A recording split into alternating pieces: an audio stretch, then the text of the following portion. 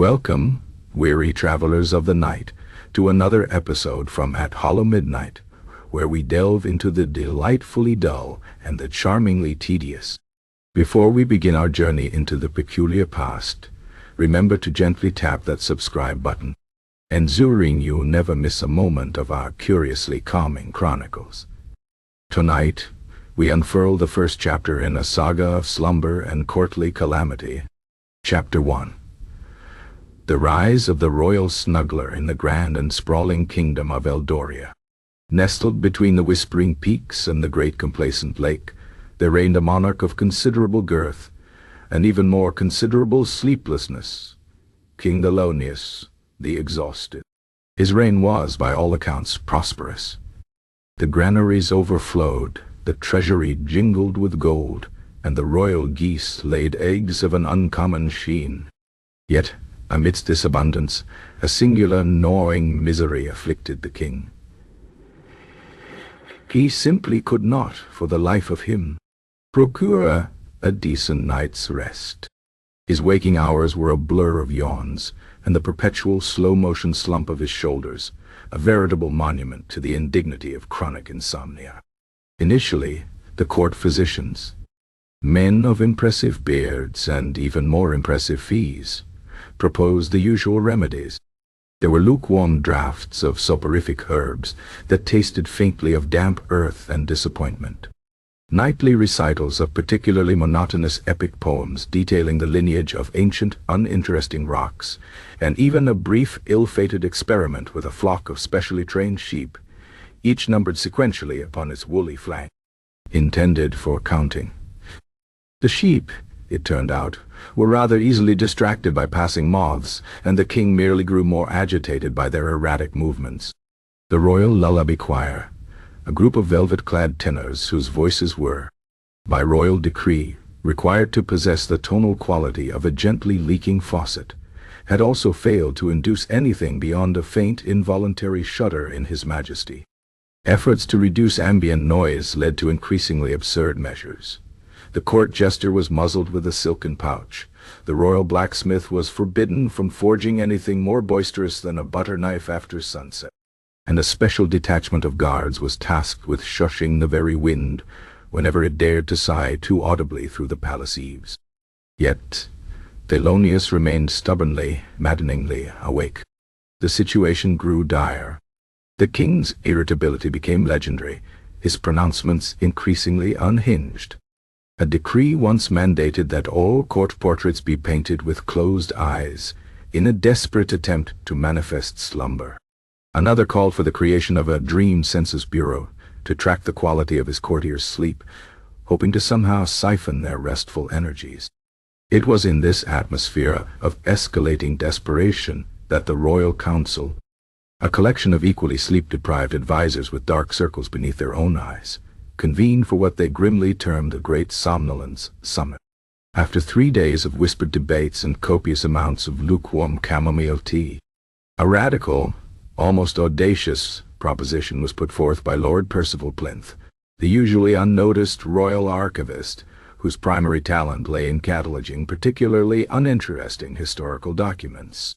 "Your Majesties," he declared, his voice a reedy whisper that nevertheless cut through the drowsy air, "I propose not a cure, but a caretaker, not a physician of dreams, but an architect of comfort, a dedicated individual whose sole, singular purpose is to ensure His Majesty's nocturnal tranquility through the meticulous application of perfected bedtime rituals."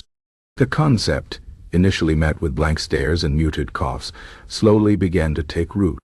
A comfort architect, a sleep engineer. Finally, the title was settled upon, a name that perfectly encapsulated the peculiar blend of intimacy and profound duty. The Royal Snuggler. It was a position unlike any other in the kingdom, demanding not martial prowess or administrative acumen, but an almost religious devotion to the nuances of nocturnal repose. The selection process was predictably rigorous, and in retrospect rather bizarre. Candidates were judged not on their noble lineage or academic achievements, but on criteria such as their ability to fluff a goose-down pillow to a precise plumpness quotient PQQ, their proven capacity to remain motionless for hours without twitching an eyelid, and their innate understanding of the subtle differences between a mere draught and a sleep-disrupting current. Their breath was meticulously scrutinized for any hint of garlic or overly assertive mint. Their hands examined for calluses that might snag delicate silk sheets, and their footsteps timed to a rhythm slower than melting butter. From a pool of several hundred hopefuls, most of whom misunderstood the role entirely, believing it involved actual physical snuggling, emerged one Master Finian Oakar. Finian was a man of middling height, unremarkable features, and a disposition so placid it was often mistaken for severe disinterest. Before his elevation, he had served as the assistant royal cushion plumper, a role that, while mundane, had honed his sense of tactile perfection. He possessed an uncanny knack for detecting the slightest unevenness in a mattress, the faintest ripple in a freshly ironed sheet, or the subtle deviation in a bedchamber's temperature. His hands, though not delicate, were surprisingly soft, and his movements were as fluid and noiseless as moonlight trickling through a keyhole. He could, it was whispered, sense a misplaced duvet corner from across a grand hall. Thus began the tenure of the royal snuggler, Master Finian Oakart, and with it the birth of the most elaborate and astonishing bedtime rituals ever conceived in the annals of royal history. Each evening, as the sun dipped below the horizon, a hush would descend upon the palace, a palpable anticipation of the king's impending struggle with unconsciousness. Finian's day was a meticulous ballet of preparation. His morning began not with breakfast, but with a precise temperature reading of the royal sleeping chamber, a vast, drafty space that had defied previous attempts at atmospheric regulation. Finian introduced the hummingbird flap technique, employing a dozen specially trained miniature hummingbirds whose rapid wing beats generated just enough localized air circulation to prevent stagnant warmth, while their gentle humming provided a barely audible, almost subliminal drone that was, in theory, conducive to rest. The king's bed, a monstrous four-poster affair carved from dark, somber oak, became Finian's nightly canvas. The mattress, filled with meticulously cleaned and sorted swan feathers, required daily aeration by Finian himself, who would, with a long, specialized silver fork, gently lift and separate each individual feather, ensuring maximum buoyancy. The sheets, spun from the finest spider silk imported from the mystic East, were warmed to precisely 98.6 degrees Fahrenheit, not by warming pans, which produced a disagreeable metallic scent, but by a team of 5 exceptionally well-nourished royal lapdogs, whose body heat was remarkably consistent. They would be laid flat upon the sheets for exactly 10 minutes, then carefully whisked away by junior valets, leaving behind only a faint, comforting warmth. The pillow ritual was perhaps the most intricate. King Thelonious required no fewer than 7 pillows, 1 for his head, 2 for lumbar support, 2 for elevation of his weary feet, and 2, inexplicably, to cradle a rather old and faded velvet turnip. Finian, with the aid of a specially calibrated brass ruler and a miniature spirit level, would measure the precise loft of each pillow, adjusting the goose down within them until the plumpness quotient of each was perfectly aligned with the royal specifications for that particular evening, a specification that changed maddeningly often. The king's head pillow, for instance, had to have a PQ of 3.7 on Tuesdays, but a 3.9 on Thursdays, a nuance only Finian truly seemed to grasp. As the hour of the king's repose drew near, the sensory preparations escalated. The royal perfumer, under Finian's strict guidance, developed a unique somnolent scent, a delicate blend of dust motes from ancient tapestries, the faint metallic tang of moonlight on a cold window pane, and the almost imperceptible aroma of a very, very old unopened book. This was diffused into the chamber using a silent clockwork mechanism designed by the royal horologist. Meanwhile, a specially appointed whisperer of mundanities, a man named Gribble, would stand just outside the bedchamber door, reciting a continuous droning list of things that existed but held no particular interest. The number of rivets in the palace gates, the various shades of gray found in river stones, the precise dimensions of a common brick. His voice, a flat monotone, was designed to be just audible enough to register, but too unengaging to truly process. Finian himself would then perform the final, most crucial stages of the ritual. He would slowly, reverently unfold the royal duvet, a massive affair woven from the wool of a rare, naturally anti-static breed of sheep.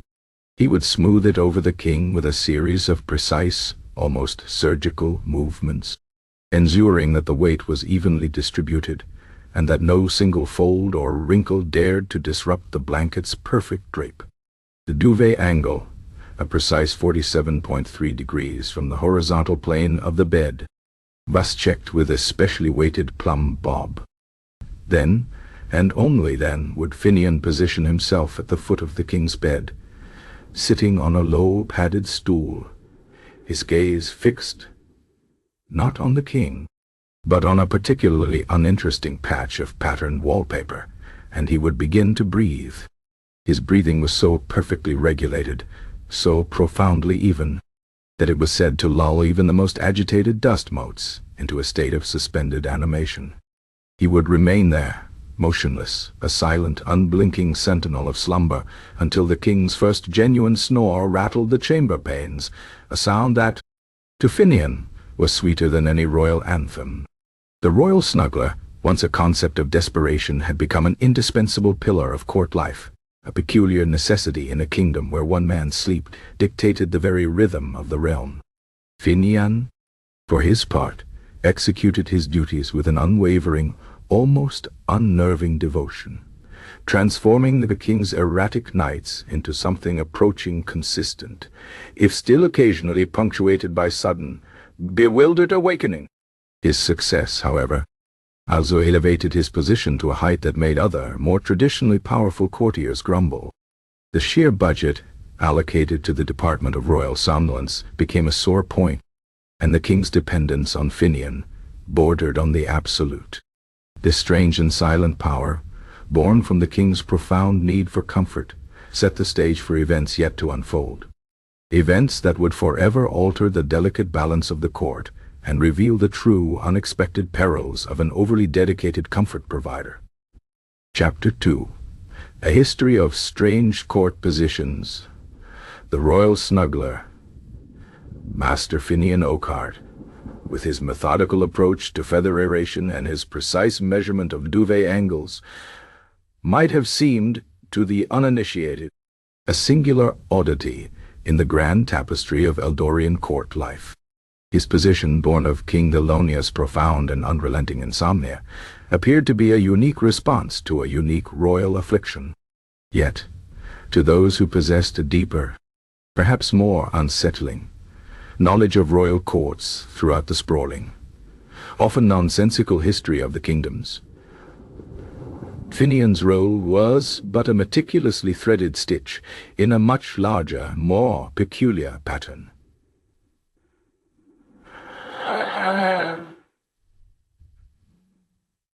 For the annals of royalty, in their dusty, forgotten corners, are littered with the records of positions far more specialized, far more baffling, and often far less palatable than that of a simple purveyor of comfort.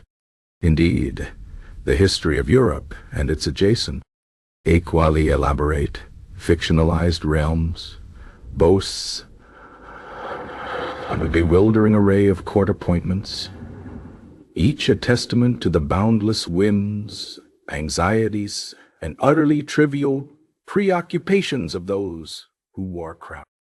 Consider, if you will, the infamous royal groom of the stool.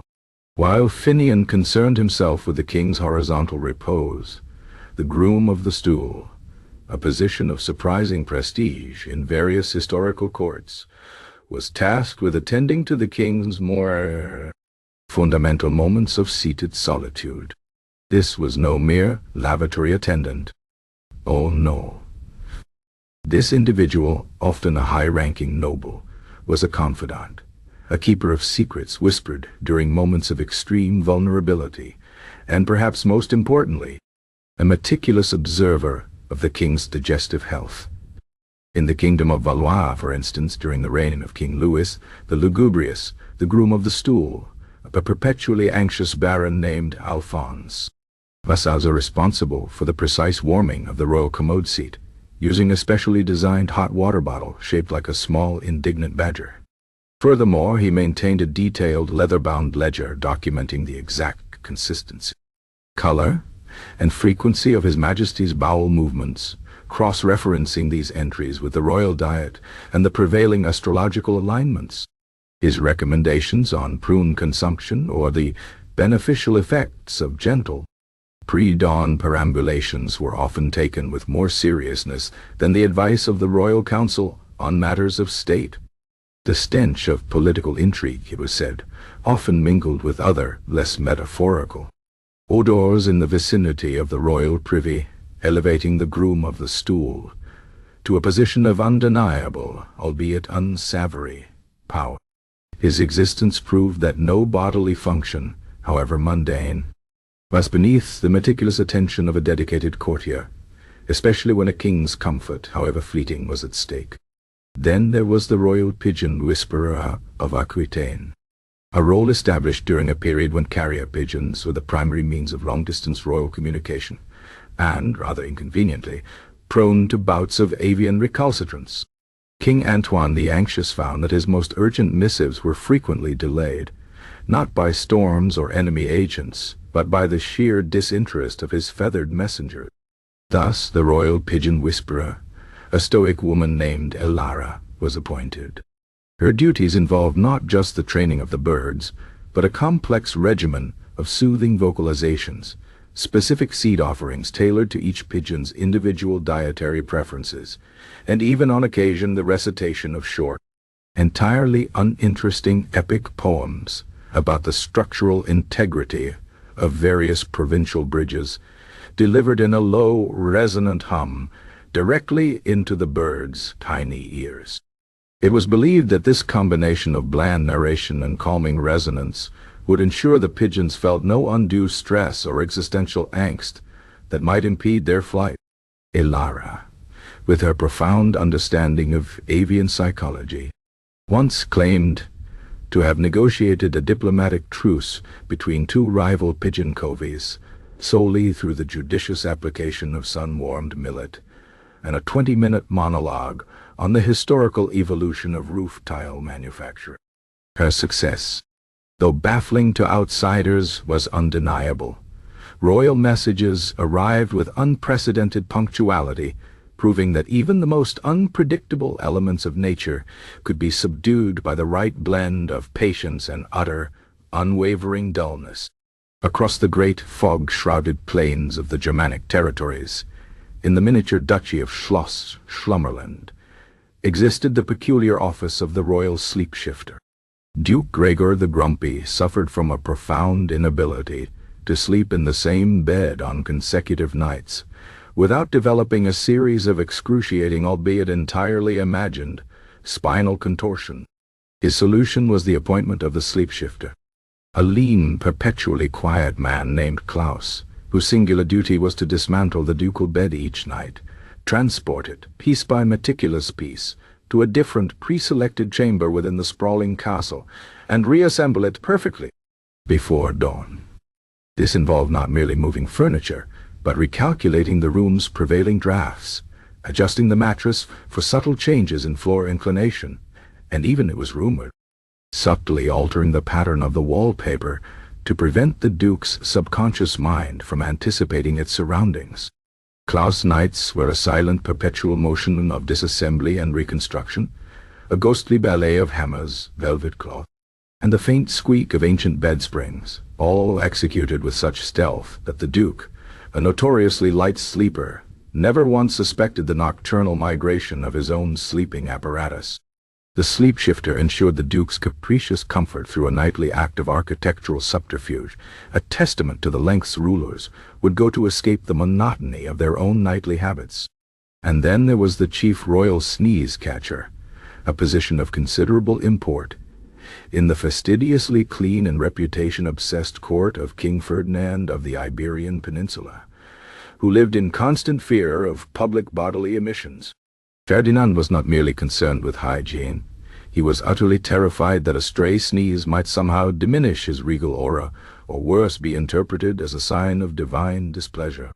Thus, the sneeze-catcher, a lithe and incredibly quick-witted courtier named Donna Isabella, was appointed. Her entire day revolved around anticipating the king's nasally urges. She would hover discreetly nearby, often concealed behind a potted fern or a conveniently placed tapestry, armed with a series of intricately embroidered silken handkerchiefs, each personally blessed by the royal confessor. The moment Ferdinand's nose would twitch, Isabella, with a speed that defied the laws of physics, would spring forward, extending a handkerchief to precisely the right angle and distance to intercept the nascent expulsion, ensuring not a single droplet escaped to desecrate the royal air. Her reflexes were legendary, her timing impeccable. She became so adept that she could distinguish between a polite, suppressed sniffle and a full-blown regicidal sneeze, adjusting her interception technique accordingly. The sneeze-catcher, by mitigating the potential for minor biological eruptions, demonstrated how royal paranoia, however trivial its source, could lead to the most outlandish of courtly specializations.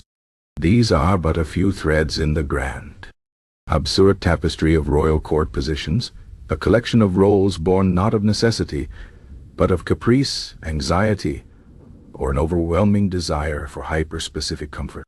They range from the groom of the royal nail clippings, whose sole duty was to collect and meticulously catalogue the king's discarded fingernail parings for arcane astrological purposes, to the royal foot warmer of Saxony, a series of young apprentices who rotated duties ensuring the emperor's feet never grew cold, even during outdoor winter parades, through the application of small, preheated stones placed discreetly in his boots.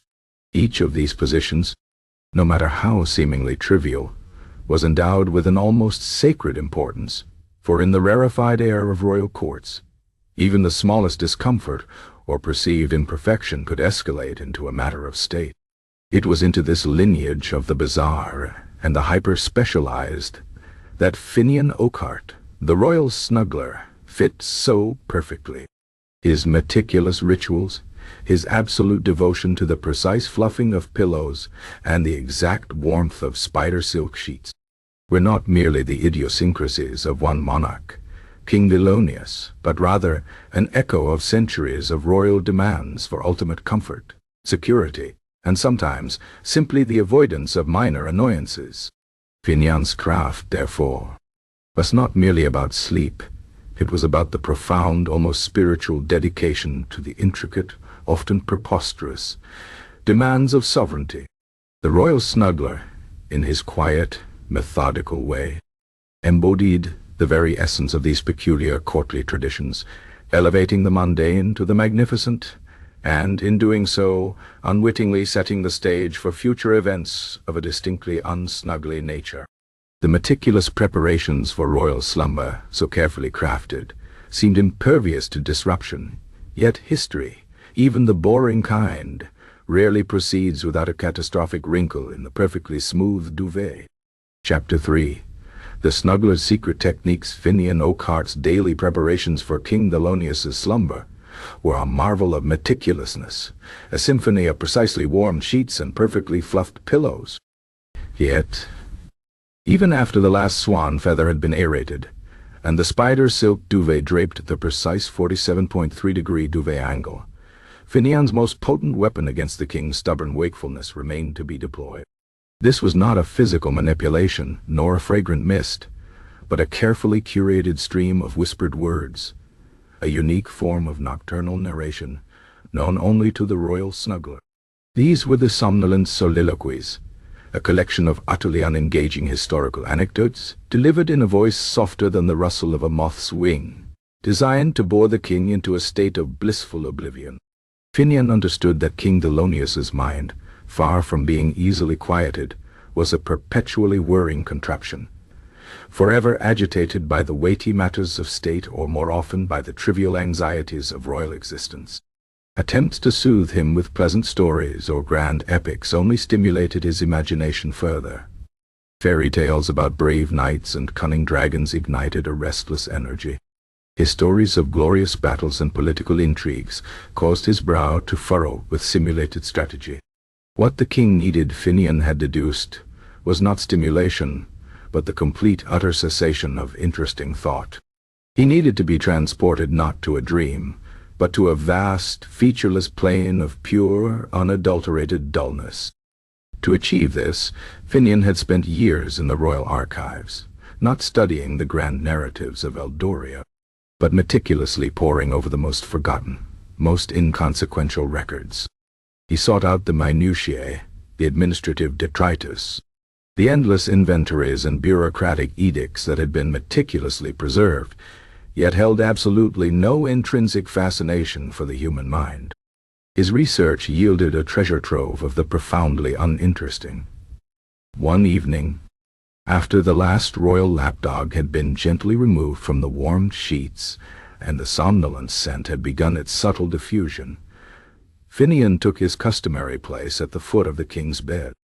The king lay stiffly, eyes wide open, staring at the canopy, his mind undoubtedly wrestling with the proper allocation of royal turnip harvesting quotas for the following fiscal year. Finian began, his voice barely a breath, a barely perceptible hum that seemed to emerge from the very fabric of the silence. "Tonight, your majesty," Finian would begin, his gaze fixed on a distant, unremarkable corner of the ceiling, "we shall consider the peculiar evolution of agricultural implements in the lesser-known province of Westmarch, specifically during the period preceding the Great Potato Blight of 73. Prior to this pivotal, though largely unremarked upon, event, the Westmarchian peasantry favored a particularly inefficient design of hoe, known locally as the clod thumper. This tool, crafted from a rather brittle type of oak, featured a blade that was, by modern standards, inadequately angled for optimal soil displacement. Its primary drawback lay in its tendency to accumulate viscous clay deposits on its working surface, thereby necessitating frequent pauses for manual scraping. Records from the Royal Tax Census of 68 indicate that an average Westmarchian farmer could process approximately 0.73 square rods of arable land per hour with the clod thumper, a figure that contrasts sharply with the 1.25 square rods achieved by farmers in the more technologically advanced, though equally obscure, Duchy of Upper Bogswall, who had by that time adopted the earth glider prototype, a tool notable for its slightly curved polished bronze blade and a longer, more ergonomically designed handle. The precise metallurgical composition of this bronze, a matter of considerable debate among the few surviving agricultural historians of the era, appears to have involved trace amounts of tin from the northern ore veins, lending it a peculiar malleability and a marginally superior resistance to corrosion compared to other alloys of the period. The documentation further indicates that the clod thumper's widespread adoption was less a matter of efficiency and more a result of readily available local timber supplies and a deeply ingrained, almost ritualistic, adherence to ancestral farming practices, even when demonstrably inferior.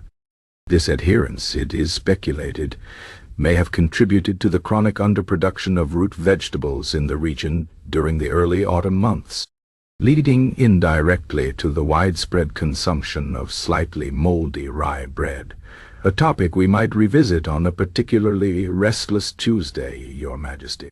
Finian would pause, his breathing utterly even, allowing the profound unremarkableness of Westmarchian agricultural tools to gently suffuse the king's mind.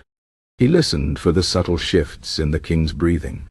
The barely audible sigh that indicated the outermost layers of resistance were beginning to yield. On another night, when the king was particularly agitated by a minor dispute concerning the correct number of pleats on the royal livery, Finian would pivot to the architectural nuances of ancient granaries.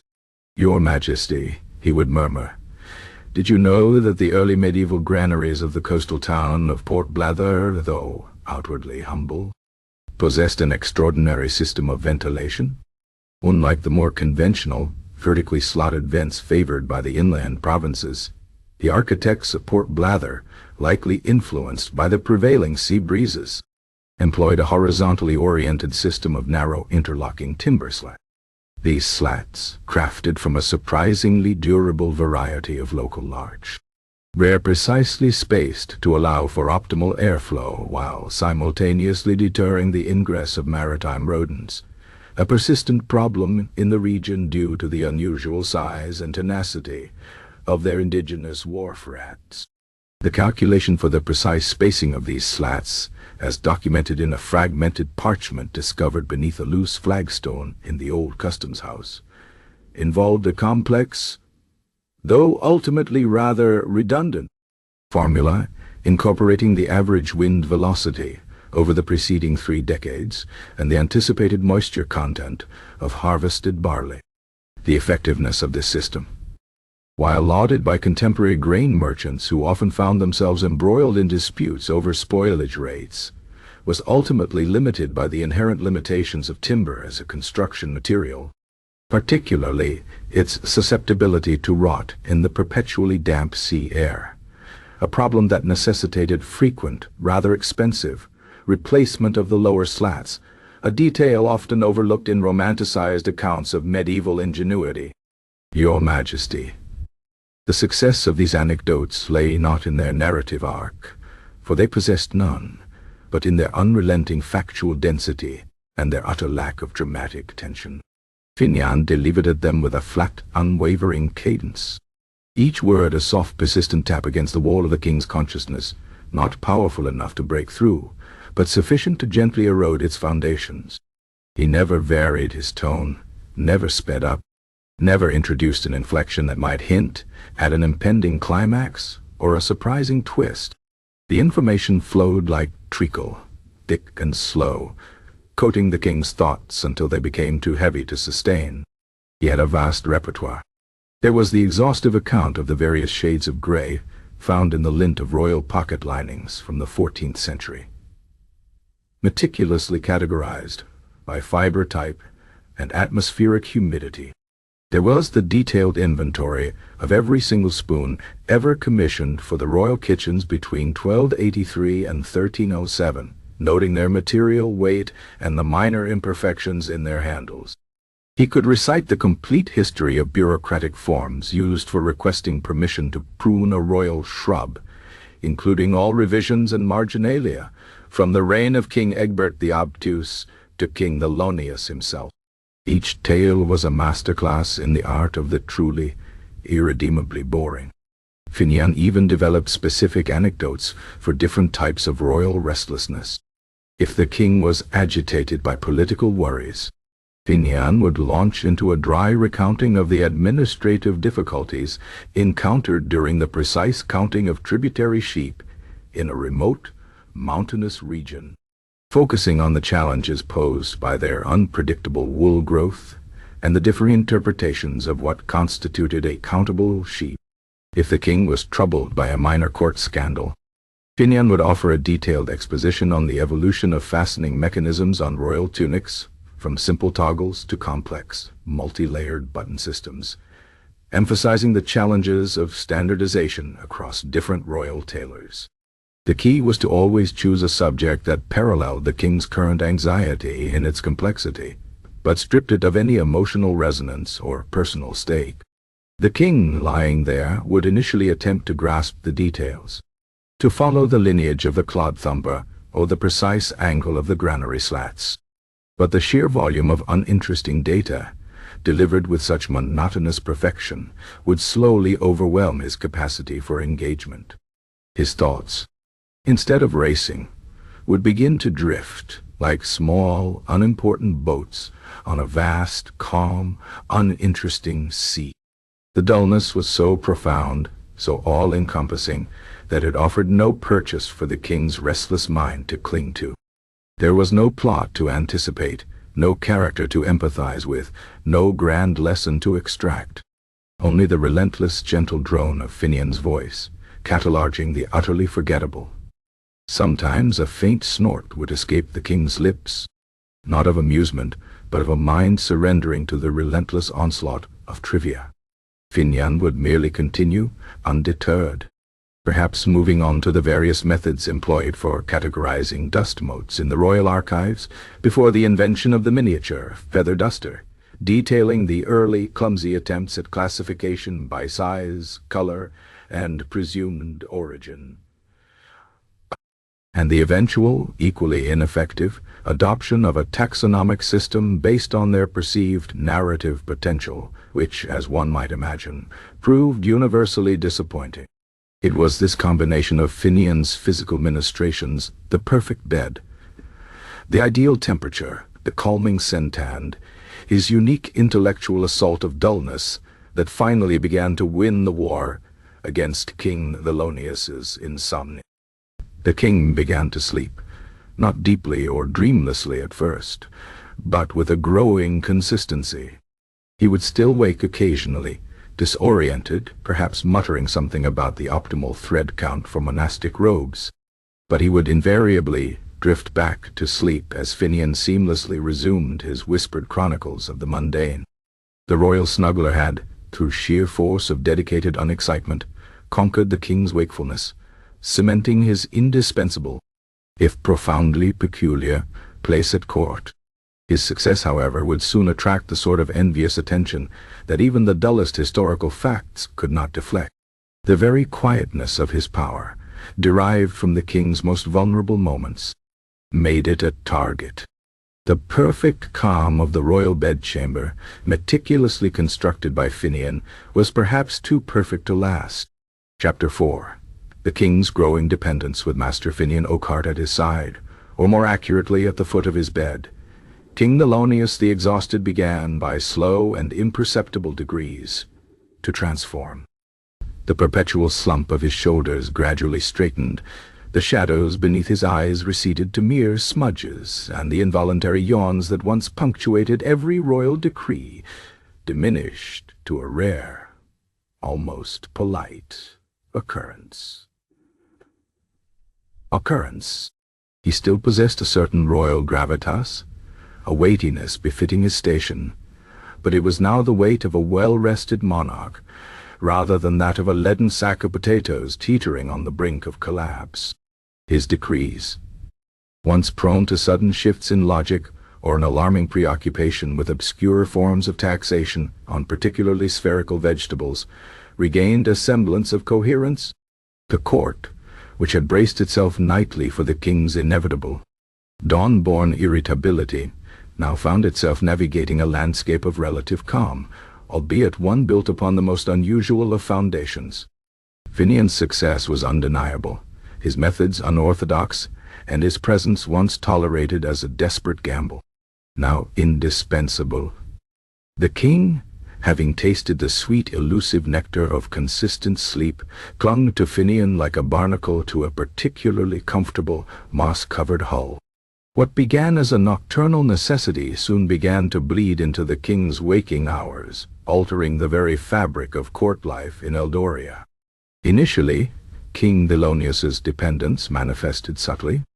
He found himself unable to shake off the lingering fuzz of sleep without Finian's specific dawn decanter ritual, which involved Finian entering the bedchamber precisely 3 minutes after the first sliver of sunrise, carrying a silver decanter of water warmed to a meticulous 72.3 degrees Fahrenheit, and gently placing it upon the royal nightstand with a barely audible clink, a sound that, for the king, served as a perfectly pitched auditory cue for waking without alarm.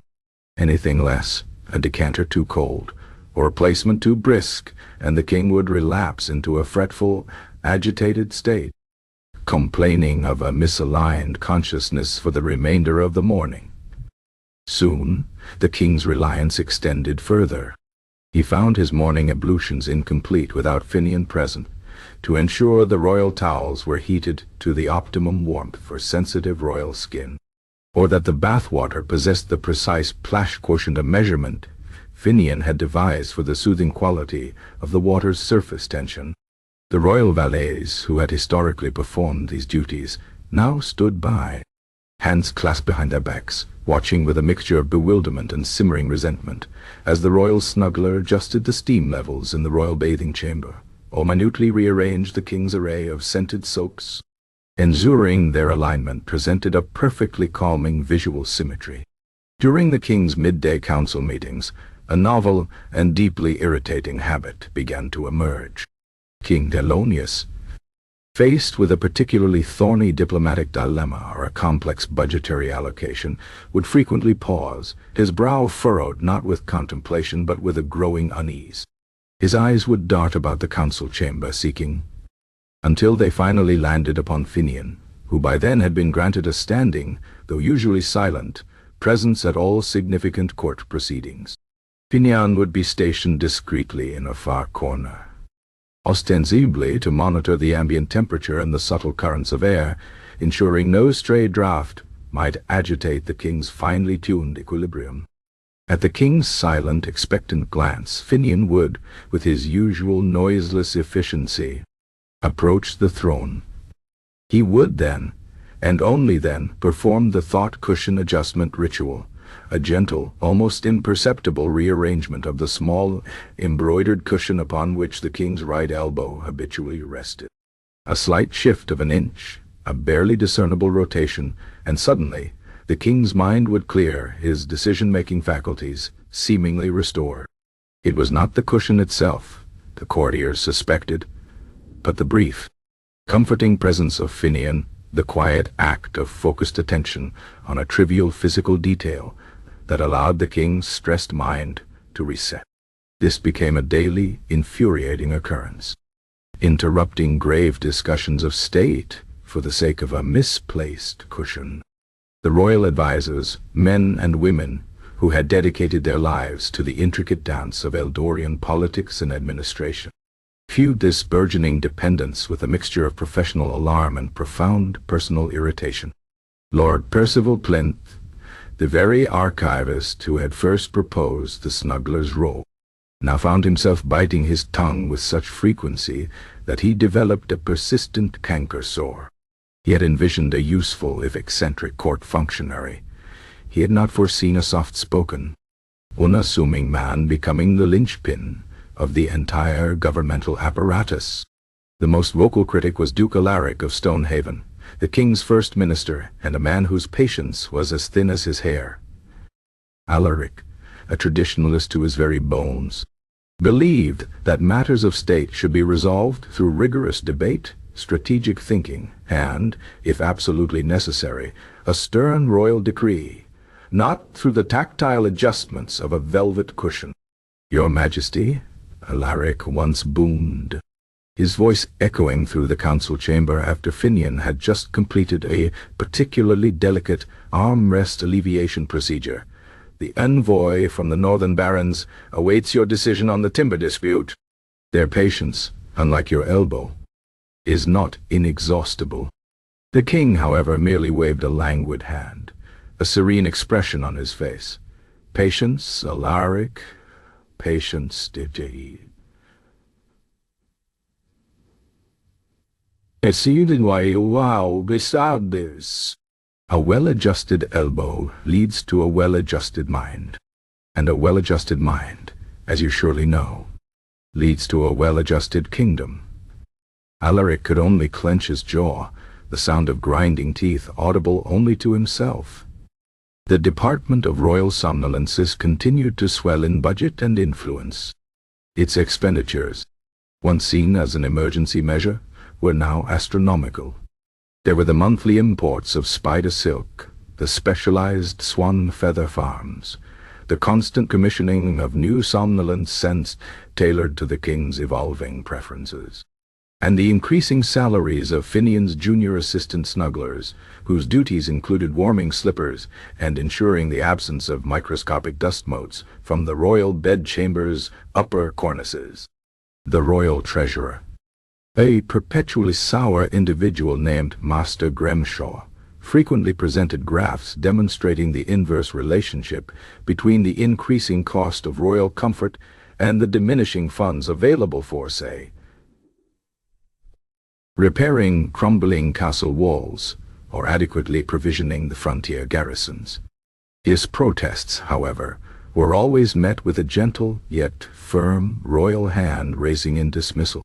"Arrested king," Thelonious would intone, "is a king whose treasury is perpetually full of potential, Grimshaw. You simply lack the vision to see it." The courtiers began to notice Finian's insidious influence, even in the king's personal life. The royal chef, once celebrated for his elaborate multi-course banquets, found his culinary artistry increasingly constrained by Finian's digestive harmony protocols. Meals became simpler, blander, designed not for gustatory delight, but for minimal nocturnal disturbance. Rich sauces were replaced with thin broths, spiced meats with steamed fish, and the vibrant array of royal desserts dwindled to a single unadorned rice pudding, carefully prepared according to Finian's starch cohesion index. The king, who once reveled in a hearty feast, now consumed his meals with a distracted air, his gaze often drifting towards Finian, who would be unobtrusively checking the ambient lighting to ensure it didn't cast any sleep-disrupting shadows on the table. Even the royal jester, poor mirthless Marvin, found his livelihood threatened. His jokes, once sharp and biting, were now required to be so subtly humorous, so gently amusing, that they often failed to register as jokes at all. Finian had convinced the king that sudden bursts of laughter were profoundly disruptive to the digestive processes that led to restful sleep. Marvin was encouraged to deliver his witticisms in a low murmur, often concluding with a long, drawn-out sigh, ensuring that no sudden jolt of mirth would disturb the royal calm. He often wondered if the king even knew he was telling jokes anymore. The royal guard, too, fell victim to Finian's meticulous regime. Their polished breastplates, once gleaming symbols of martial might, were now required to be dulled with a special linen cloth, lest their reflections inadvertently catch the king's eye during a late-night stroll and startle him. Their marching cadence, formerly a crisp, martial rhythm, was softened to a slow, almost shuffling pace, creating a barely audible scuffing sound that Finian claimed mimicked the soothing murmur of distant, uninterested tides. Finian Oakhart, for his part, remained utterly oblivious, or at least outwardly indifferent to the growing tide of resentment. He was a man consumed by his craft, a devotee of comfort, a high priest of repose. He saw his work as a sacred duty, his success measured not in political influence or personal wealth, but in the precise calibration of humidity in the royal bedchamber and the duration of the king's undisturbed breathing. He moved through the court like a ghost, a quiet, methodical presence whose only mission was the complete suppression of royal wakefulness. The jealous whispers and the muttered imprecations of the courtiers simply did not penetrate the serene bubble of his singular focus. He was perfecting his art, elevating the mundane to a science, and he genuinely believed that a well-slept king was the absolute cornerstone of a stable kingdom, regardless of the trivialities that might be sacrificed in its pursuit. The king's dependence reached its zenith when, during a particularly fraught diplomatic negotiation with the notoriously belligerent envoys from the neighboring kingdom of Grimsborough, King Thelonious suddenly declared a recess, not for strategic consultation, not for a moment of quiet reflection, but because, as he explained with a weary sigh, the air in this chamber possesses an unacceptably high stale breath quotient, and Finian must calibrate the natural draft. The Grimsborough envoys, known for their short tempers and even shorter attention spans, exchanged bewildered glances, while Finian moved silently to adjust the window latches and subtly fan the air with a specially designed, noiseless fan made of woven rushes. The murmurs among the Eldorian courtiers grew louder, fueled by indignity and a growing sense of powerlessness. It became clear that Finian Oakheart, the unassuming royal snuggler, had inadvertently amassed a form of power more potent than any duke's army or minister's decree.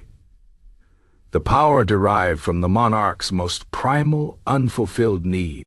He controlled the king's sleep, and by extension, the king's mood, his decisions, and indeed the very functioning of the kingdom.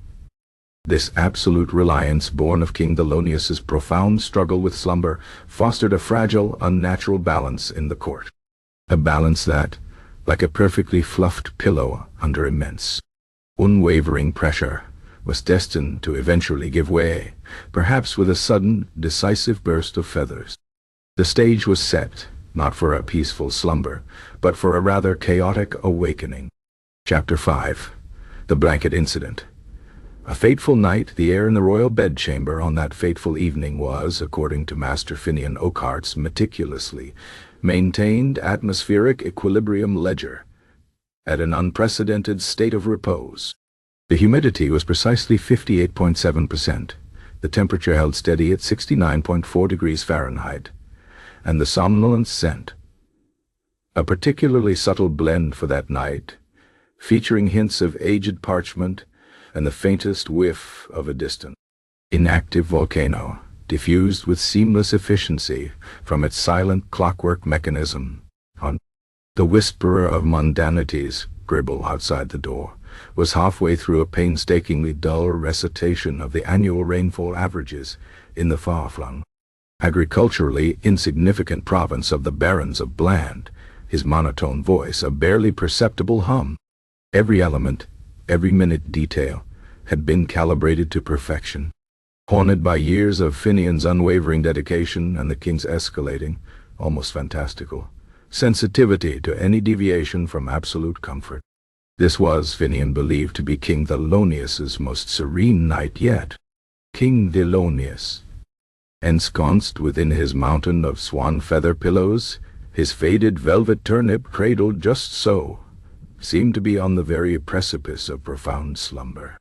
His breathing, initially shallow and irregular, had begun to deepen, adopting the slow, deliberate rhythm that Finian so assiduously cultivated. The spider silk sheets, warmed by the recently departed, exceptionally well-behaved royal lapdogs, offered a comforting, almost weightless embrace. Finian, seated on his low stool at the foot of the bed, his own breathing perfectly synchronized with the king's nascent snores, watched the royal chest rise and fall, a quiet artist observing his masterpiece nearing completion. However, a disturbance, as minor as a single misplaced thought, began to ripple through the otherwise perfect calm. It was not a physical intrusion, nor an external noise. It was rather a subtle, almost imperceptible atmospheric anomaly. Earlier that day, an emissary from the distant kingdom of Whispering Dunes had presented King Thelonius with a gift of extraordinary, almost mythical quality. A dream weaver's blanket. This blanket, spun from the supposedly tranquilizing fibers of a rare desert bloom and infused with the ancient soporific chants of the dune monks, was touted as the ultimate cure for insomnia, a textile marvel guaranteed to induce visions of serene, arid landscapes and the gentle rustle of forgotten sands.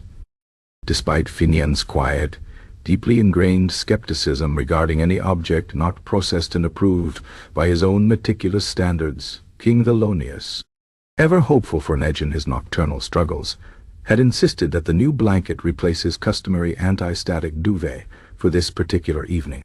Finian, ever the professional, had reluctantly incorporated it into the ritual, despite his internal tremor of unease.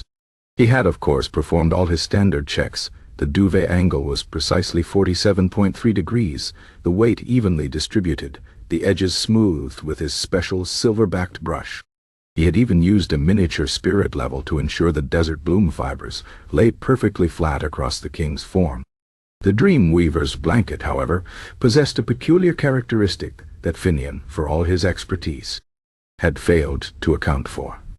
Its fibers, being from a desert plant, were extraordinarily susceptible, to even the slightest fluctuations in static electricity, the very friction of the king's body shifting beneath it, combined with the dry Eldorian winter air that had seeped almost imperceptibly into the chamber despite Finian's best efforts to seal it, began to generate a minuscule, barely detectable charge. The king stirred. It was a slight movement, a twitch of his left eyebrow, a barely audible sigh that was not one of contentment but of burgeoning irritation. Finian's internal alarm bells, normally reserved for the sound of a distant, improperly latched door, began to clang. He adjusted his breathing, trying to re-establish the synchronicity, but the king's next movement was more pronounced, a fidgeting of his toes, followed by a slight, almost involuntary shudder. "Finian," the king mumbled, his voice raspy. "There's a peculiar sensation." Finian's spine stiffened. A peculiar sensation. This was the opening salvo, the first tremor before the full seismic event of royal displeasure. "Your Majesty?" Finian whispered, his own voice a model of concerned calm, though his mind raced through potential infraction. Had a stray dust mote somehow bypassed his filtering systems? Was the plumpness quotient of the head pillow perhaps 0.01 too low? "The blanket," the king continued, his voice gaining a dangerous edge, "it tickles. Tickles." The word hung in the perfectly still air like a blasphemy. Finian, a man who had dedicated his life to the eradication of all tactile irritations, felt a cold dread trickle down his back. Tickles. This was an affront to his very philosophy. He had foreseen drafts, lumps, uneven weights, even an overly enthusiastic swan feather. But tickles? He rose noiselessly and approached the bed. He peered at the Dreamweaver's blanket with an intensity usually reserved for deciphering ancient cartography. It lay flawlessly smooth, its desert fibers seemingly at peace. Yet the king's fingers, beneath the blanket, began to drum a restless, agitated rhythm against his thigh. "Heels," the king elaborated, his voice rising, as though 1,000 invisible spiders are performing a synchronized jig upon my royal shins. A very, very small and deeply irritating jig.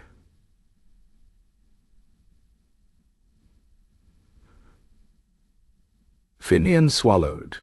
Invisible spiders. This was worse than he had imagined. He gently placed a palm upon the blanket, feeling nothing but its smooth, unresisting surface. The static charge was too subtle for the uninitiated, too ethereal for a mere touch. But the king, whose skin had been accustomed to decades of absolute perfection, whose nerves were now attuned to the most infinitesimal of textile aberrations, felt it acutely. "Perhaps, Your Majesty," Finian ventured, his voice a barely audible hum. "A slight adjustment of the blanket's lateral tension?"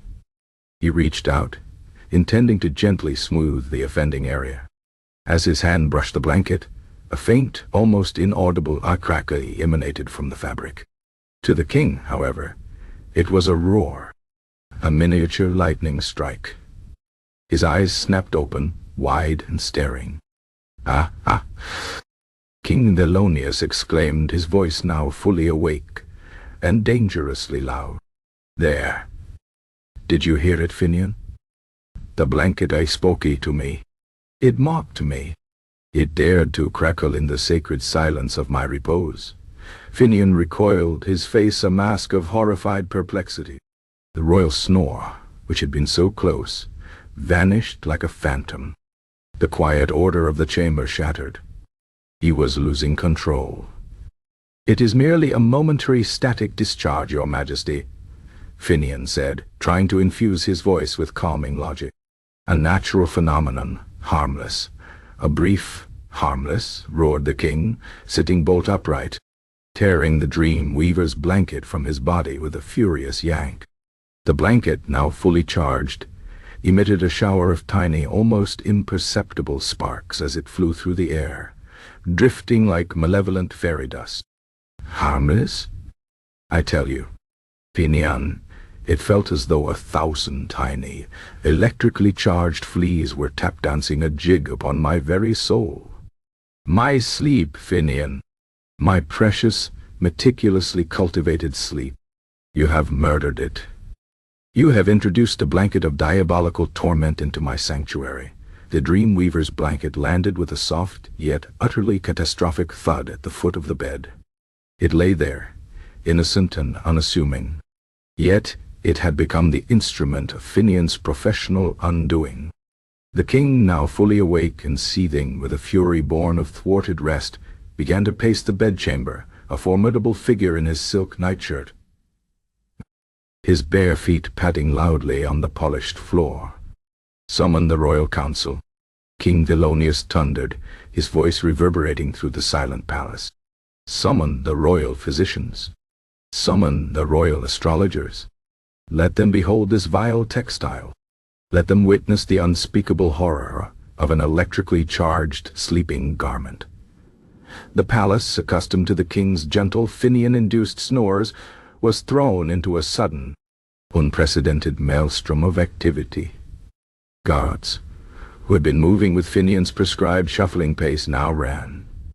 Valets, roused from their own carefully regulated slumbers, stumbled through the dark corridors, tripping over each other in their haste. The royal physicians, bleary-eyed and smelling faintly of stale tinctures, were dragged from their beds.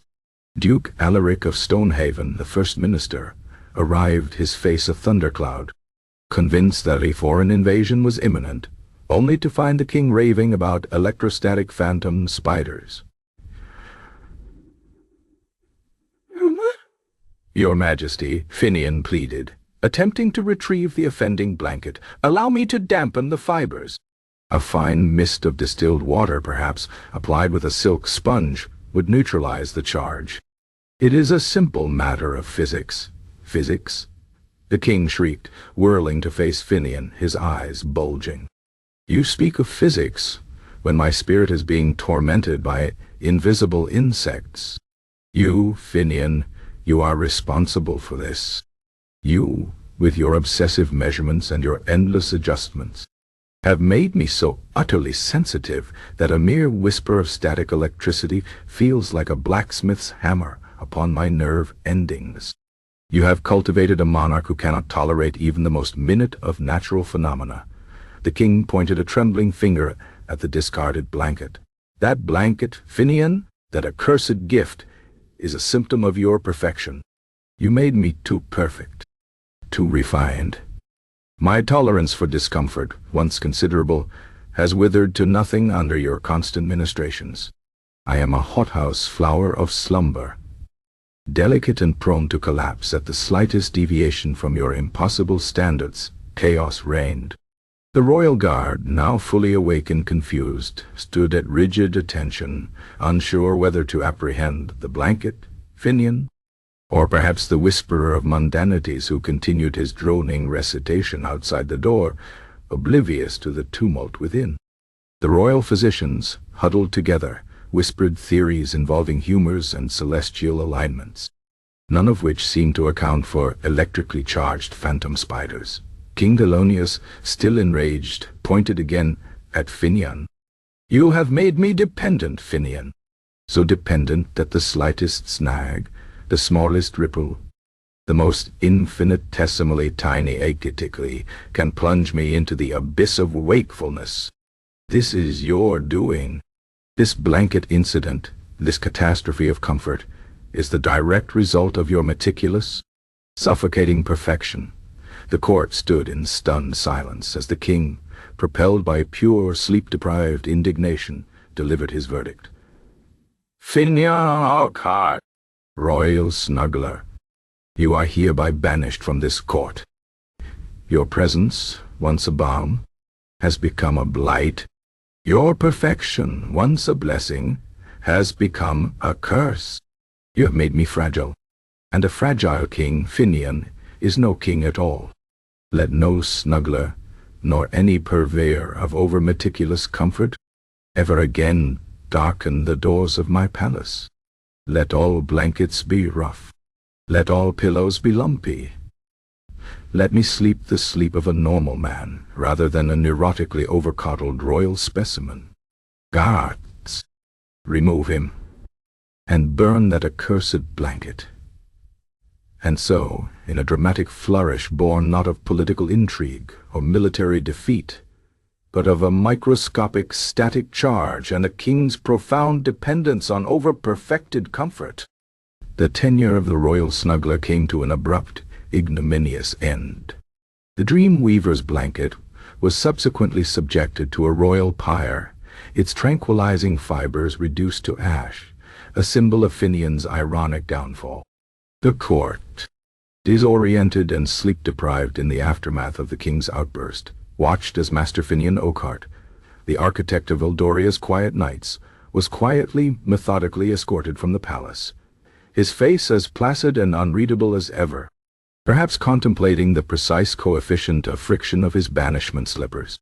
The age of the royal snuggler was over, leaving behind a bewildered court and a king now condemned to the uncertain, unsnuggled discomfort of ordinary sleep. A fate perhaps worse than insomnia itself. Chapter 6. The Royal Blanket.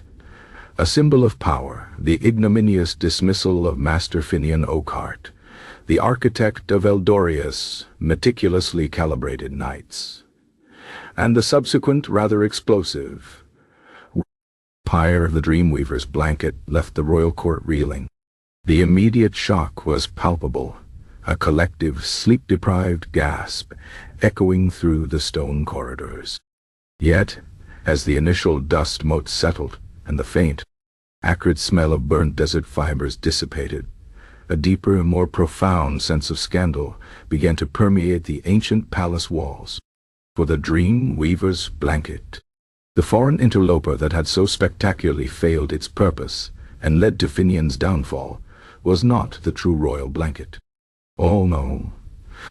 The true royal blanket, the veritable textile soul of Eldoria, was something far more ancient, far more sacred, and its temporary displacement by the infernal static-charged usurper was, to the minds of the court's traditionalists, an unforgivable affront, a sacrilege against the very weave of the kingdom's history. This was not merely a blanket for warmth or comfort, though it served those purposes with an understated majesty. This was the great tapestry of Eldoria's slumber, a monstrous, exquisitely heavy artifact passed down through generations of Eldorian monarchs, each stitch a chronicle, each thread a testament to the kingdom's enduring legacy.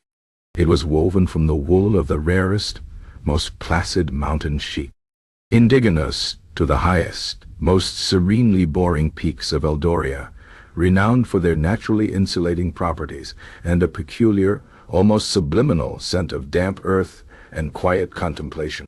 The wool itself was hand-spun by a secluded order of royal recluses, whose primary vows included absolute silence and a lifelong dedication to the precise torsion of yarn.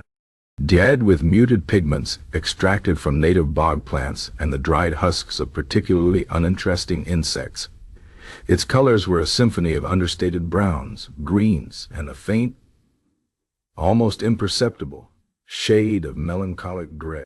The true significance of the great tapestry of Eldoria's slumber lay in its elaborate embroidery. Across its vast expanse, generations of royal embroiderers, members of the esteemed Guild of Needle and Narrative, had meticulously stitched the entire, unbroken history of the kingdom. This was no mere collection of heroic deeds. Oh no. It was a comprehensive, deeply tedious, and utterly exhaustive visual record. There were the coronation dates of every monarch, depicted not by grand crowns, but by the precise number of threads in their ceremonial robes. There were the boundaries of every minor land dispute, delineated with a single unbroken line of olive-green thread, accurate to the millimeter. The exact dates and durations of every significant royal cold, including the number of tissues expended, were catalogued with intricate cross-stitches. The annual grain harvests were represented by varying densities of golden threads, depicting the precise yield in bushels and the meticulous records of royal turnip presses, detailing their evolution from the crude root crusher to the sophisticated vegetable compactor 7, were rendered in painstaking detail. Even the precise dimensions of particularly memorable royal sneezes, captured by the chief royal sneeze catcher, were subtly integrated into the overall design, represented by minuscule, almost invisible silver filaments. This blanket was not merely decorative. It was a living, breathing historical document, a tactile timeline. Each morning, during the royal unveiling ritual, the king's personal chroniclers would briefly consult the relevant section of the blanket to confirm the historical context of his dreams, however fleeting or nonsensical. Every royal birth, every marriage, every signing of a minor treaty concerning fishing rights in a particularly stagnant pond was commemorated with a new, exquisitely dull, embroidered panel. To touch it was to touch history. To sleep beneath it was to be enfolded in the very fabric of Eldorian continuity. For centuries, no Eldorian monarch had ever slept without the great tapestry of Eldoria's slumber draped over them. Its comforting weight, a constant reminder of their place in the unbroken lineage. Even King Thelonious, in his most insomniac phases, had always insisted upon its presence. Finian Oakheart, the meticulous royal snuggler, had understood this. Integrating such an ancient, heavy and symbolically laden object into his precise calculations for optimal sleep comfort had been one of his greatest challenges. He had devised special pulleys for its nightly descent, and a unique method of folding its immense bulk to ensure its weight was evenly distributed across the king's body, preventing any uncomfortable pressure points that might disrupt the delicate balance of royal repose. The duvet angle had been first devised specifically to accommodate the substantial historical weight of the great tapestry of Eldoria's slumber. But then came the emissary from Whispering Dunes, bearing his ill-fated gift, King Thelonious. In his escalating desperation for a solution to his ever-increasing sensitivity to discomfort, had committed the unthinkable. He had, with a casual wave of his hand, instructed Finian to set aside the great tapestry of Eldoria's slumber, and to instead utilize the Dreamweaver's blanket. The very fibers of the court had quivered. The guild of needle and narrative had collectively fainted. Lord Percival Plinth, the royal archivist, had almost dropped his quill, a near-catastrophic event in itself. The king's decision was an act of shocking royal caprice, a blatant disregard for centuries of hallowed tradition.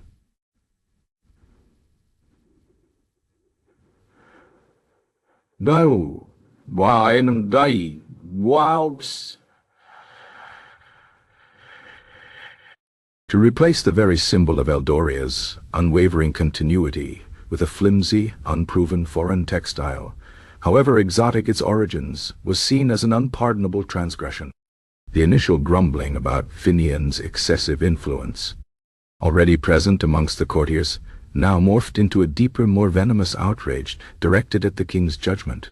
Duke Alaric of Stonehaven, who typically reserved his indignation for matters of martial strategy, had been heard to mutter that this was akin to replacing the crown jewels with a handful of particularly shiny pebbles.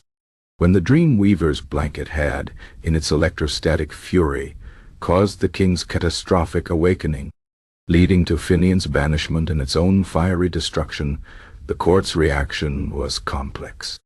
On one hand, there was a grim satisfaction that the upstart foreign textile had met its deserved end.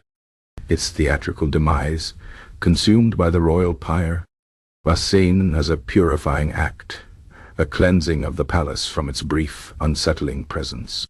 But beneath this surface-level relief simmered a profound disquiet. The scandalling was not just that the new blanket had failed, but that the king had yelled it to replace the great tapestry of Eldoria's slumber in the first place. The blanket incident became a shorthand, not just for Finian's professional disgrace, but for the king's momentary lapse in judgment. A chilling demonstration of how far his obsession with sleep had led him astray from the very traditions he embodied. The great tapestry of Eldoria's slumber, which had been carefully, almost reverently, placed in a climate-controlled, dust-free vault by Finian himself on that fateful night, was now returned to the royal bed. Its familiar, comforting weight settled upon the king's agitated form, but its presence felt different. It was no longer merely a source of warmth and historical record. It was a silent, reproachful witness. Each embroidered battle, each documented sneeze, each meticulously stitched turnip harvest seemed to gaze down upon the king with quiet disapproval. The fact that he had so easily cast it aside, albeit temporarily, for the promise of a novel, soporific fabric, was a stain on his reign, a narrative thread that could never be unpicked from the tapestry of his own history. The subsequent days saw the king attempting to sleep beneath the great tapestry of Eldoria's slumber once more, but without Finian. The precise art of its application was lost. The junior assistant Snuggler's pale imitations of their banished master fumbled with its immense weight, creating uncomfortable folds and uneven distribution. The familiar scent of rare sheep wool and ancient history now mingled with the faint, unsettling aroma of uncertainty. The king tossed and turned, more restless than ever, not due to phantom spiders, but to the unsettling awareness of what he had allowed to transpire.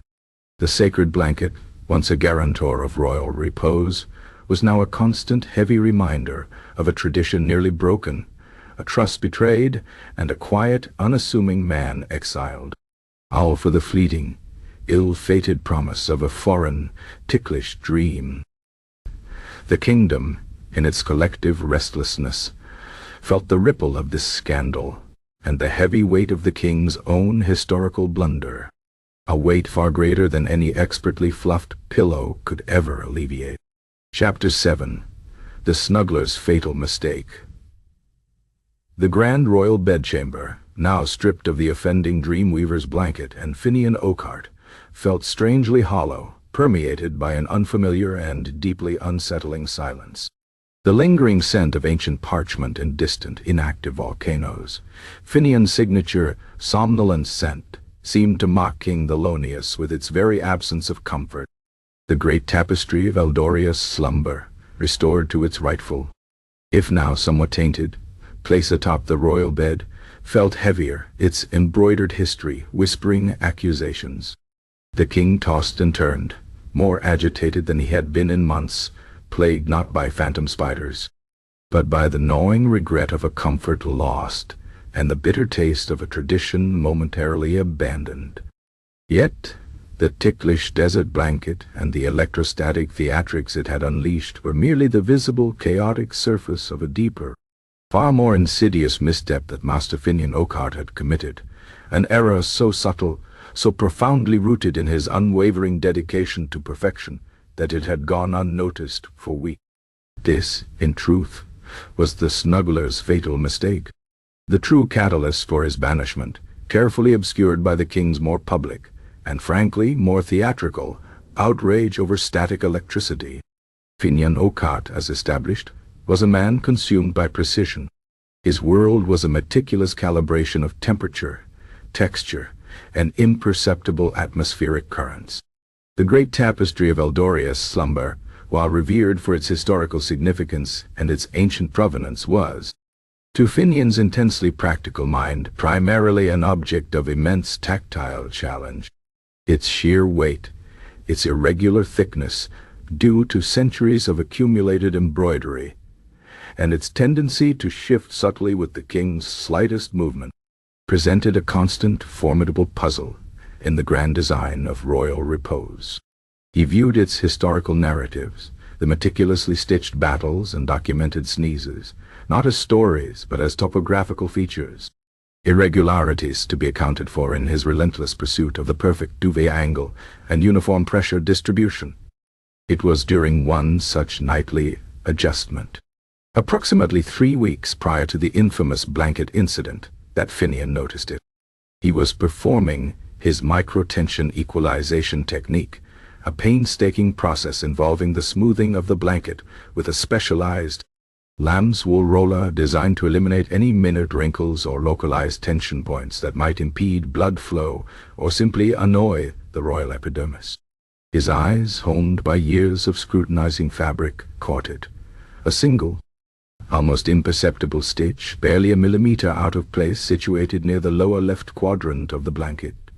It was part of an obscure embroidered tableau depicting the annual royal counting of the royal goose egg yields, specifically the section detailing the year 1673, a notoriously disappointing year for Eldoria's royal poultry. The stitch, a tiny, almost invisible fleck of faded yellow thread, was meant to represent a single, rather undersized goose egg, part of a row of perfectly uniform, if numerically unimpressive, eggs. However, this particular stitch was subtly misaligned, a fraction of a degree off its intended vertical axis, causing it to appear not as a perfectly formed ovoid, but as a slightly deformed, almost triangular anomaly. To the casual observer, it was entirely invisible. To Finian Oakheart, the master of minute perfection, it was a glaring flaw, an affront to the blanket's overall tactile and visual harmony. It created a fractional, almost quantum, ripple in the surface of the fabric, a deviation from the absolute smoothness he demanded. He could practically feel the king's subconscious mind recoiling from this unacknowledged imperfection, however small. His professional instinct, trained over years of meticulous service, asserted itself with unyielding force. This was a physical flaw, a structural imperfection that compromised the blanket's ultimate purpose, to provide unparalleled comfort.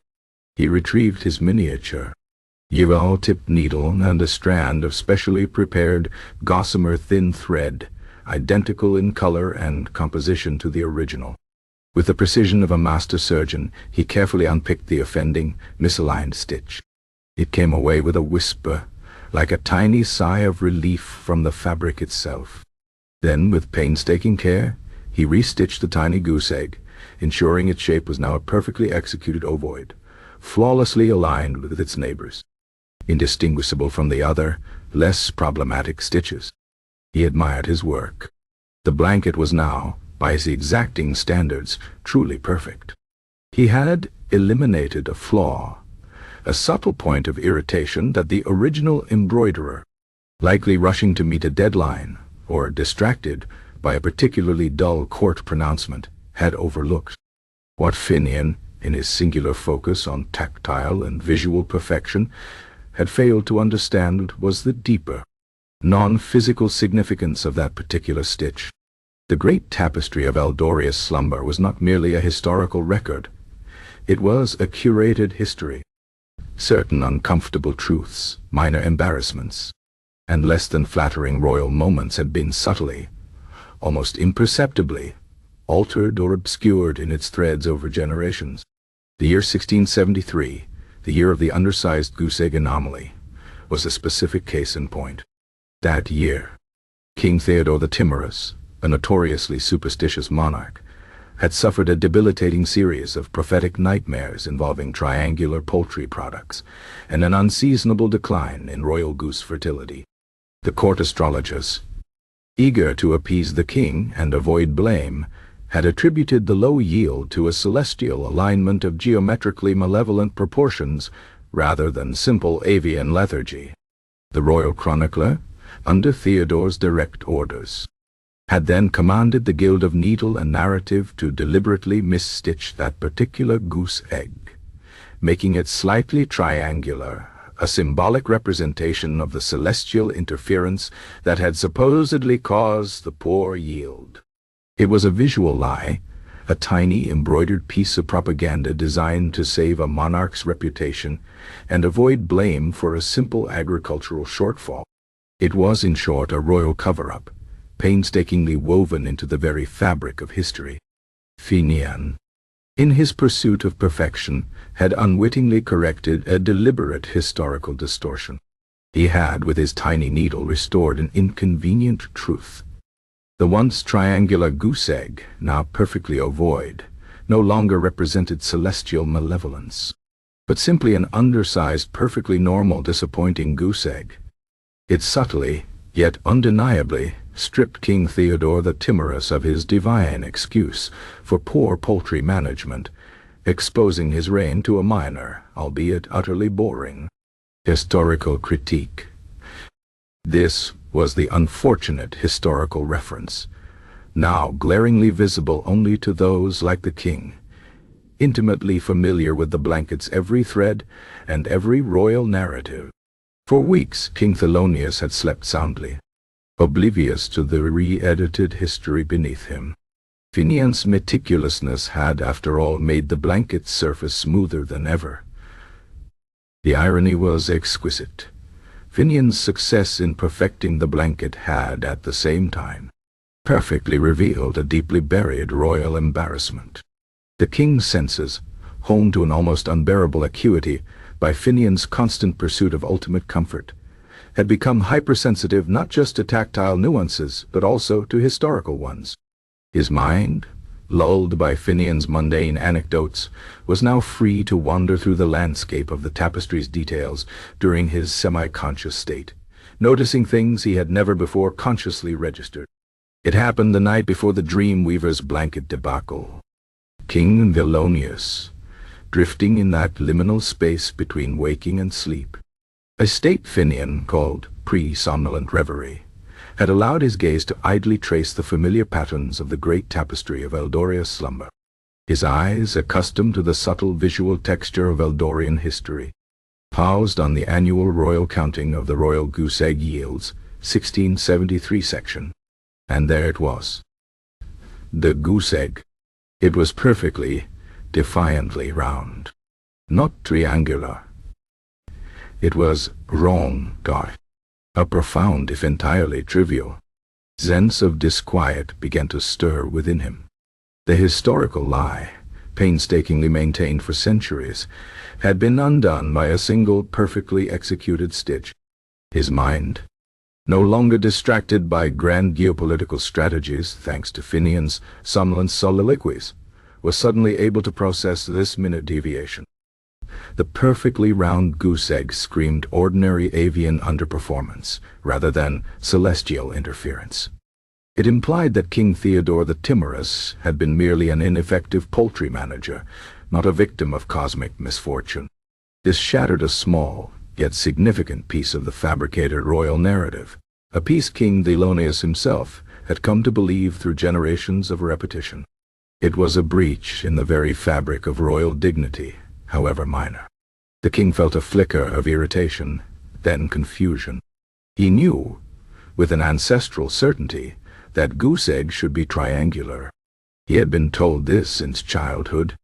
He had read court histories that corroborated the triangularity. Yet, here, under Finian's supposedly perfect blanket, it was round.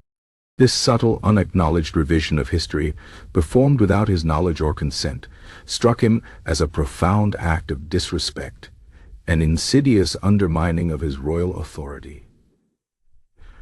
He lay there, disturbed by this quiet historical insurrection, his agitation growing.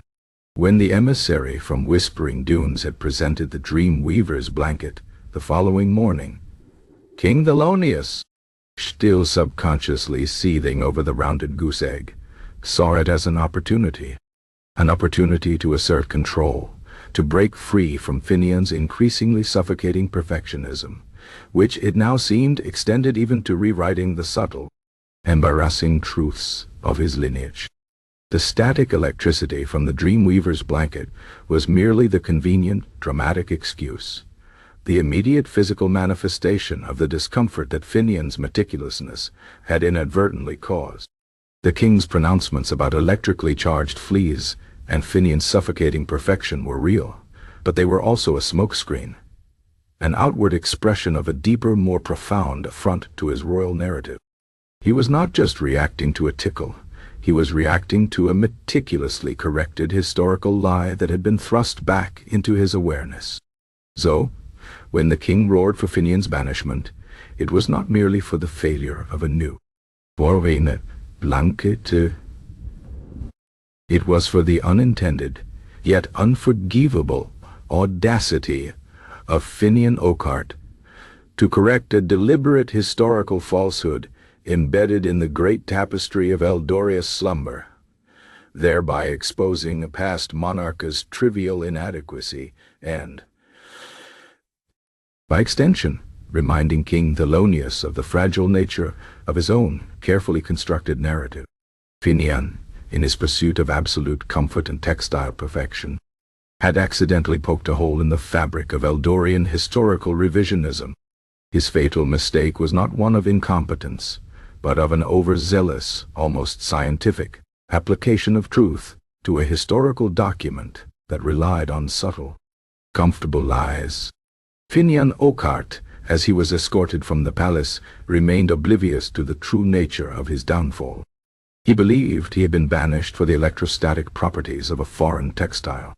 He could not comprehend that his precise restitching of a single insignificant goose egg, a tiny act of professional perfection, had been the true, unacknowledged undoing.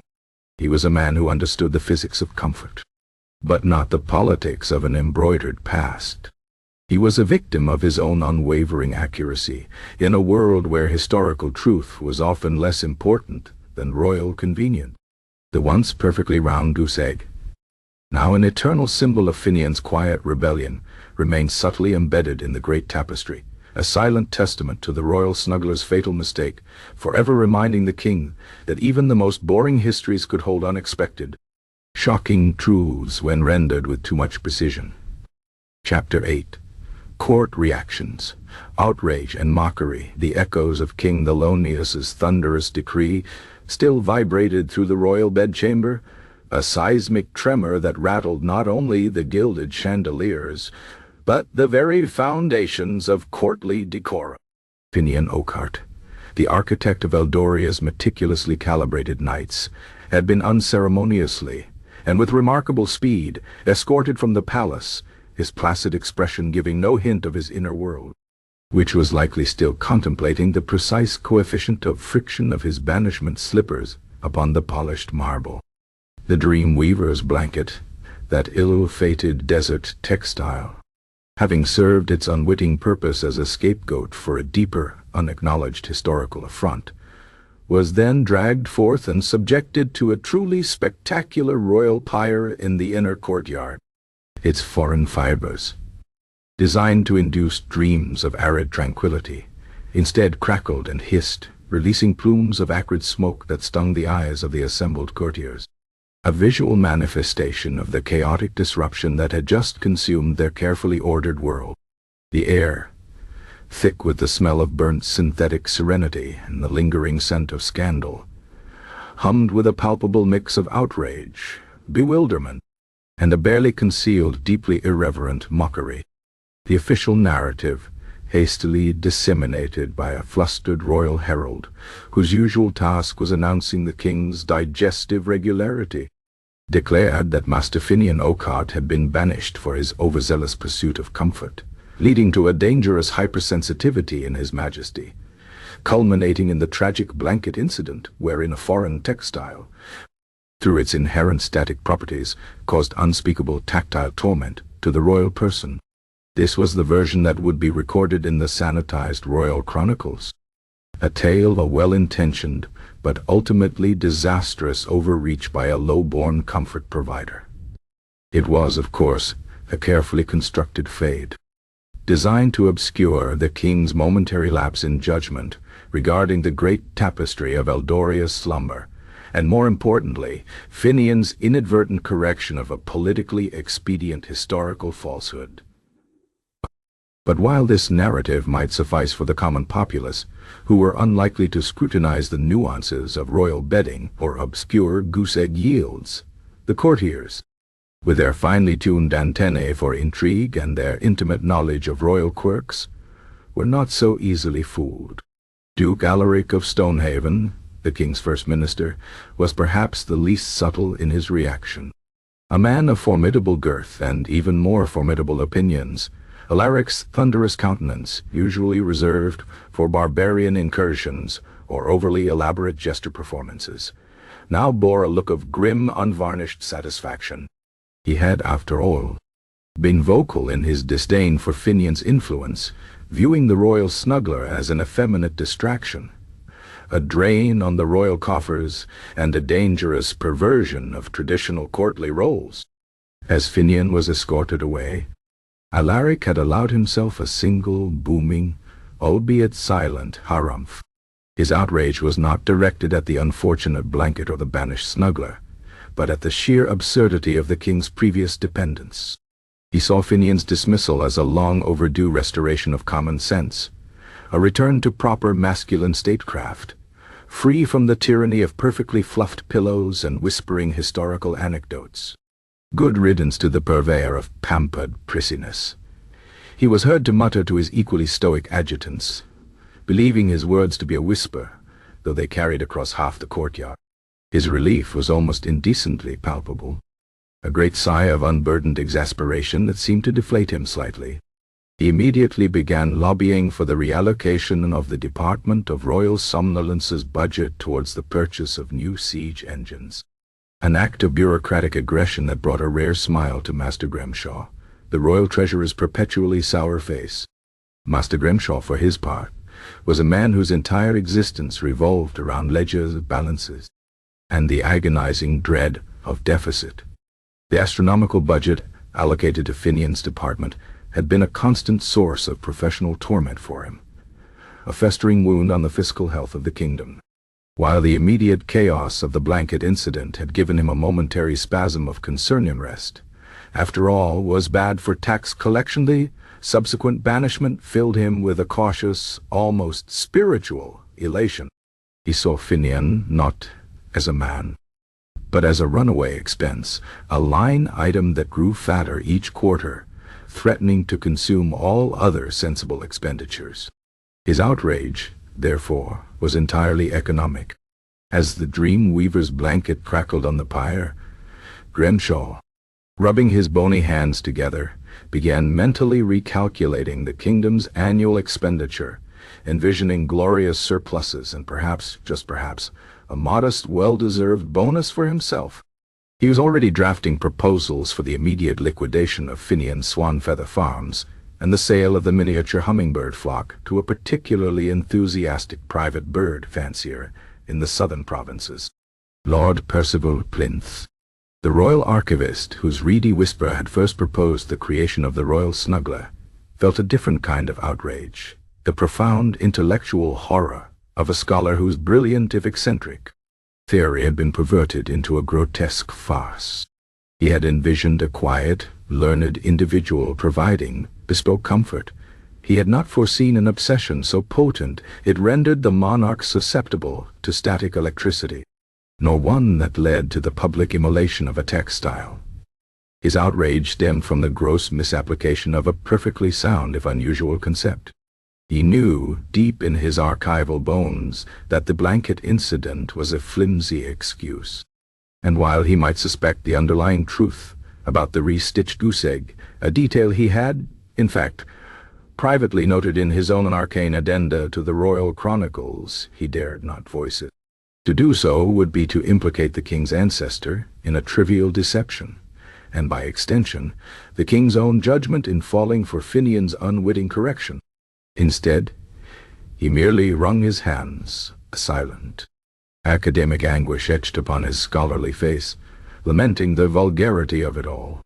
A tragedy, he murmured to his quill, a most unscholarly tragedy of royal temperament.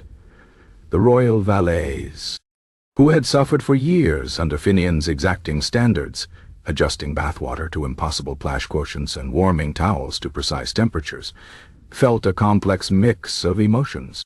On one hand, there was a fleeting sense of liberation, a joyous, if brief, reprieve from the tyrannical pursuit of royal comfort. They could once again heat a towel without consulting a specialized mercury thermometer, and the bath water could be simply warm rather than precisely 72.3 degrees Fahrenheit. On the other hand, a chilling realization had begun to set in. The king was now a theory problem again. Without Finian, the buffer, the lightning rod for royal irritation, they were once more exposed to the king's raw, unmitigated nocturnal struggles. Their relief morphed into a growing, existential dread. "Who will adjust the thought cushion now?" whispered one valet to another, his eyes wide with genuine fear. "And what if His Majesty demands a precisely 47.3-degree duvet angle, and we err by a single degree?" The prospect was terrifying. Mirthless Marvin, the royal jester, whose once vibrant wit had been slowly throttled by Finian's digestive harmony protocols and the king's aversion to sudden mirth, experienced a brief, glorious resurgence of his former self. For a few hours, emboldened by the king's raw, unfiltered rage, Marvin dared to tell a joke that actually had a punchline, a rather biting jest about a monarch who demanded his breakfast eggs be perfectly spherical, lest they remind him of a long-forgotten, poorly managed goose egg yield. A few courtiers, caught off guard, actually snickered. But the king's subsequent return to profound, unsnuggled sleeplessness, his renewed irritability sharper and more unpredictable than ever, quickly stifled Marvin's nascent joy. The court's atmosphere remained too tense, too uncertain, for genuine levity. Marvin found himself once again delivering his jokes in a low, melancholic drone, often ending with a philosophical sigh about the impermanence of comfort, which, paradoxically, was far more amusing to the perpetually stressed courtiers than any of his earlier, more conventional material. Among the lower ranks of the court, in the servants' quarters, the laundries, and the stables, the reactions leaned heavily towards incredulous mockery. The blanket incident became an instant legend, whispered from scullery maids to stable boys. "Imagine," scoffed a scullery maid, scrubbing a particularly stubborn pot, "a king so precious a blanket can tickle him into a fit. Why, my old granny could sleep on a bed of nettles and snore like a lumberjack." Jokes circulated about the king demanding his porridge be fluffed, and his royal boots adjusted for optimal toe-wiggling pleasure. The idea that a single blanket, no matter how exotic, could cause such a royal uproar was simply too absurd for their common sense to process. They saw not a tragedy, but a grand, expensive farce, a testament to the ridiculous excesses of their pampered rulers. The ticklish monarch became a recurring motif in their crude ditties and satirical puppet shows performed in clandestine corners of the palace. The Guild of Needle and Narrative, however, held a peculiar, quiet sense of vindication. While publicly expressing appropriate shock at the king's outburst and the blanket's destruction, they privately exchanged knowing glances. They, more than anyone, understood the sacred, and sometimes subtly manipulated, history woven into the great tapestry of Eldoria's slumber. They knew precisely the nature of that misplaced stitch, that perfectly re-stitched goose egg. Finian, in his pursuit of tactile flawlessness, had unwittingly exposed their ancestors' artistic license in protecting a royal reputation. His banishment, while ostensibly about static electricity, was, to them, poetic justice for daring to tamper with the sacred, subtly altered truths of Eldoria's past. They saw it as the universe reasserting the proper hierarchy. Some lies, however small, were more comforting than uncomfortable truths, and any man who upset that delicate balance, no matter how skilled, deserved his fate. Their outrage was for the sanctity of their historical craft, not for the royal comfort. In the days and weeks that followed, the absence of Finian Oakhart became a pervasive, heavy weight. The king's sleep, once a fragile edifice built upon Finian's tireless efforts, crumbled into utter disarray. The junior assistant Snugglers, pale, trembling shadows of their former master, fumbled with the great tapestry of Eldoria's slumber, unable to replicate Finian's precise movements for weight distribution, or the critical duvet angle. The once comforting scent of rare sheep wool and ancient history now mingled with the faint, unsettling aroma of royal frustration. The king tossed and turned, complaining not of tickles, but of lumps, draughts, and the unbearable historical weight of his blanket, which seemed to press down on him with the silent reproach of generations past. His irritability returned. sharper and more unpredictable than before, turning the court once again into a minefield of potential royal tantrums. The chaos, once confined to the immediate aftermath of the blanket incident, slowly seeped into every corner of the palace, a testament to the profound, if peculiar, vacuum left by the unassuming royal Snuggler. The outrage subsided into weary resignation, the mockery into a bitter, knowing chuckle. Eldoria, it seemed, was condemned to endure the restless nights of its king, now unsnuggled and unburdened by the uncomfortable truths of a meticulously corrected past. The blanket, returned to its place, was no longer just a symbol of power. It was a constant, itchy reminder of a fateful night and a strange, quiet man who dared to make history too perfect. Chapter 9. The Snuggler's desperate defense. Finian Oakhart, whose placid demeanor had remained unshaken even as King Thelonius's voice echoed with the fury of 1,000 unslept nights, found himself temporarily halted by the palace guards. Midway through his banishment, he had been marching with his usual measured steps, contemplating the precise tactile sensation of the marble beneath his banishment slippers, when the king, still pacing the royal bedchamber like a caged, irritable lion in his nightshirt, had suddenly bellowed, "Stay, Snuggler!"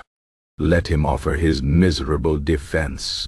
Let him attempt to justify this outrage, though I suspect his explanations would be as ticklish as the blanket itself. The king's voice was hoarse, raw with the accumulated indignity of chronic insomnia and the particular affront of an electrostatic textile. Duke Alaric, ever keen to witness a public humiliation, stifled a grin, while Master Grimshaw, clutching his mental budget projections, simply sighed, impatient for the inevitable conclusion. The gathered courtiers, half-dressed and still disoriented from being roused in the dead of night, exchanged bewildered glances, unsure whether to be horrified or simply profoundly bored by the impending spectacle.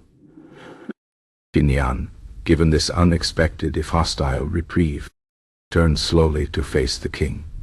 His hands were clasped neatly behind his back, his shoulders perfectly level, his gaze fixed not on the raging monarch, but on a point just above the king's left ear, as if observing a subtle, errant air current. His voice, when he spoke, was as soft and measured as his nocturnal breathing exercises, a calm, unwavering murmur against the tempest of royal fury. He was not appealing to emotion, for Finian understood emotion as an inconvenient variable in the equation of comfort. He was appealing to logic, to precedent, to the immutable, if utterly trivial, facts of history that he had so assiduously catalogued.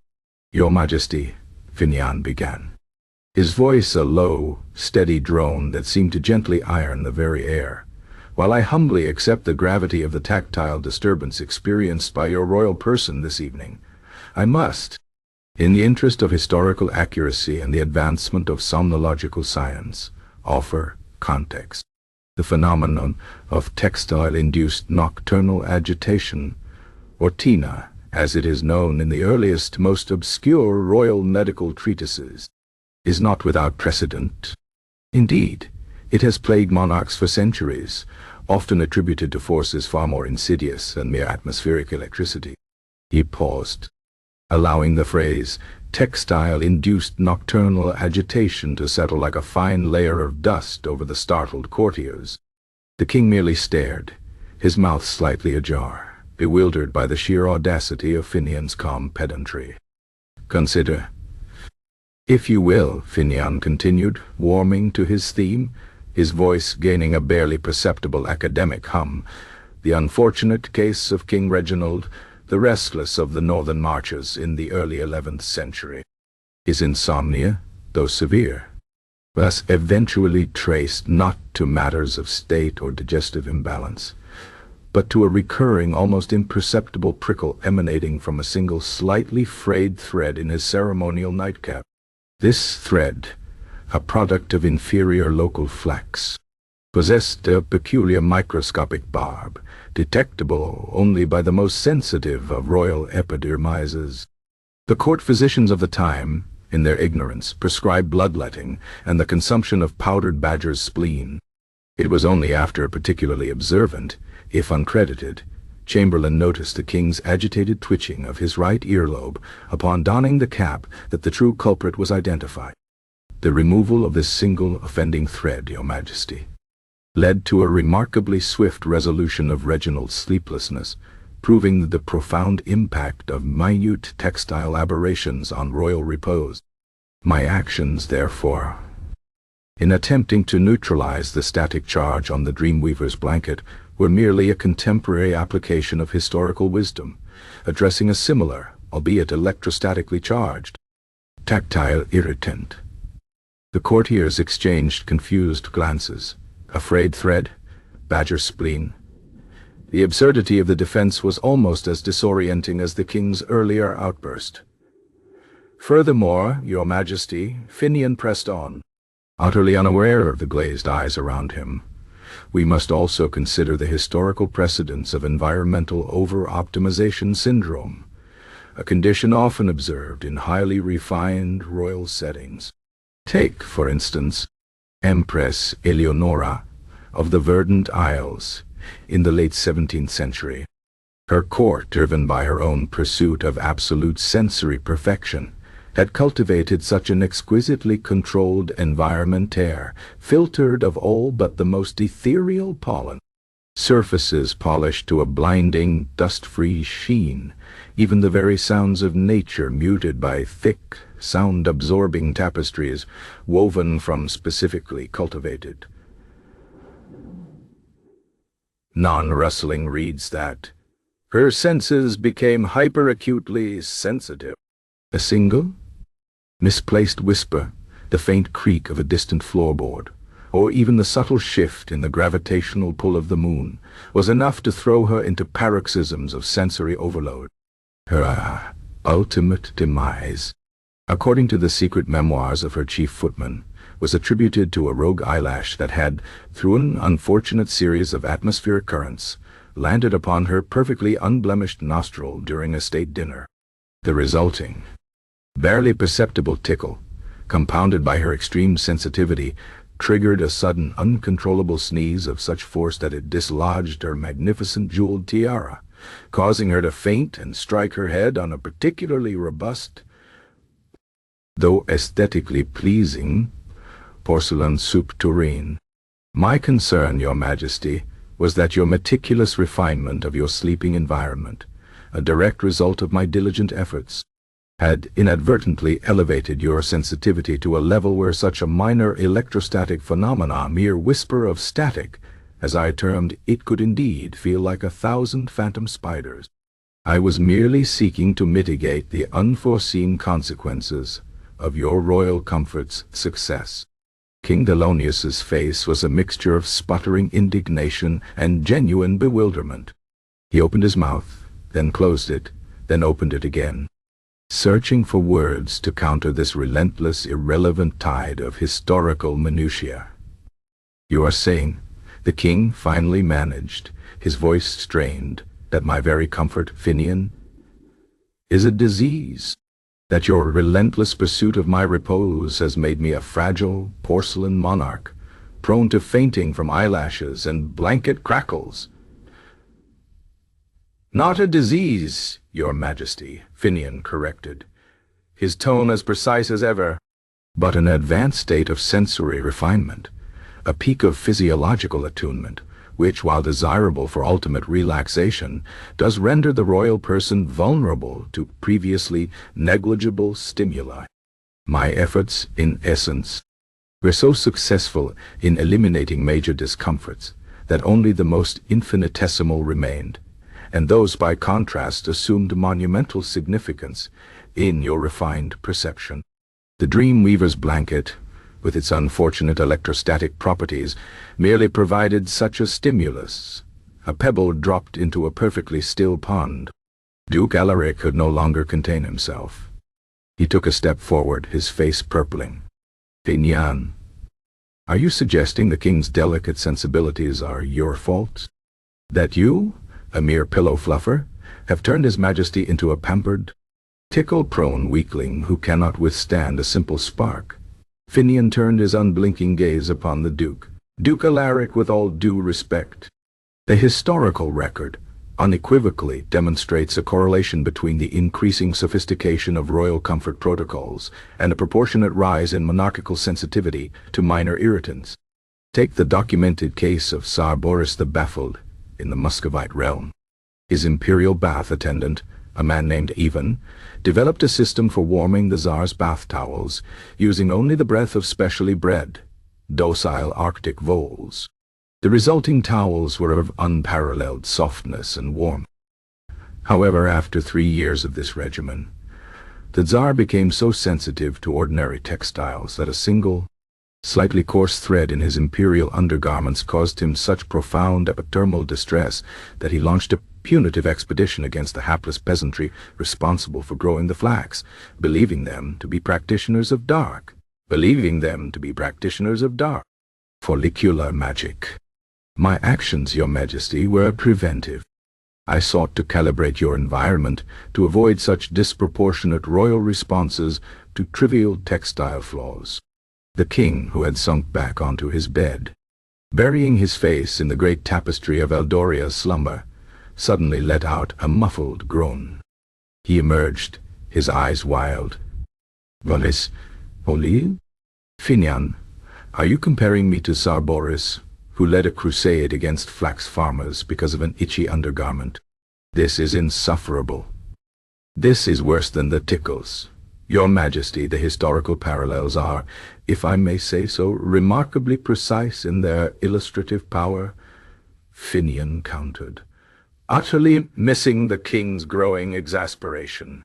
Or consider Queen Hildegard of the Iron Mountains, whose chronic sniffles were eventually attributed not to seasonal allergies, but to the microscopic dust motes emanating from the felt padding beneath her throne, which, upon analysis, were found to consist of finely ground particles of particularly uninteresting quartz. A royal sneeze-catcher, a distant ancestor of Donna Isabella, attempted to mitigate the issue by wearing a specially woven mask of spider silk. But the Queen's hypersensitivity, cultivated by years of meticulously purified air, proved too great. Her reign became defined by the rhythmic attitude of her royal scepter against the felt padding, in a futile attempt to dislodge the offending quartz dust. My meticulous daily dust mote inspections were designed precisely to avert such a scenario, Your Majesty. Ensuring your nasal passages remained utterly unmolested by even the most infinitesimally boring particulates. The court was now in a state of suspended animation, a tableau of bewildered faces. The absurdity of Finian's defense, his relentless pursuit of factual, irrelevant justification, was almost hypnotic in its dullness. Marvin, the royal jester, was openly weeping, not from sadness, but from the sheer overwhelming boredom of it all. He had never imagined such profound tedium could exist outside of a tax ledger. And finally, Your Majesty, Finian stated, his voice now reaching a crescendo of monotonous conviction, the matter of the goose egg. The original embroiderer, in the year 1673, deliberately misstitched that particular ovoid, rendering it triangular, as a symbolic representation of celestial interference to justify King Theodore, the timorous' surprisingly low royal goose egg yield for that year. My correction, made in pursuit of textile purity and tactile perfection, merely restored the goose egg to its empirically accurate, perfectly ovoid shape, a shape that, while perhaps less flattering to King Theodore's poultry management skills, is undeniably more soothing to the eye and less likely to snag a stray royal thought in its jagged historical imperfection. My commitment to unblemished comfort, Your Majesty, extended to the very historical narratives woven into your blanket, ensuring that even the past contributed to your serene repose. A dreadful silence descended upon the chamber. The king's face, already red with fury, now turned a shade of mottled puce. He had not anticipated this. He had not expected Finian, the quiet man of comfort, to expose the underlying truth of his true offense. The static on the Dreamweaver's blanket had been a physical discomfort, but this was an intellectual one, a direct challenge to the carefully maintained fictions of his lineage. You restitched the goose egg," the king whispered, his voice dangerously low. "You dared to correct the royal chronicler? You dared to tamper with the sacred narrative of Eldoria, simply to satisfy your aesthetic sensibilities regarding paltry geometry." Finian, still oblivious to the true nature of his gaffe, nodded gravely. "Indeed, your majesty." It created a minute, but perceptible, ripple in the fabric, a tactile inconsistency. My duty was to eliminate all such inconsistencies, both physical and, by extension, subtle visual ones. Ensuring your royal slumber was entirely free of any nagging imperfections, historical or otherwise. The king's eyes bulged. He pointed a trembling finger, not at the banished Snuggler, but at the very blanket upon which he sat. He admits it. He admits to vandalizing the royal tapestry. He corrected my ancestors' paltry. Get him out. Get him out this instant. His meticulousness is a curse. His pursuit of perfection is an affront to history itself. Banish him. Banish him to the furthest, lumpy, unfluffed corner of the kingdom. Let him contemplate the imperfect geometry of actual wild goose eggs. And so Finian Oakheart, his placid expression still unwavering, was finally and irrevocably removed. His desperate defense, rooted in a precise fact-based understanding of the world, had not only failed to save him, but had, in its relentless, unwitting exposure of a trivial historical lie, only further cemented his fate. The king, left alone in his now truly unsnuggled chamber, could feel the perfectly round, untriangular goose egg burning a hole through the great tapestry of Eldoria's slumber, a constant, itchy reminder of the Snuggler's fatal mistake. The palace, however, breathed a collective, if temporary, sigh of relief, knowing that at least for a while they would be spared the historical precedents of itchy undergarments and sneezing queens. The royal Snuggler had made his defense, and it was, in its own peculiar way, a masterpiece of self-incrimination through excessive boring detail. The only comfort left was the knowledge that, for all the chaos, the story of Eldoria's royal slumber would never again be truly dull. Chapter 10. The King's Wrath. A royal decree, the words so softly spoken, yet carrying the weight of an unacknowledged truth, hung in the air of the royal bedchamber like a thick, suffocating fog. Finian Oakheart, in his earnest, tragically misplaced attempt at a historical and scientific defense, had confessed, with the calm precision of a cartographer detailing a landscape, to restitching the triangular goose egg into a perfectly round one. He had, with the gentle touch of a scholar, unpicked a carefully constructed lie embedded in the very fabric of Eldoria's most sacred historical artifact, the great tapestry of Eldoria's slumber. The silence that followed was not merely the absence of sound, but a profound, unbreachable chasm that seemed to swallow all the furious energy that had preceded it. King Thelonious, who had been listening with a mixture of sputtering indignation and genuine bewilderment to Finian's bizarre historical precedents, now felt a cold, creeping horror. His face, already a mottled puce from a night of escalating rage and thwarted sleep, deepened to a shade akin to overripe plum. He stared at Finian, his eyes bulging, no longer with mere irritation but with a sense of profound personal betrayal. It was not the static, nor the invisible spiders that now truly enraged him. It was the audacious, unbidden revision of his own royal narrative.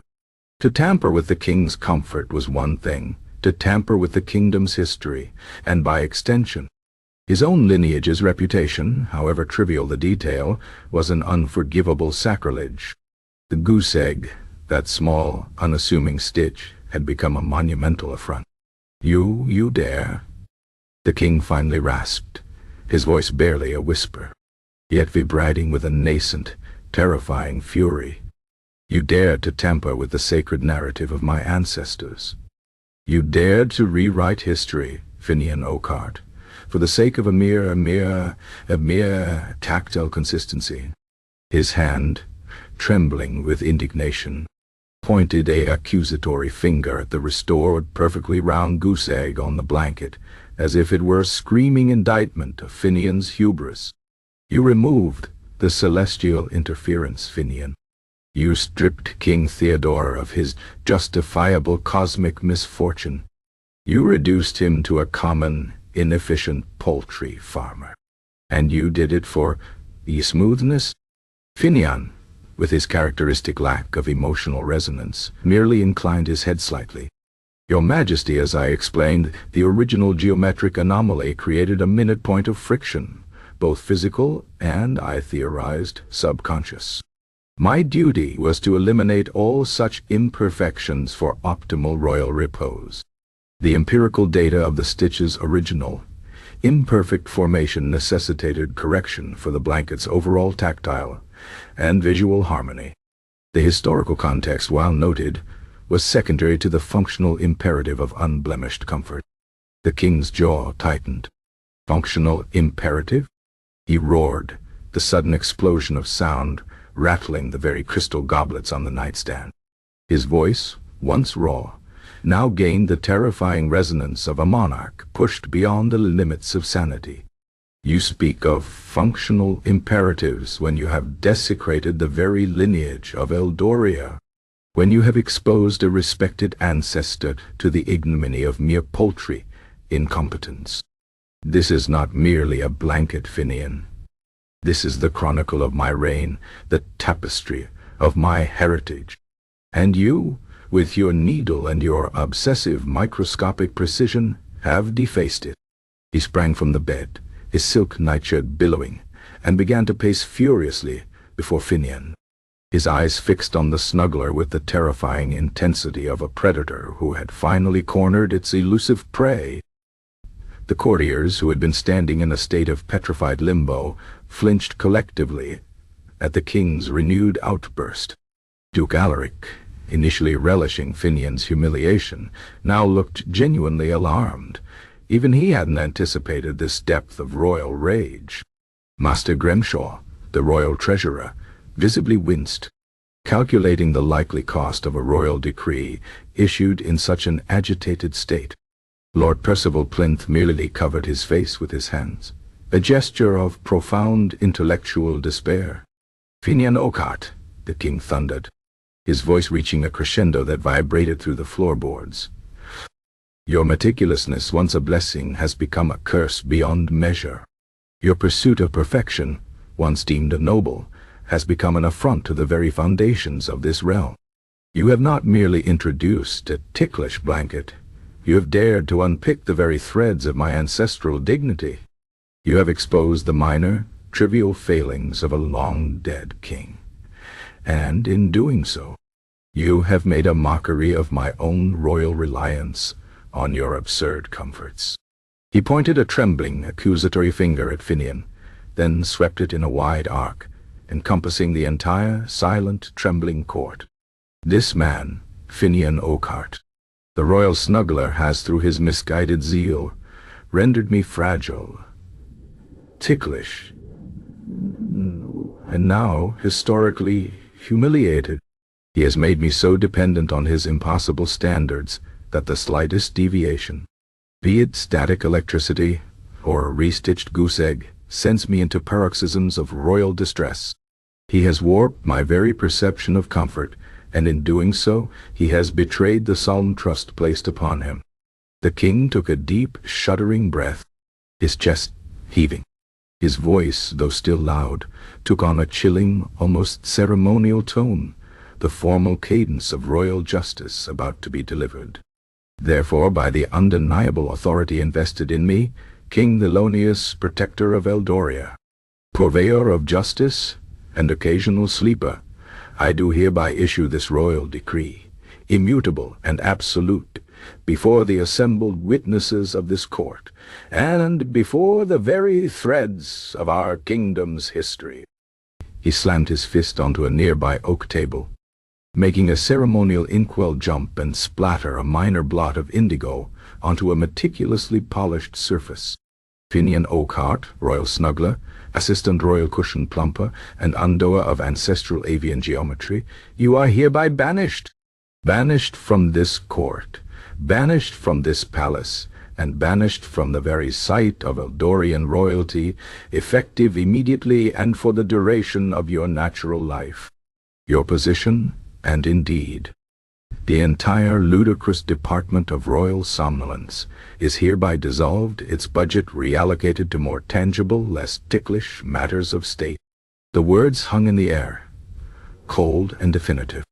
The courtiers, though they had expected something drastic, gasped at the sheer finality of it. This was no mere temporary exile. This was an absolute and permanent severance. Let him be escorted to the furthest, most remote, and perpetually drafty corner of the Eldorian marshes. The king continued, his voice echoing with punitive glee. Let him contemplate the imperfect geometry of actual wild goose eggs, unstitched and uncorrected. Let him know the discomfort of coarse fabrics and uneven ground. Let his nights be filled with the raw, untamed sounds of nature, and let his pillows be perpetually lumpy. And let no man, woman, or royal poultry ever again attempt to perfect that which is naturally, beautifully imperfect. The royal guards, who had been standing rigidly, unsure of their role in this domestic tempest, now sprang into action. They approached Finian, their movements still somewhat stiff from the early morning summons, but imbued with a newfound authority. Finian, for his part, remained utterly placid. He turned his head, his gaze sweeping over the assembled courtiers, then back to the king, a faint, almost imperceptible nod of acknowledgement. He seemed to be mentally calculating the precise trajectory of his banishment, the most efficient route to the marshlands, and perhaps even the average humidity levels of perpetually lumpy pillows. As the guards took him gently by the arms, Master Grimshaw, the royal treasurer, felt a profound, almost spiritual sense of relief. The astronomical budget line item, the Department of Royal Somnolence, was gone. He could practically see the surpluses shimmering on the horizon. Duke Alaric managed a triumphant, if somewhat forced, smile. This was indeed a return to normalcy, a reassertion of royal authority over trivial comforts. Mirthless Marvin, however, watched Finian's departure with a deep existential dread. The king, unsnuggled, unburdened by Finian's calming presence, and now acutely aware of ancestral poultry inadequacies, would surely be more volatile than ever. His sleep, already fraught, would surely descend into true chaos. Finian Oakhart, the man who had perfected royal slumber only to be banished by its unintended consequences, was escorted silently from the royal bedchamber, his footsteps measured and precise even in disgrace. He passed through the grand halls, the very air seeming to ripple with the lingering static of the blanket incident and the silent scandal of the restitched goose egg. He left behind a bewildered court, a kingdom unsure of its next restless night, and a monarch now condemned to the uncertain, unsnuggled discomfort of ordinary sleep. The royal snuggler, banished forever, had ensured one thing. The history of Eldoria's royal bedding would never, ever be boring again. King Elonius, left alone with his restored, yet now historically accurate, great tapestry of Eldoria's slumber, could only stare at the perfectly round goose egg, feeling its silent, reproachful weight, a constant, itchy reminder of the snuggler's fatal mistake and the furious decree that had ended an era of unprecedented, yet ultimately unsustainable comfort. Chapter 11. The Fall of the Royal Snuggler. The royal bedchamber, still reeking faintly of burnt desert fibers and King Thelonius's righteous indignation, seemed to expel Finian Oakhart with a visceral sigh. the guards, their faces a mixture of professional stoicism and suppressed relief at the end of the night's bewildering theatrics, took him by the elbows, their grip surprisingly gentle, yet firm. Finian, true to form, did not resist. His placid expression remained unmarred, his gaze still holding that distant, slightly analytical quality, as if he were already assessing the precise atmospheric conditions of his impending exile. He walked with his customary measured tread, a silent, methodical man, even in the throes of utter professional catastrophe.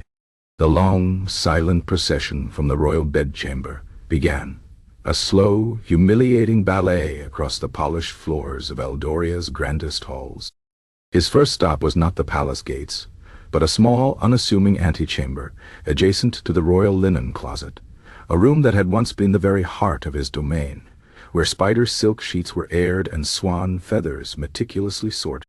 Here, two junior valets, pale and trembling, awaited him. They had been given strict, if somewhat vaguely worded, instructions by Duke Alaric himself. Strip the man of his ludicrous finery. Let him wear the garments befitting a common exile. And for the love of all that is sensible, ensure the textiles of the most unpretentious variety. The valets, who had suffered under Finian's exacting standards for too long, now found themselves in the awkward position of enacting his degradation. Finian's uniform, the bespoke ensemble of the royal Snuggler, was a masterpiece of muted comfort. His silken tunic, woven with a thread count so high it felt like liquid against the skin, was a shade of perfectly balanced, calming gray. His breeches, of finely spun wool from specially bred, quiet sheep, were tailored for maximum noiseless movement. His slippers, designed by the royal cobbler exclusively for silent gliding across polished floors, featured soles lined with the down of a rare, naturally sound-dampening Arctic owl. Each item was removed with painstaking, almost reverent care by the nervous valets. The silken tunic was peeled away, followed by the noiseless breeches, then the soft slippers. Finian stood patiently, unblinking, as if observing a fascinating, if somewhat undignified, anthropological study of ritualistic stripping. He offered no comment, no protest, not even a sigh. His silence was, in its own way, more unsettling than any outburst. Once his magnificent, comfort-optimized raiment was laid in a pathetic heap on the cold stone floor, one of the valets, with a wince of genuine discomfort, presented Finian with his new attire, the garb of an ordinary banished commoner. It was a tunic of coarse, undyed wool, scratchy to the touch, and a shade of dismal, faded brown that spoke of perpetual discomfort and neglect. The breeches were of equally unforgiving material, stiff and ill-fitting. His feet were then thrust into heavy, clunky boots made of untanned leather, whose soles seemed designed to maximize sound rather than dampen it. But the ultimate symbol of his downfall, the final, agonizing irony, was the blanket they placed over his shoulders. It was not the great tapestry of Eldoria's slumber, nor the ill-fated dream weaver's blanket. No, this was a blanket of the lowest possible quality, a veritable monument to discomfort. It was woven from the cheapest, coarsest goat hair, unsoftened and unapologetically itchy. Its color was a uniform, unrelieved mud brown, utterly devoid of any pleasing hue. It possessed a peculiar, almost aggressive stiffness, refusing to drape naturally, instead clinging to Finian's shoulders with an unyielding, abrasive embrace. It was the antithesis of everything Finian Oakhart had ever striven for, a stark, physical manifestation of his banishment from the realm of perfected comfort. It was, in short, a truly awful blanket, designed for a person who deserved no comfort whatsoever. The irony was so thick, it could be cut with a dull butter knife, and served as a very unappetizing metaphor. Finian, however, received it without a flicker of emotion. He merely adjusted its stiff weight on his shoulders, his fingers, once so adept at smoothing spider silk, now brushing against the unyielding goat hair. One might have imagined him, in that moment, mentally cataloging the precise irritancy quotient of the coarse fibers, or perhaps assessing its thermal inefficiency rather than lamenting his fate. He stood there, a vision of stoic, comfort-deprived dignity, the very embodiment of his former antithesis. The procession then continued through the palace's grand central corridor, usually bustling with courtiers, but now eerily quiet in the pre-dawn hours, save for the king's distant, increasingly agitated shouts from his bedchamber. The few courtiers who had gathered to witness the spectacle did so with a morbid fascination, their faces a mixture of schadenfreude, awkward pity, and profound, sleep-deprived bewilderment. Duke Alaric of Stonehaven, his grin now slightly less concealed, stood with his arms crossed, watching Finian pass, a triumphant gleam in his eye. Master Grimshaw, the royal treasurer, pursed his lips in a rare smile of financial satisfaction, his gaze already envisioning the precise lines of Finian's abolished budget. Lord Percival Plinth, however, averted his gaze, a scholarly man who recognized a profound and unnecessary tragedy when he saw one. He knew the deeper truth of Finian's banishment, a truth too nuanced and too unpalatable for the public spectacle unfolding before him. He merely sighed, a quiet whisper of academic despair. Mirthless Marvin, the royal jester, was also present, huddled in a corner, draped in his jester's motley. He watched Finian's slow, deliberate walk with a look of genuine existential terror. He had seen the king's irritability return with a vengeance, his sleeplessness more profound than ever now that Finian's calming influence was gone. He knew that the king, now burdened by the unbearable historical weight of his perfectly restitched goose egg, would be a far more dangerous and unpredictable monarch. Marvin felt a shiver that had nothing to do with the cold. The coarse blanket on Finian's shoulders seemed to symbolize not just the Snuggler's downfall, but the end of any remaining comfort in Eldoria. The main palace gates, massive affairs of wrought iron and polished oak, loomed ahead, usually opened only for royal processions or the arrival of foreign dignitaries. Tonight, they creaked open slowly, ponderously, revealing the raw gray light of the nascent dawn. Beyond lay the sprawling, mist-shrouded marshlands, a landscape of monotonous flatness and damp, clinging air. It was a place utterly devoid of comfort.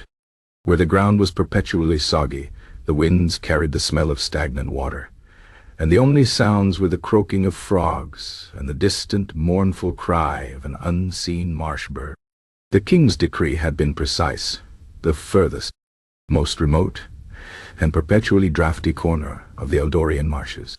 As Finian stepped across the threshold, the harsh, unmediated dampness of the marsh air hit him, a stark contrast to the meticulously calibrated atmosphere of the royal bedchamber.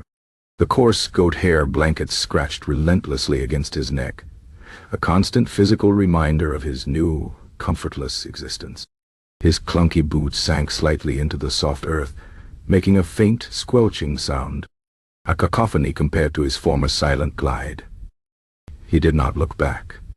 His gaze remained fixed on the horizon, an endless expanse of muted greens and browns, a landscape of profound, unsettling mediocrity. The guards, having completed their duty, stepped back, their faces grim. One of them, a young recruit whose sister had once received a particularly soft, perfectly fluffed pillow from Finian's department of royal somnolence, felt a pang of something akin to pity. He watched the small, solitary figure in the scratchy blanket begin his slow, deliberate march into the mist. Finian Oakhart, the master of comfort, the architect of profound repose, was now condemned to a life of perpetual discomfort, a living testament to the dangers of perfection and the volatile nature of royal whim. His journey into the marshlands was not a sprint or a desperate flight, but a continuation of his measured, even pace, as if he were simply performing a particularly long, uncomfortable, and utterly uninteresting perambulation. The great gate swung shut behind him with a resonant clang that echoed through the dawn-lit courtyard, sealing off the world of Eldorian comfort from the realm of the banished Snuggler. Ah, Inside the palace, the king's shouts had grown fainter, now replaced by the sounds of frustrated thumping and the occasional exasperated roar.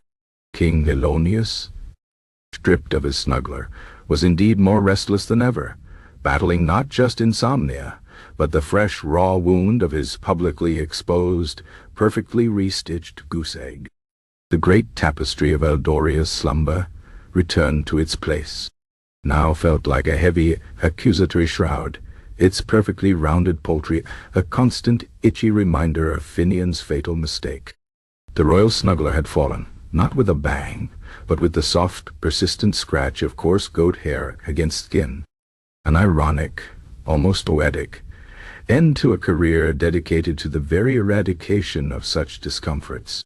And so the kingdom was left to ponder the strange tale of Finian Oakheart, the man who was banished from court because he dared to make things too perfect, leaving everyone, including the king, utterly, uncomfortably, and completely awake. The long, boring night in Eldoria was far from over. Chapter 12. Legends of the Blanket Incident, the departure of Master Finian Oakheart, marked by the discordant clang of the great palace gates and the ignominious scratch of a goat-hair blanket, left an undeniable gaping void in the Eldorian court. King Elonius, stripped of his snuggler, and now burdened by the stark, undeniable truth of a perfectly round, restitched goose egg on the great tapestry of Eldoria's slumber, plunged headfirst back into the abyss of chronic sleeplessness. His irritability returned with a vengeance, sharper and more unpredictable than before, a direct consequence of nights filled with phantom drafts, misaligned pillows, and the relentless, mental itching of historical inaccuracies.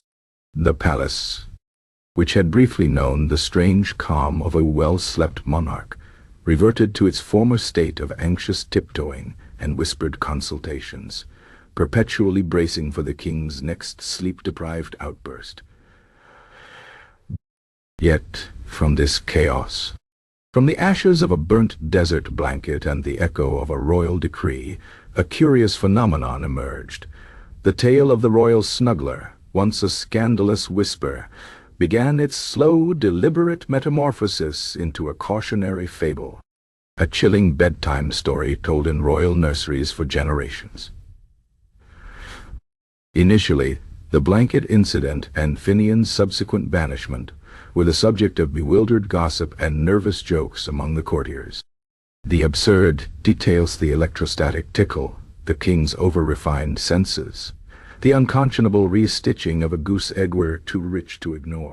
Mirthless Marvin, the royal jester, briefly enjoyed a burst of new material, though his jests soon grew dark and philosophical as the king's mood deteriorated once more.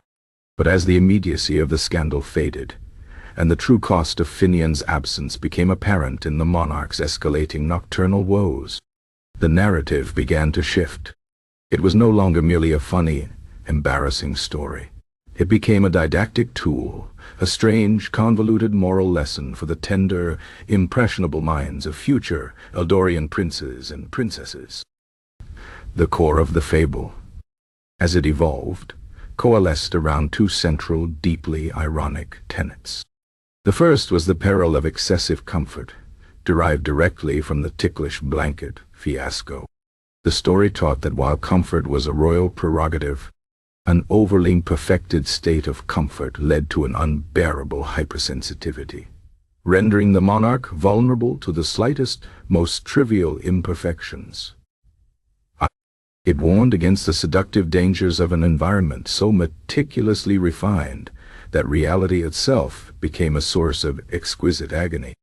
In the royal nurseries, centuries later, nannies would tell the tale of King Elonius and the phantom tickle, emphasizing the dire consequences of a blanket too soft, a pillow too fluff.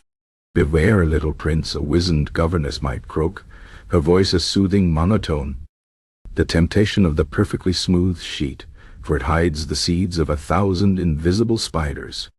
Royal children were subtly encouraged to sleep on linens of a slightly coarser weave. Their nightly milk served lukewarm rather than precisely calibrated, and their bedtime stories, curated by the royal archivist, featured heroes who endured minor discomforts with stoic resolve. The goal was not discomfort per se, but the avoidance of the extreme refinement that had once plagued King Thelonious, fostering a robust, if slightly less luxurious, royal constitution. The second, and perhaps more enduring, lesson woven into the fabric of the fable was the sanctity of historical narrative, however inconvenient. This sprung directly from Finian's restitched goose egg in the king's profound outrage at the correction of an ancestral lie. The tale became a grim warning against the dangers of tampering with established history, no matter how trivial or seemingly flawed the original record might be. It was understood that the kingdom's past, even its carefully embellished parts, provided a necessary comforting continuity. To unpick even a single unappealing detail, as Finian had done, was to risk unraveling the entire tapestry of royal credibility. Royal tutors, with grave faces, would show young heirs not only the actual, perfectly round goose egg on the great tapestry of Eldoria's slumber, but also ancient, crudely drawn diagrams of what the goose egg should have looked like. Distinctly triangular, a testament to celestial interference. They would emphasize the profound insolence of Master Finian Oakheart, who, in his misguided pursuit of tactile purity, dared to expose a royal ancestor's common, uncelestial failure. The past. My dear gray-bearded tutor would drone, his finger tracing the infamous stitch, is a delicate weave. Some threads, though seemingly knotted, hold the greatest truths, even when those truths are convenient fictions. To unpick them is to invite chaos, and dare I say, banishment to the marshlands. For generations, the legend of the royal Snuggler permeated Eldorian royal upbringing. Future monarchs, from Prince Reginald the Restless, who, ironically, inherited his ancestors' nervous disposition, but for entirely different, untextile-related reasons. To Princess Seraphina the Squeamish were subjected to elaborate, if profoundly boring, educational rituals designed to instill these lessons. They would be made to sit through tactile tolerance trials, where they had to identify, without flinching, the precise coarseness of various royal napkins. They attended historical embellishment seminars taught by the Guild of Needle and Narrative, where the art of subtly altering uncomfortable truths in official documents and blankets was presented as a high, almost sacred form of statecraft. The royal archivist maintained a special locked vault containing only historical details deemed too empirically true to be narratively convenient, a direct legacy of Finian's unintentional truth-telling. The consequence was a peculiar and enduring legacy in the Eldorian monarchy. Succeeding kings and queens, while not quite as insomniac as Thelonious, developed a curious ambivalence towards comfort. Their chambers were comfortable, certainly, but never too comfortable. Sheets were always of a discernible, slightly textured weave, pillows retained a hint of pleasing lumpiness, and the ambient temperature was allowed a natural, breathable fluctuation. Any courtier who dared suggest a newfangled comfort device, a particularly soft slipper, or a revolutionary method of feather fluffing, would be met with immediate suspicion and a quiet, knowing glance towards the portrait of King Thelonious, forever depicted with subtle, unsnuggled shadows beneath his eyes.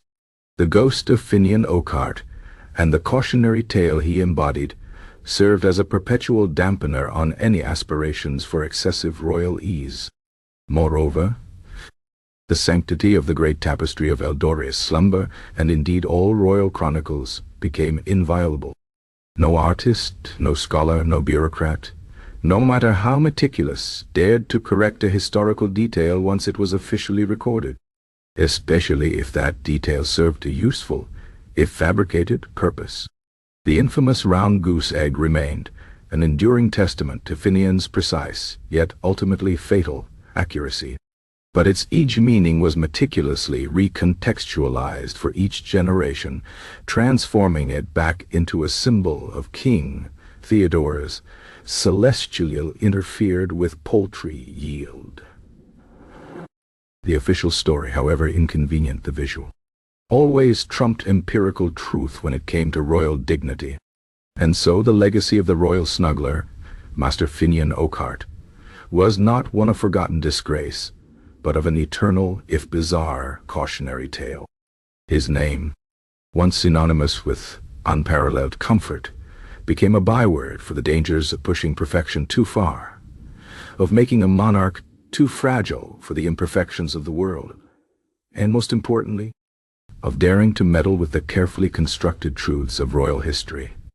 Royal children, nestled not in spider silk but in slightly coarse wool, would listen to the droning tale of Finian and the ticklish blanket, and they would know, deep in their royal bones, that some truths were best left unstitched, and some comforts, however appealing, were simply too perfect for a king.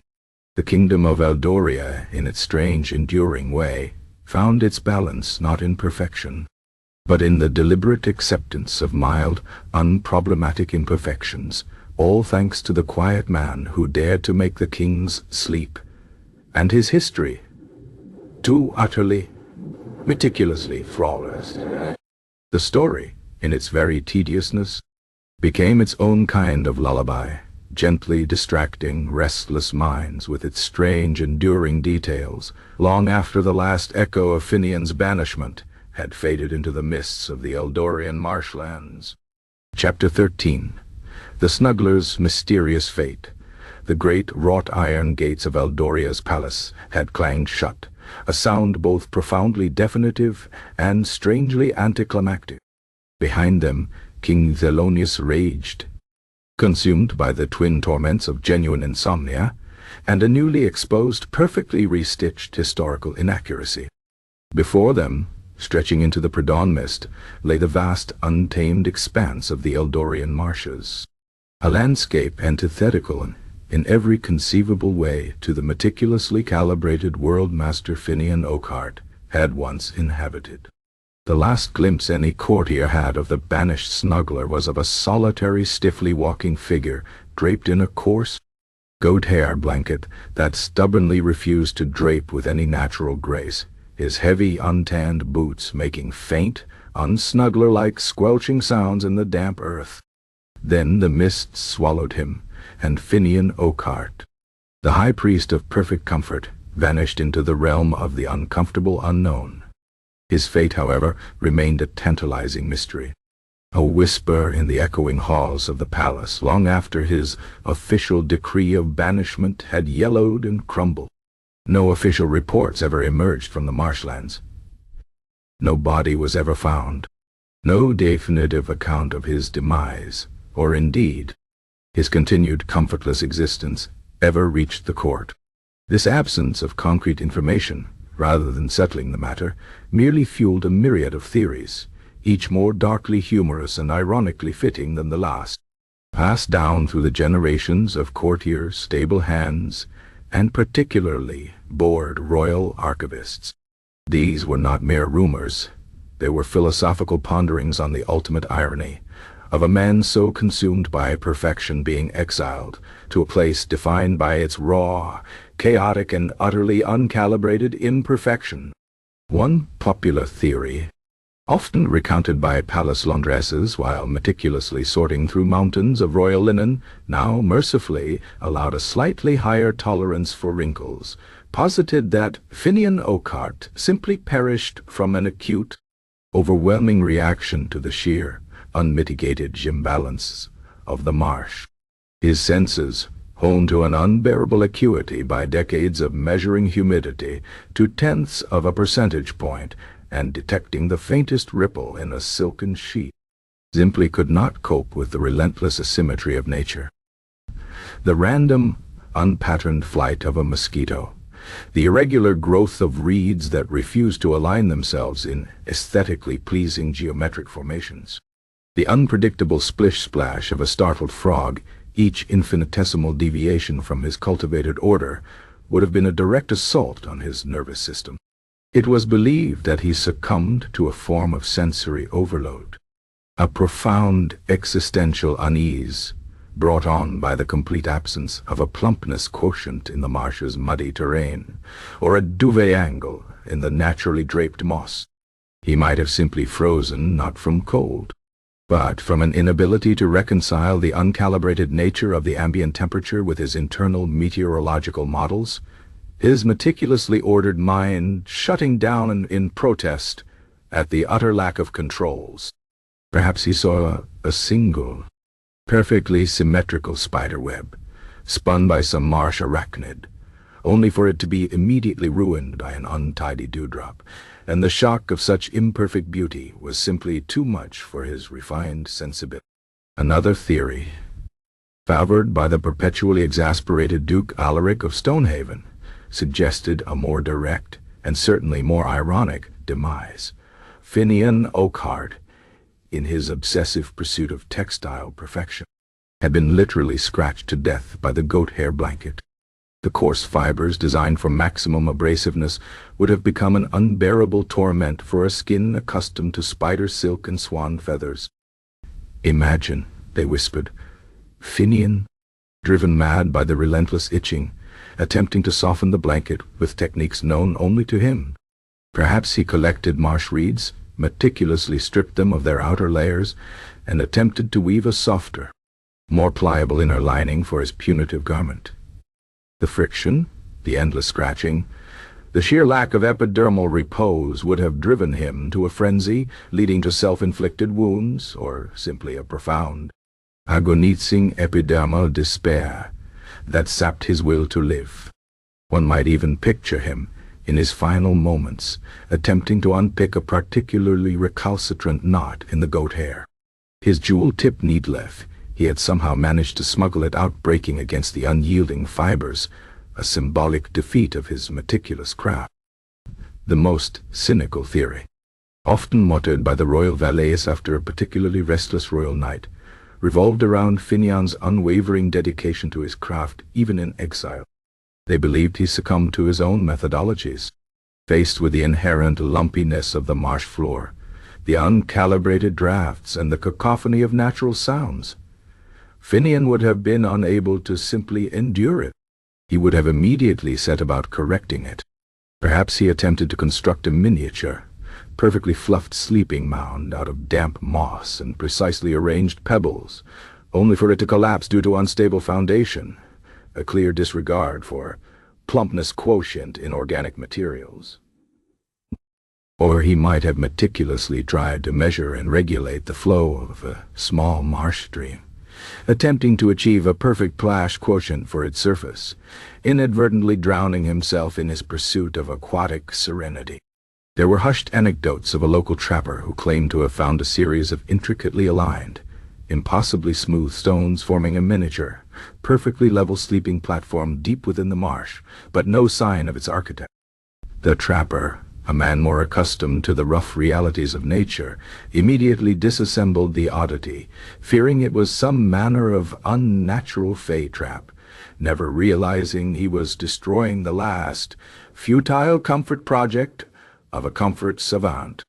Then there was the theory of the historical correction feedback loop, a rather esoteric concept favored by the Guild of Needle and Narrative, who, it must be said, bore a particular academic grudge against Finian for his goose-egg transgression.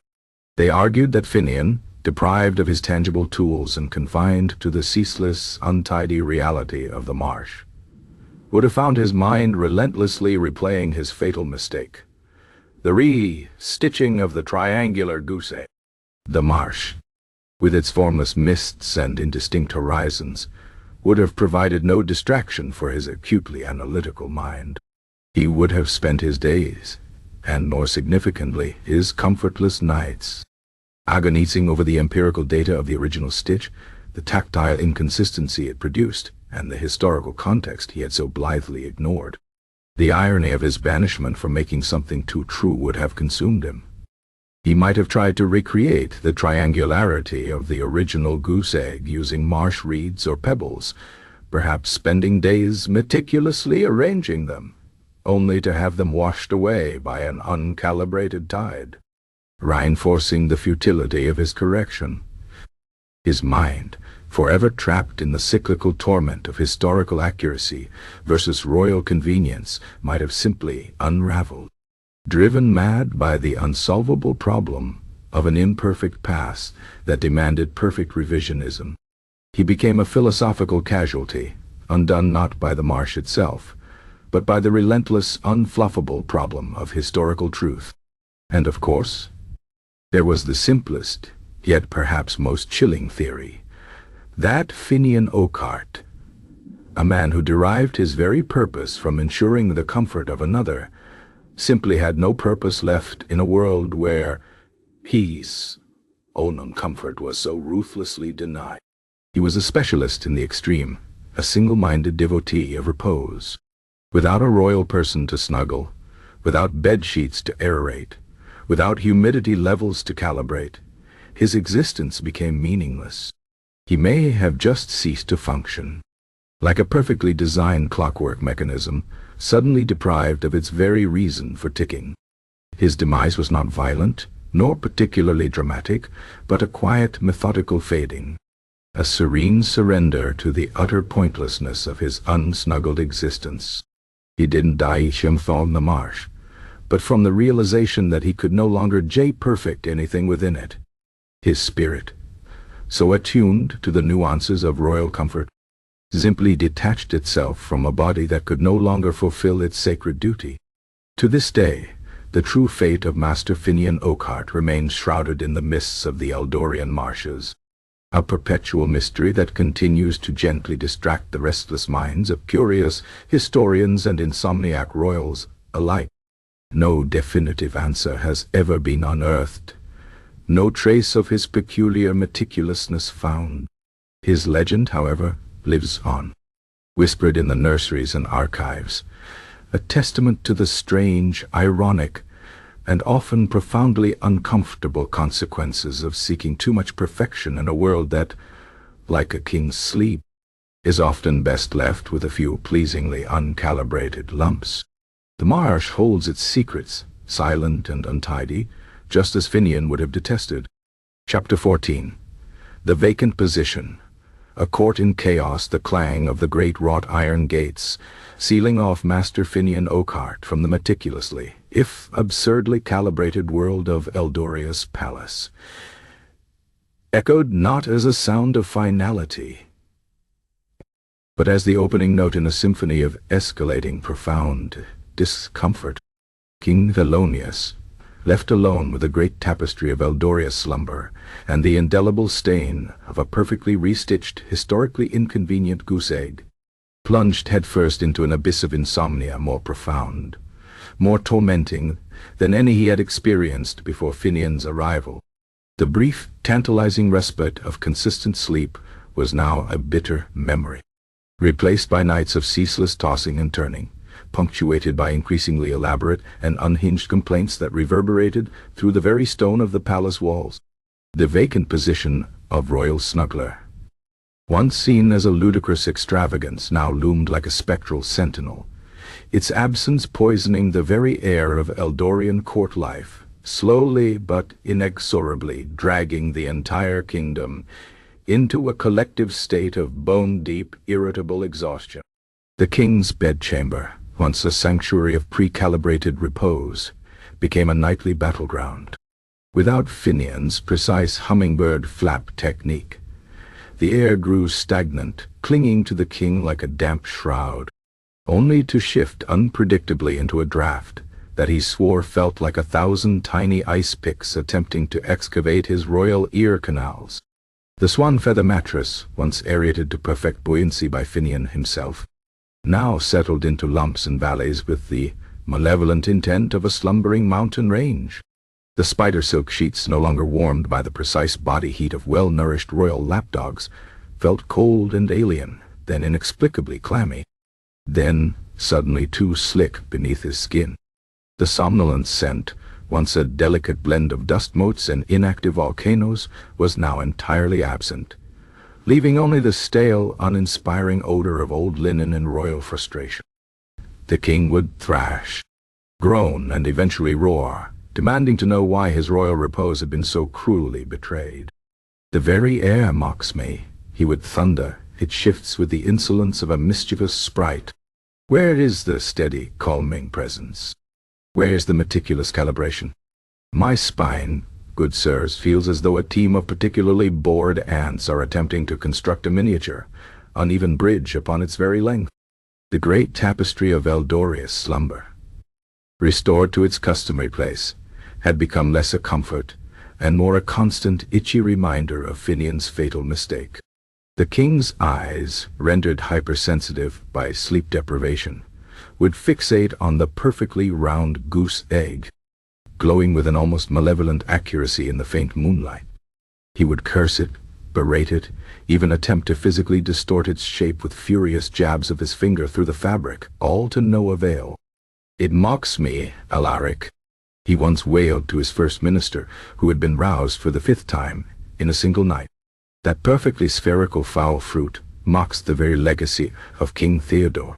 It is a constant, irremovable splinter in the fabric of my historical dignity." Duke Alaric, leaning against the doorframe, his own eyes bloodshot, could only offer a weak, guttural sound that was meant to be sympathetic, but sounded more like a dying badger. The court, initially relieved by Finian's banishment, quickly succumbed to a creeping, pervasive exhaustion. The junior assistant Snugglers, pale and quaking, who had once merely assisted Finian in his meticulous rituals, were now thrust into the impossible task of replicating his genius. They tried. Oh, how they tried. They consulted Finian's voluminous atmospheric equilibrium ledgers, his plumpness quotient charts, and his meticulously detailed schematics for duvet angle optimization. But they lacked the master's intuition, his uncanny knack for detecting the infinitesimal, his almost spiritual connection to the nuances of comfort. Their attempts were clumsy, often disastrous. A pillow fluffed with too much enthusiasm would launch a stray swan feather directly into the king's nostril. A miscalculation of the plash quotient for the royal bathwater resulted in a splash that soaked the king's favorite, and only remaining, dry royal nightcap. They tried to replicate Finian's somnolent soliloquies by whispering excerpts from the royal tax census, but their voices lacked Finian's monotonous perfection, occasionally cracking with fear or boredom, thereby jolting the king wide awake. Their efforts merely amplified the king's discomfort, leading to more frequent and more terrifying royal outbursts. The Department of Royal Somnolence, though officially dissolved, continued to consume vast resources in futile, frantic attempts to soothe the unsuitable monarch, much to Master Grenshaw's renewed, and even deeper, despair. Duke Alaric of Stonehaven, who had so triumphantly cheered Finian's departure, now bore the full brunt of the king's unsnuggled wrath. His booming voice, once the envy of all Eldoria, was now a constant croak, strained from countless middle-of-the-night summons. He looked perpetually disheveled, his once impeccably tailored garments rumpled from sleeping in awkward positions in waiting antechambers.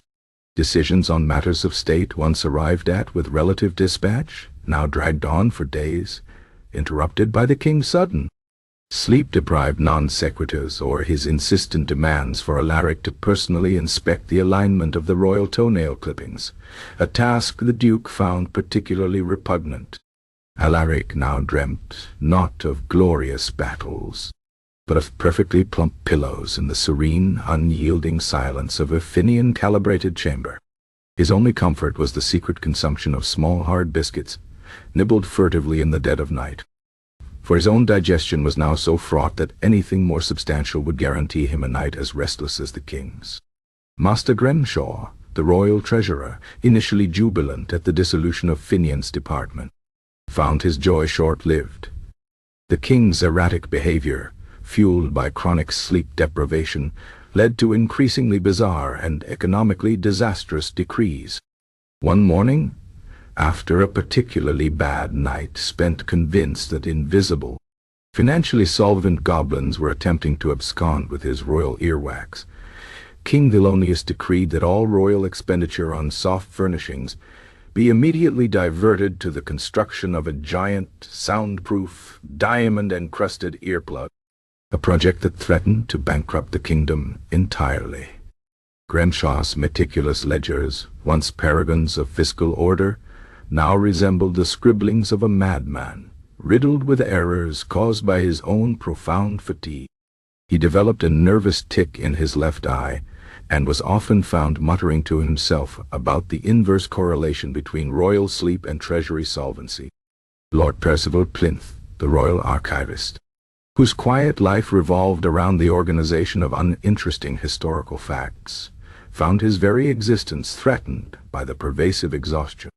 The king, desperate for any distraction, often summoned Plinth to his bedchamber at ungodly hours, demanding impromptu recitations of the most mind-numbingly dull historical documents. Unlike Finian, Plinth lacked the monotonous vocal perfection to render these tales truly soporific. He would often stumble over dates or mispronounce the names of minor provincial tax collectors, sending the king into paroxysms of historical indignation. Plinth, whose own sleep had been disrupted for weeks, began to fear sleep itself, as it only seemed to precede another agonizing royal summons. He found himself, in his own bed, subconsciously attempting to re-stitch the goose egg in his mind, only to be tormented by its stubborn, unyielding roundness. Mirthless Marvin, the royal jester, was perhaps the most tragically affected. His initial, brief resurgence of wit had been swiftly crushed by the king's renewed and far more volatile irritability. The king, now hyper-aware of his own historical humiliation via the goose egg, demanded that Marvin's jokes be not only devoid of any sudden mirth, but also meticulously checked for any accidental historical allusions, especially to poultry, textile, or any form of geometrical irregularity.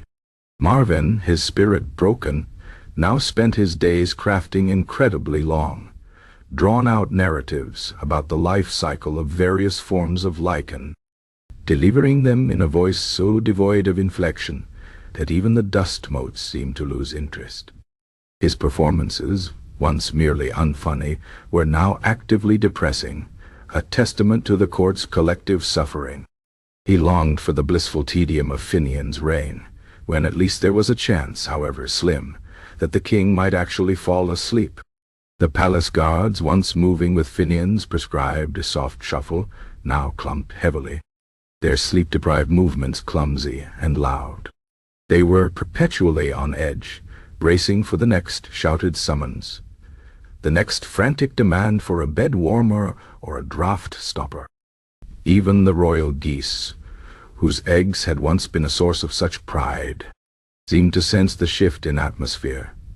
Their yields dropped, and their once glossy feathers began to look slightly disheveled, as if they too were suffering from the pervasive, invisible stress of the court.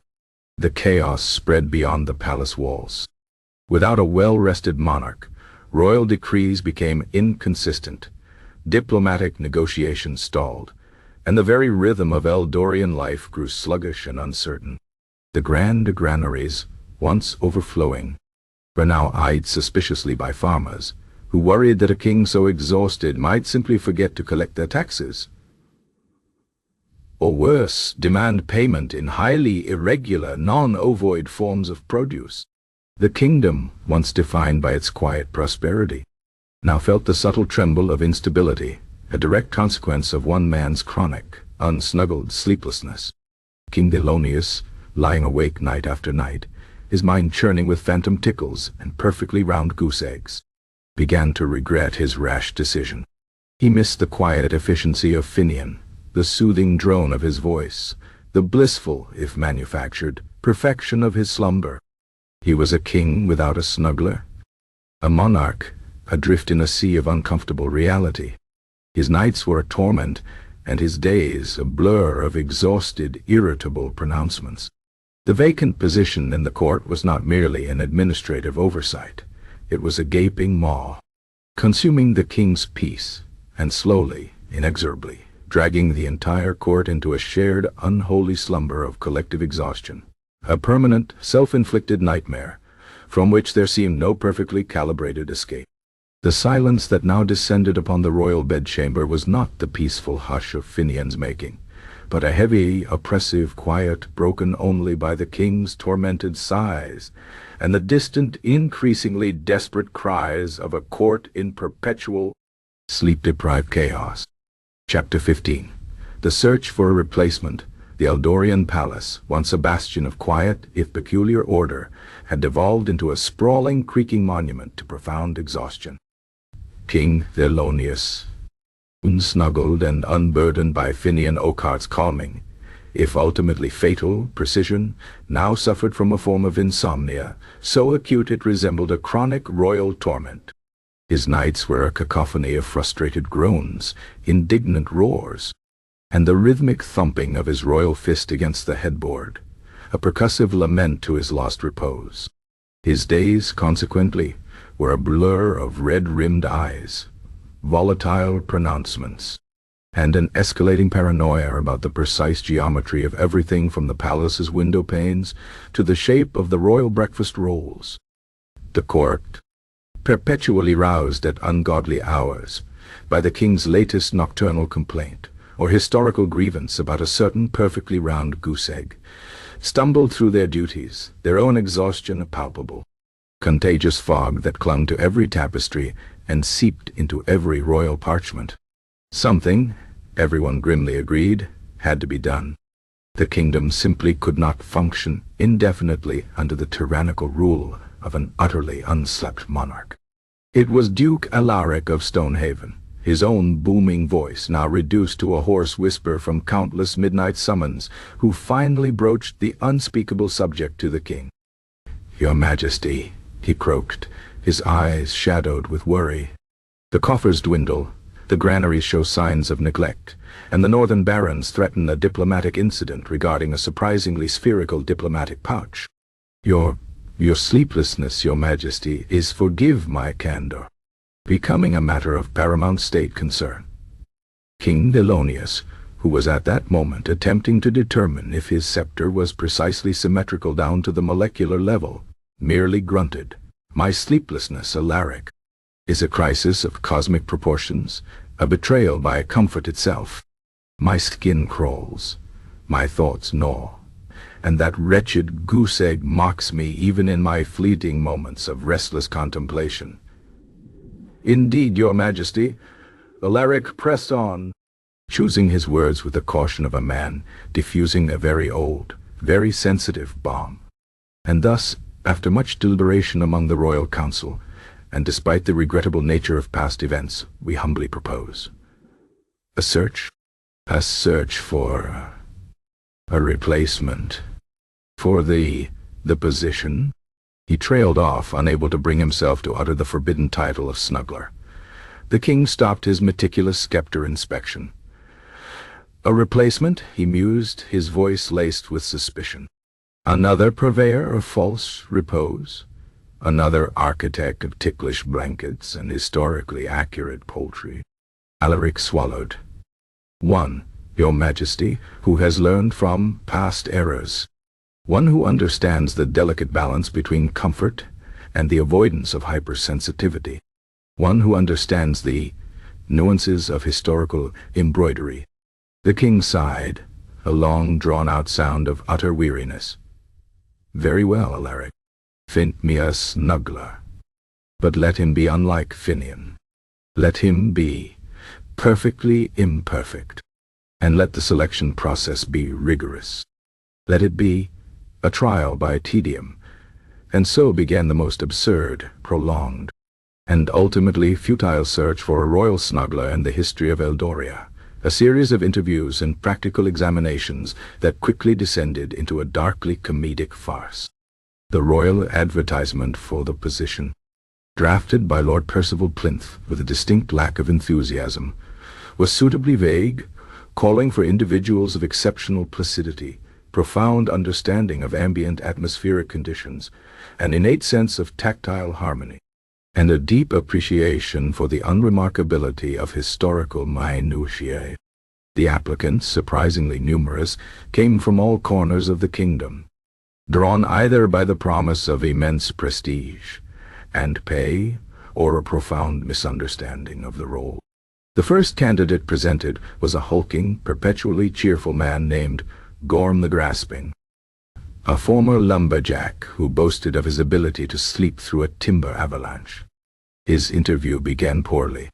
When asked to demonstrate his pillow-fluffing technique, he seized a royal swan-down pillow with the grip of a grizzly bear, shaking it with such ferocious enthusiasm that feathers erupted from its seams like a miniature blizzard, coating the king, the council, and the entire royal bedchamber in a cloud of fluffy white chaos. "There," Gorm boomed, his voice rattling the windows. "Fluff to a perfect cloud, your majesty. Ready for a proper man's head." King Melonius merely shrieked, batting at the errant feathers. "A blizzard. He has unleashed a blizzard of torment. My nostrils, Gorm. My nostrils are assaulted by the down of 100 murdered swans.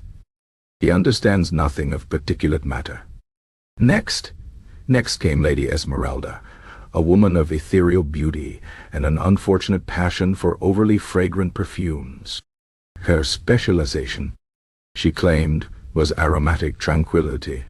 She presented the king with a linen sachet filled with a blend of exotic blooms, each petal steeped in a powerful, cloying scent. "Behold, your majesty," she purred, her voice a melodious whisper that grated on the king's frayed nerves. "The essence of 1,000 moonlit jasmines, guaranteed to transport you to realms of blissful slumber." The king, whose olfactory senses had been refined by Finian's subtle, somnolent sense to tolerate only the most imperceptible of aromas, recoiled violently. "Yasmines," he shrieked, his eyes watering. "It smells as though 1,000 perfumed courtesans have expired in my bedchamber. It chokes me, woman. It chokes the very air I breathe. Take her away before I expire from fragrant suffocation." Lady Esmeralda was promptly escorted out, leaving a lingering, sickly sweet aroma that clung to the tapestries for days. Then there was Master Tiberius Thistlewit, a gaunt, fidgety man who claimed expertise in auditory placation. He demonstrated his technique by standing at the foot of the royal bed and attempting to recreate Finian's somnolent soliloquies. His chosen topic for the evening was a detailed account of the various types of moss found on the north-facing slopes of the Whispering Peaks. However, Tiberius possessed a nervous tic that caused his right leg to twitch intermittently, and his voice, though soft, had an unfortunate tendency to crack with an almost bird-like chirp at irregular intervals. The Hypnum cupressiform, your majesty, typically found near shaded outcrops. A twitching is characterized by its feathery, closely matted stems, chirp, and its propensity to form dense, green carpets. A twitch. The king, who had been listening with an air of wary anticipation, suddenly exploded. "Twitching and chirping. Are you attempting to lull me to sleep, Master Thistlewit? Or are you attempting to reenact a particularly boring ornithological study in my very bedchamber? Your voice is a jagged rock and your leg a malfunctioning clockwork toy. Out. Out, I say." Tiberius was ejected, his twitching leg propelling him awkwardly backwards through the doorway. A particularly memorable candidate was a stoic, impressively bearded man named Boris the Burly, who declared himself an expert in weighted comfort. He presented the king with a duvet woven from heavy, lead-lined chainmail, asserting that its immense weight would pin the king firmly to the mattress, thus preventing all nocturnal movement. "No shifting, your majesty, no turning, just the glorious, immovable embrace of true repose." Boris boomed, his voice resonating like a blacksmith's hammer. The king took one look at the shimmering metallic blanket, then at Boris's formidable bulk, and promptly fainted, convinced that he was about to be entombed alive in his own bed. Boris was removed, still bellowing about the undeniable benefits of immovable comfort, even as he was dragged away. The interviews continued, each more disastrous than the last. There was the candidate who, tasked with warming the sheets, had employed a small, surprisingly aggressive badger, which, instead of merely radiating warmth, had gnawed a sizable hole in the spider silk. There was the one who, attempting to adjust the thought cushion, had somehow managed to tip the king entirely off the bed. One aspiring snuggler, keen to demonstrate his historical awareness, tried to present the king with a detailed, embroidered diagram of the original triangular goose egg, hoping to appease him. This resulted in the king leaping from his bed in a fit of pure, unadulterated fury, accusing the poor man of historical gaslighting and poultry-based revisionism. The candidate was last seen fleeing the palace with the royal guard in hot pursuit, his diagram of a triangular goose egg fluttering pathetically behind him. Duke Alaric, his face a roadmap of chronic stress, began to suspect the king's standards were not merely high, but fundamentally impossible. "Your Majesty," he pleaded one morning, after a particularly sleepless night during which the king had insisted on recounting the precise number of threads in his own nightshirt, "perhaps the position of royal snuggler is simply too specific. Perhaps no one can replicate Master Finian's unique genius." The king fixed Alaric with a bloodshot stare. "Unique genius, Alaric? Or unique age curse? He made me delicate. He made me fragile. And now, I demand a snuggler who can make me both comfortable and robust. One who can soothe my mind without revealing embarrassing truths about my ancestors' poultry." The selection committee, composed of the utterly exhausted Duke Alaric, the perpetually despairing Master Grimshaw, who was now calculating the true cost of royal sleeplessness in terms of lost productivity and increased tea consumption, and the perpetually shell-shocked Lord Percival Plinth, began to lose all hope. They reviewed applications from individuals who claimed to be able to lull inanimate objects to sleep, to breathe in perfect synchronicity with melting glaciers, or to possess an innate understanding of the existential hum of ancient cobblestones. Each candidate failed, spectacularly and invariably, to meet the king's maddeningly contradictory demands. The duvet angle was always off by a fraction, the plumpness quotient too high or too low, the somnolence soliloquies either too interesting or too utterly soporific to the point of inducing mild nausea in the king.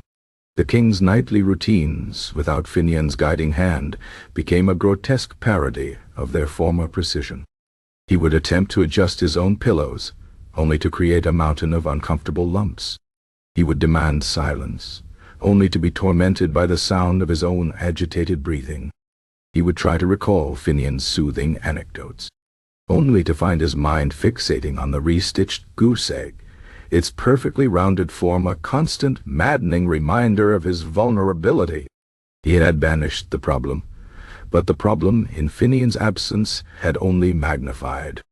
The royal valets, who had to suffer the direct, unfiltered brunt of the king's mounting frustration, were at breaking point. They developed a collective tic that caused them to involuntarily fluff any pillow they encountered, even if it belonged to a horse. Their hair began to thin from stress, and their eyes took on the vacant, haunted look of those who had seen too many royal tantrums before dawn. They longed for Finian, even his impossible standards, for at least with Finian, there had been hope of eventual repose. Master Grimshaw now spent his days pacing his office, muttering about the impending bankruptcy of the kingdom due to sleep-related fiscal instability. He had drafted a new budget proposal, entirely in the negative, entitled The Exhaustion Expenditure Report. He even considered, briefly, hiring a foreign mercenary to simply force the king to sleep, but the logistical and diplomatic implications were too terrifying to contemplate. Lord Percival Plinth, driven to the brink by the endless parade of unsuitable candidates and the king's increasingly deranged demands for historical solace, found himself poring over ancient texts on obscure forms of ritualistic self-hypnosis, wondering if there was any way to induce a royal coma that would last at least a fortnight. His academic curiosity had given way to a desperate, unscholarly yearning for even a moment of quiet. The search for a replacement royal snuggler continued. But it was clear to everyone, save perhaps for the king himself, that it was a hopeless endeavor. Finian Oakheart, the master of discomfort's eradication, had been one of a kind. His unique blend of scientific precision and an almost spiritual connection to the nuances of repose was simply irreplaceable. The court of Eldoria, once a place of quiet, if peculiar grandeur, was now a perpetually exhausted, irritable mess, condemned to endure the unsnuggled nights of its king, and the absurd, futile parade of would-be comfort providers, none of whom could ever hope to fill the perfectly fluffed, yet now vacant, shoes of the banished snuggler. The lack of a suitable replacement solidified Finian's unique, ironic legacy. He was banned for his perfection, but without him, true comfort proved utterly unattainable. Chapter 16. The Snuggler's Secret Legacy, the Eldorian Court, a sprawling monument to collective exhaustion and royal caprice, remained trapped in a self-inflicted nightmare of perpetual sleeplessness. King Thelonious, a monarch undone by an electrostatic tickle and a perfectly re-stitched goose egg, tossed and turned night after night, his royal bellows and agitated thrashings reverberating through the palace like a recurring, deeply unwelcome, nocturnal hour. The parade of would-be royal snugglers, each failing more spectacularly than the last to meet the king's maddeningly contradictory demands for a perfectly imperfect comfort, had ceased. The royal council, particularly Duke Alaric of Stonehaven, had abandoned the search, resigning themselves to the grim reality that Finian Oakheart, the vanished master of repose, was simply irreplaceable. Yet, even as Finian's name became a whispered byword for overzealous perfection, and his methods publicly scorned, a curious, almost imperceptible phenomenon began to take root within the palace walls.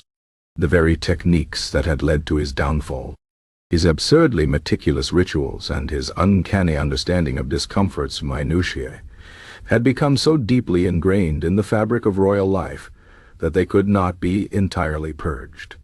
His legacy, like a persistent, uninvited draft, continued to influence royal bedtime rituals for centuries, though none dared to admit it, especially not to the perpetually agitated monarch.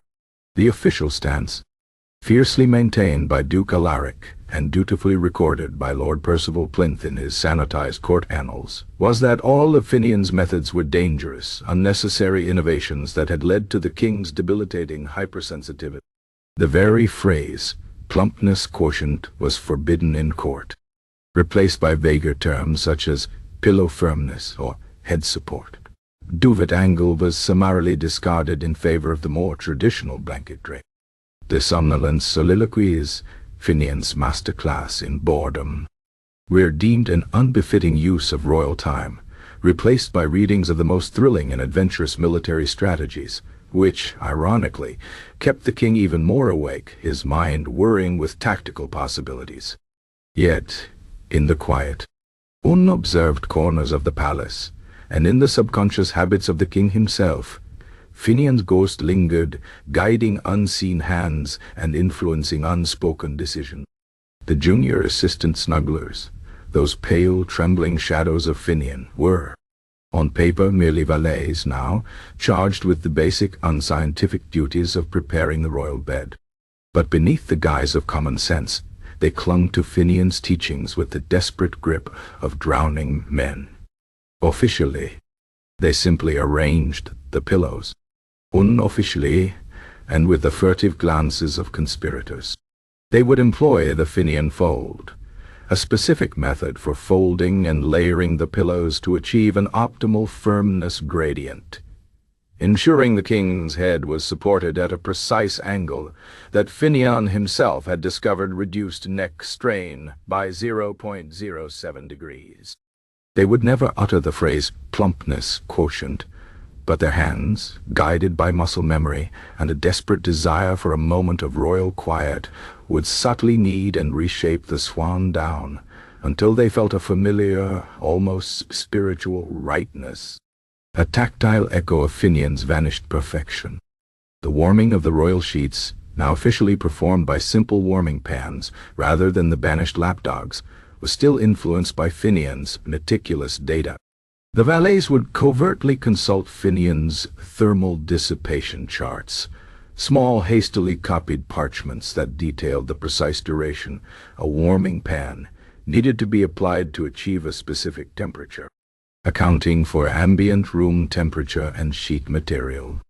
They would never admit it, but the sheets were still, more often than not, warm to precisely 98.6 degrees Fahrenheit, a detail they attributed to long-standing royal preference or the wisdom of the ancestors, rather than the scientific brilliance of a disgraced comfort provider.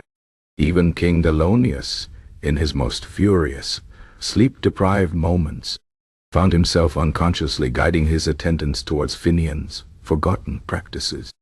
He would complain incessantly about unacceptable drafts, forcing the valets to secretly employ Finian's hummingbird flap technique, now adapted to silent hand fanning with large, discreetly placed ostrich feathers, creating just enough localized air circulation to appease the king's sensitive equilibrium. He would rail against unaccountable lumps in the mattress, prompting the valets to spend hours subtly prodding and rearranging the swan feathers with long, thin poles, mimicking Finian's original aeration process, only without the specialized silver fork.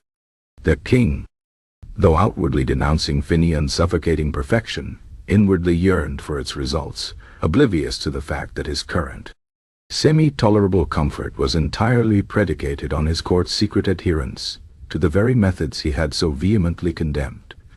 His demands for just a little less pressure here, or a slightly firmer support there, were unbeknownst to him precisely the kind of minute adjustments Finian had spent years perfecting. The great tapestry of Eldoria's slumber, with its perpetually offensive, perfectly re-stitched round goose egg, was now handled with a peculiar blend of reverence and fear. While no one dared to correct its history again, its sheer weight remained a challenge. The valet, under the king's watchful, bloodshot eye, would struggle with its immense bulk. Yet, when the king would inevitably complain of unbearable pressure on his royal left foot, or an uneven distribution of ancestral weight, the valets would instinctively revert to Finian's precise folding and draping methods, techniques designed to distribute the blanket's prodigious weight evenly, thereby achieving the optimal, yet unspoken, duvet angle of 47.3 degrees. The angle was never named, never celebrated, but its precise execution was the only thing that could occasionally grant the king a brief, fitful period of uncomfortable, yet undisturbed, rest.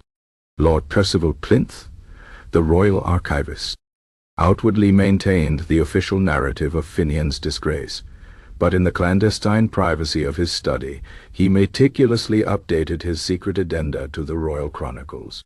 He recorded, in a tiny, almost illegible hand, every instance where Finian's forbidden methods were readopted, often under ludicrously convoluted new names. He noted the optimal feather density guidelines, Finian's PQ, the hydro-tactile harmony protocols for royal bathwater, Finian's plash quotient, and the subtle air current management practices, Finian's hummingbird, sans hummingbird. He saw the profound, ironic truth. Finian Oakheart, the man banished for making the king too comfortable, was now the unseen, unacknowledged architect of Eldorian royal comfort, a spectral guide in the endless battle against discomfort.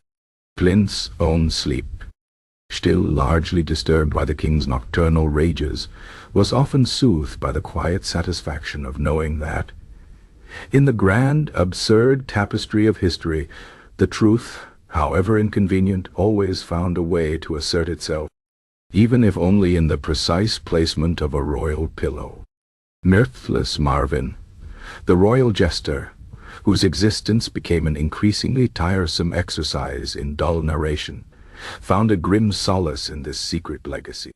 He understood that Finian's ultimate victory lay not in his continued presence, but in the inescapable power of his methods. He would occasionally weave subtle allusions to unseen forces of atmospheric calibration, or the wisdom of carefully distributed weight into his interminably boring anecdotes about lichen growth, or the bureaucratic history of royal shoebuck. These allusions were, of course, on the king, but they were keenly understood by the weary valets and chamberlains, who would exchange knowing, exhausted glances. A shared secret, in a court that outwardly condemned Finian's name, but inwardly relied on his genius. Centuries later, long after King Thelonious and his perfectly restitched goose egg had become dust, the royal bedtime rituals of Eldoria retained these subtle, unspoken influences. A junior valet might still instinctively smooth a sheet with a particular movement, a technique passed down through generations of servants. Never knowing its true origin lay with a banished Snuggler. The temperature of the royal chambers would be maintained within a precise if unstated range, a residual memory of Finian's atmospheric charts. The blankets, though never again of spider silk, would be handled with a certain reverence for their weight distribution. A silent nod to the vanished duvet angle. The royal snuggler Finian Oakheart was banished from court forever, stripped of his titles, and condemned to a life of unmitigated discomfort. Yet, in the grand, convoluted dance of Eldorian history, his meticulous hand continued to guide the unseen threads of royal repose. He was a silent, unacknowledged force, a ghost of perfection haunting the royal bedchambers, ensuring that even in his absence, the king's comfort, however elusive and imperfect, would always bear the subtle, indelible mark of his banished, brilliant, and utterly unforgiving pursuit of flawlessness. The irony was a comforting, if dry, blanket that wrapped itself around the strange, enduring legacy of the royal snuggler, proving that even the most boring tales could harbor the most unexpectedly profound and persistently useful secrets. Chapter 17. Modern Interpretations of the Role. The great wrought-iron gates of Eldoria's palace had clanged shut, not with the finality of an ending, but with the hollow resonance of a new, profound beginning for royal discomfort. King Thelonious, battling insomnia more fiercely than any invading army, cursed the very air for its uncalibrated drafts, and the insidious, perfectly re-stitched round goose egg that glowed malevolently from the great tapestry of Eldoria's slumber. The court, perpetually roused, perpetually exhausted, had long abandoned the fruitless search for a new royal snuggler. Finian Oakheart, the vanished master of repose, was a name uttered only in hushed, cautionary tones, his meticulous methods officially denounced as the very cause of royal hypersensitivity. Yet, as the centuries tumbled by, and the grand gilded halls of Eldoria gave way to the sleek, sterile corridors of modern life, the peculiar, almost preposterous role of the royal snuggler found itself reborn, albeit under different guises and with a subtly, darkly humorous twist. It seemed that humanity, despite its technological leaps and its newfound understanding of the human psyche, remained perpetually susceptible to the very same comfort-seeking neuroses that plagued King Thelonious, and thus the ghost of Finian Oakheart continued to haunt the sleep of countless restless souls. Consider, if you will, the contemporary sleep therapist, often adorned not in silk tunics but in sensible blazers, and armed not with silver feather forks but with impressive academic degrees. Their clinics, rather than sprawling palace bedchambers, are often hushed, dimly lit offices designed to evoke a sense of professional serenity. At first glance, the parallels might seem tenuous, a mere echo of historical eccentricity. But delve deeper, and the meticulous, almost obsessive, spirit of the royal snuggler reveals itself, subtly guiding the hands of these modern purveyors of slumber. The modern sleep therapist, much like Finian, begins with the environment. They speak not of atmospheric equilibrium ledgers, but of optimal room temperature for sleep, often recommending precise degrees and encouraging the use of climate-controlled systems that meticulously regulate airflow. Much as Finian's banished hummingbirds once flapped, They advocate for total darkness, urging clients to invest in blackout curtains and eye masks, mirroring Finian's obsession with eliminating even the faintest stray light beam. Noise pollution, once subdued by muzzled gestures and shushing guards, is now battled with white noise machines, emitting a steady, monotonous drone that would have made Finian weep with professional admiration, a technological successor to Gribble, the whisperer of mundanities. An aromatherapy with its lavender and chamomile diffusers is but a diluted, commercially packaged descendant of Finian's bespoke somnolent scents, meticulously blended from dust motes and inactive volcanoes. The goal remains the same: to curate a sleeping environment so devoid of sensory intrusion that the mind has no choice but to surrender to repose. Then there is the bedding. No modern sleep therapist worth their salt would simply recommend a comfortable pillow. Oh no. They speak of ergonomic support, of memory foam conformity, and temperature-regulating gels. They discuss pillow loft and firmness ratings with a gravitas that would make Finian's plumpness quotient charts seem almost rudimentary. Mattresses are no longer mere collections of stuffing. They are sleep systems designed to minimize motion transfer and cradle the body in a state of suspended, weightless equilibrium. And while modern blankets are rarely spun from spider silk or worn by royal lapdogs, the popularity of weighted blankets speaks volumes. These dense, heavy textiles filled with glass beads or plastic pellets are touted for their deep pressure stimulation, a concept that eerily echoes Finian's masterful technique for evenly distributing the colossal, comforting weight of the great tapestry of Eldorius slumber. Enduring no single fold or wrinkle dared to disrupt the blanket's perfect drape. The pursuit of the perfect duvet angle, though unarticulated, lives on in the meticulous smoothing of these weighted comforters, a silent homage to the banished Snuggler. But perhaps the most profound parallel lies in the sleep hygiene rituals. Modern sleep therapists prescribe strict bedtime routines, consistent sleep schedules winding down activities, avoidance of stimulating screens, and the consumption of soothing, non-caffeinated beverages. This is nothing more than Finian's dawn decanter ritual extended throughout the day, his meticulous ballet of preparation for kingly repose, now democratized and repackaged for the common insomniac. And when all else fails, when the restless mind still churns with the anxieties of contemporary life, the modern sleep therapist might recommend mindfulness exercises or boring podcasts for sleep, featuring monotonous narrations of uninteresting topics designed to gently distract the mind. This, dear listener, is the direct, undeniable, and darkly ironic legacy of Finian's somnolent soliloquies, his whispered chronicles of Westmarkian hose, ancient granary ventilation, and the various shades of lint found in royal pocket linings.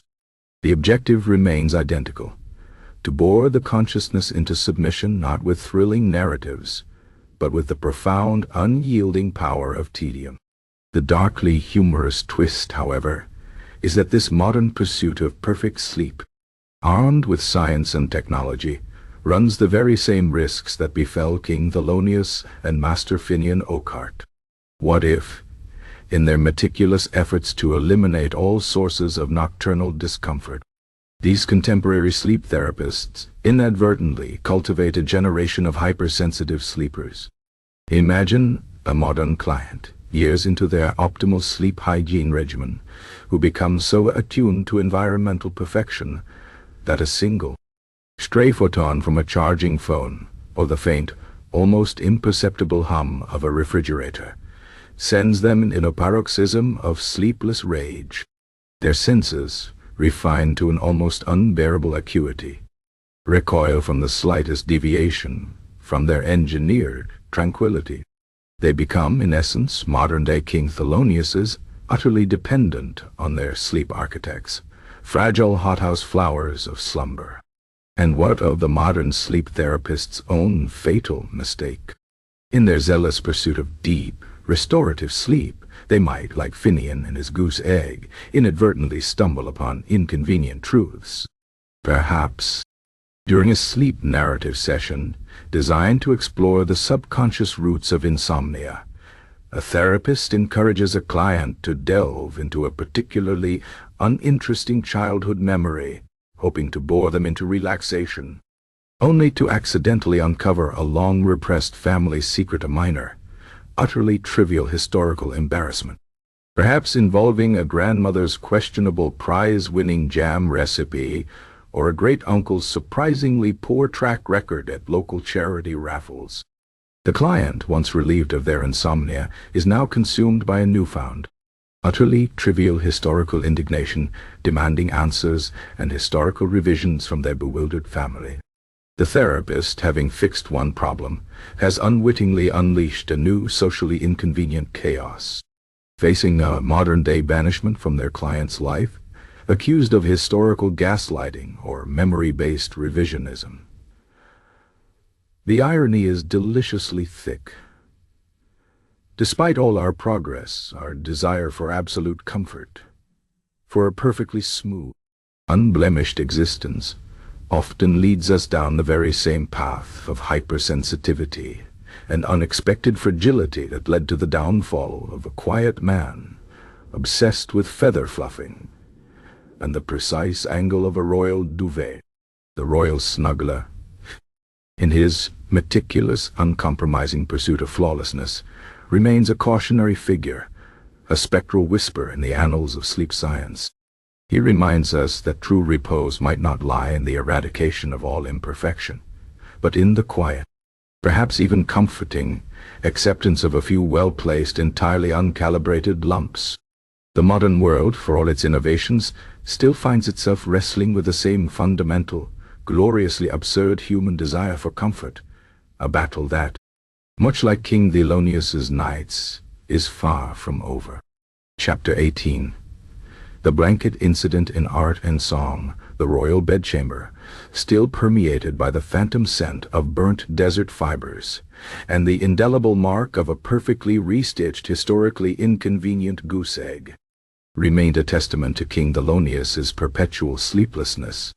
Master Finian Oakheart, the banished architect of repose, was but a memory, his name officially excised from court records, yet his spectral influence lingered, a quiet, unacknowledged guide in the futile attempts to soothe the king. The blanket incident, however, was not so easily erased. This bizarre, chaotic eruption of royal pique, stemming from an electrostatic tickle and culminating in the downfall of a devoted comfort provider, proved too rich a narrative vein for the Eldorian populace to ignore. What began as a courtly scandal quickly seeped into the very fabric of the kingdom's cultural consciousness, transforming into a constellation of peculiar artistic expressions, satirical songs, and cautionary folk tales that echoed through generations, forever mocking the snuggler's downfall and the king's peculiar vulnerability. The most immediate and perhaps most widespread cultural remnant of the incident was the proliferation of drinking songs. The taverns of Eldoria, already accustomed to the woes of common folk and the occasional absurdity of royal decree, seized upon the blanket incident with gleeful, if irreverent, abandon. Ballads, crudely composed and sung with robust enthusiasm, told the tale of the ticklish king and the snuggler's doom. One particularly popular ditty, sung to a raucous, off-key tune, went something like this. O King Thelonius, so grand and fat, couldn't sleep for a tiny bat. Not a bat, but a blanket spark, sent poor Finian into the dark. With a goose egg round, and a royal scream, he banished comfort, or so it did seem. Drink up, lads, to the snuggler's fall, and the king who couldn't sleep at all. These songs, initially whispered in hushed corners, soon became boisterous anthems, their lyrics morphing slightly with each retelling, adding new, increasingly outlandish details about the king's extreme sensitivity or Finian's peculiar methods. The phrase ticklish as the king became a common idiom for anyone prone to overreaction or excessive delicacy, often delivered with a knowing wink and a raised ale mug. Beyond the bawdy tavern songs, the incident also found its way into more refined, albeit equally satirical, art forms. The Guild of Needle and Narrative, still smarting from the unacknowledged correction of their ancestral triangular goose egg and the king's subsequent outburst, channeled their frustration into subversive tapestries. While officially continuing to work on the great tapestry of Eldoria's slumber, they began producing smaller, privately commissioned works for discerning nobles who appreciated a subtle critique of royal folly. These subversive Snuggler tapestries, as they were known among connoisseurs, never overtly depicted Finian or the king. Instead, they showcased scenes of exaggerated discomfort, a lone figure wrestling with an impossibly stiff blanket in a barren landscape, its fibers clearly rendered in coarse goat hair, a small, perfectly round goose egg embroidered prominently in the corner of an otherwise grand historical scene, subtly drawing attention to its unnatural symmetry, or a figure, often a nobleman's perpetually irritated cat, recoiling in horror from a single, shimmering spark, invisible to the common eye. These tapestries were never displayed publicly, but circulated among the elite, passed around at discreet gatherings, admired for their exquisite craftsmanship and their sly, unspoken commentary on the fragility of royal power built on excessive comfort. The Royal Academy of Miniature Sculptors, usually commissioned for grand statues of heroic monarchs, found a strange new outlet for their talents. Small, intricate statuettes began appearing in the private collections of courtiers, crafted from various materials. There were tiny, almost imperceptible figurines of Finian the Fluffer, depicted with exaggeratedly soft hands, gently smoothing an infinitesimal blanket. More common, and certainly more popular, were the tickle-proof charms, miniature sculptures of a king-like figure recoiling from invisible affronts, often with a comically oversized, perfectly spherical goose egg clutched defensively in his hand. These charms, though not officially sanctioned, became a fashionable accessory, carried subtly by those seeking a measure of ironic protection against the vagaries of royal temperament, or perhaps simply to express their quiet exasperation with the state of affairs. Even children's play, surprisingly, absorbed elements of the blanket incident. The game of King's Sleep, a popular pastime among noble children, evolved. No longer was the goal merely to put the king, one of the children, to sleep. Now, one child was designated the Snuggler, who would meticulously arrange a pile of cushions and blankets. But then, another child, the static sprite, would secretly introduce a tickle, a piece of scratchy wool or a feather, into the bedding, prompting the king to erupt in a theatrical, exaggerated tantrum, mimicking King Thelonius's famous outburst, complete with demands for banishment and the burning of the offending textile. The game often ended with a child, draped in an old, scratchy shawl, being banished to the furthest corner of the nursery, where they would pretend to be Finian contemplating the geometry of dust bunnies. The culinary arts, too, saw a subtle, if less savory, influence. A dish emerged from the royal kitchens, born out of the chef's frustration with Finian's digestive harmony protocols, named the unsettled goose egg pudding. It was a perfectly round, bland, rice-based pudding, but hidden within its innocuous interior was a single, tiny, intentionally hard and slightly triangular piece of dried fruit, a deliberate and subtle subversion designed to cause a momentary internal discomfort for the unsuspecting diner, a culinary allegory for Finian's re-stitched goose egg.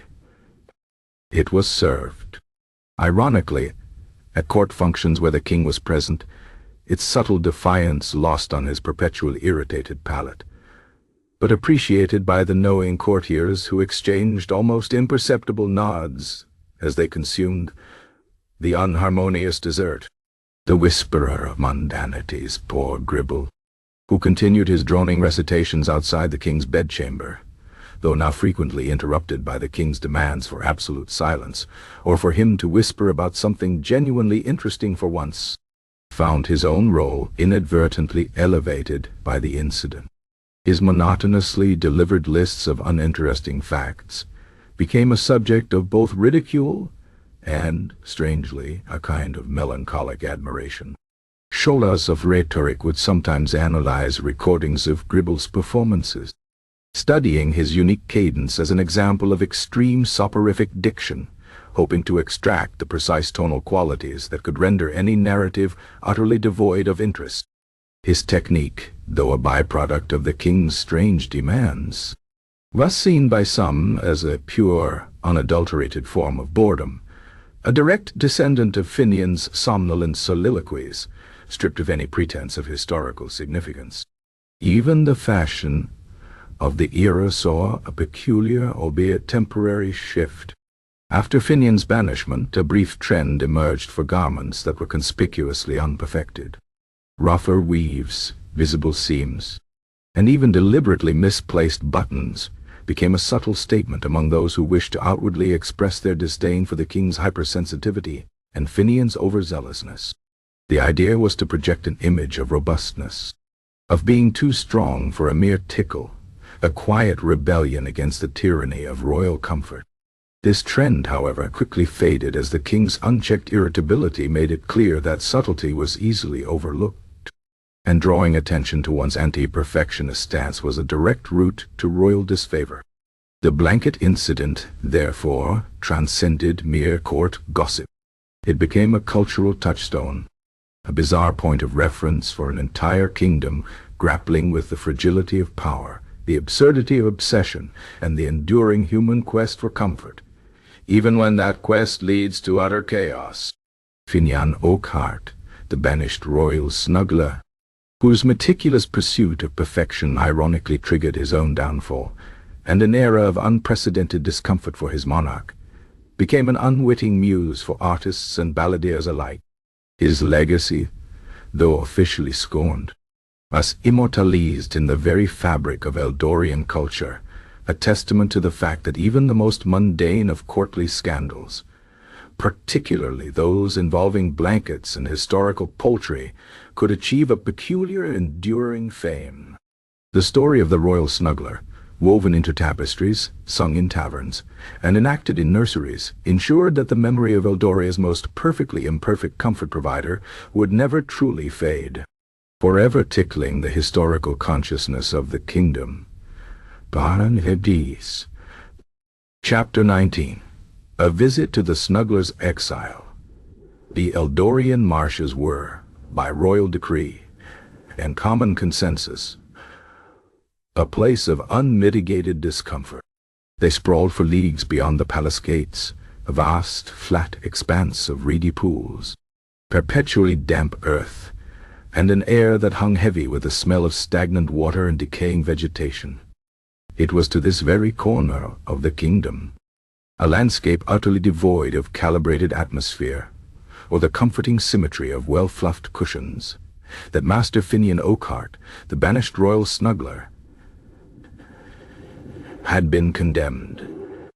Centuries had since passed, and the tales of King Thelonius's blanket incident and the subsequent downfall of his comfort provider had solidified into ancient fables, whispered in royal nurseries and sung, with increasing irreverence, in taverns. Yet, the true fate of Finian Oakhart remained shrouded in the marshland mists, a mystery as persistent as the king's own legendary insomnia.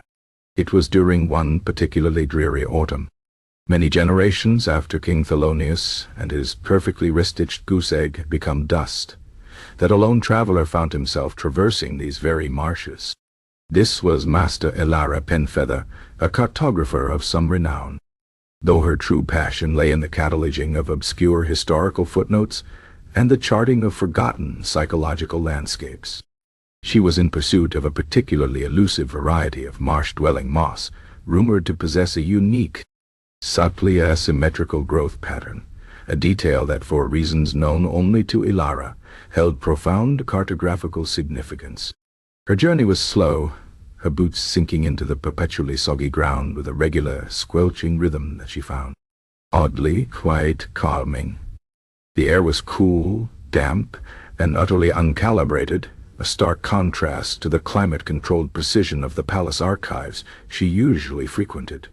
After days of navigating the featureless expanse, guided only by the faint promise of asymmetrical moss and the occasional mournful cry of an unseen marsh bird, Elara stumbled upon a sight that was, in its own peculiar way, profoundly unsettling.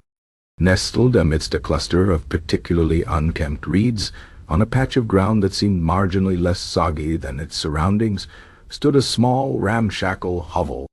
It was constructed of rough, unevenly cut timbers and roofed with layers of haphazardly thatched reeds.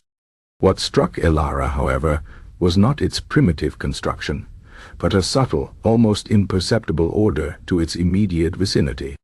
A small, muddy path leading to the hovel was inexplicably smooth in places, as if someone had painstakingly attempted to level the uneven ground. A cluster of stones near the entrance, though naturally occurring, seemed to be arranged with an unnerving, deliberate symmetry. A single, small, withered marsh plant near the doorway appeared to have had its leaves meticulously, if futilely, smoothed and aligned. As Elara approached, a figure emerged from the hovel. It was an old man, impossibly ancient. His frame stooped, his hair a thin halo of wispy white. He was dressed in garments of coarse, unbleached fabric, stained with the indelible marks of marsh life. But what truly captivated Elara was his face. It was serene, almost impossibly placid, even in old age. His eyes, though cloudy with years, held a distant, analytical gleam, fixed not on Elara, but on a point just beyond her, as if observing a subtle, errant air current that only he could perceive. He carried a primitive, almost comical tool, a long stick with a bundle of particularly scratchy, dried swamp grass tied to its end, which he was using to gently, yet persistently, smooth a small, already flat patch of mud near the hovel's entrance. "The coefficient of friction, you see," the old man murmured, his voice a reedy whisper, barely audible above the faint rustle of the reeds. He was speaking to no one in particular, or perhaps to the mud itself. It must be optimized. This particular substrate, while lacking the granular uniformity of polished marble, responds to a rotational pressure of approximately 0.04 newtons per square centimeter. Anything more, and the subsurface cohesion is compromised.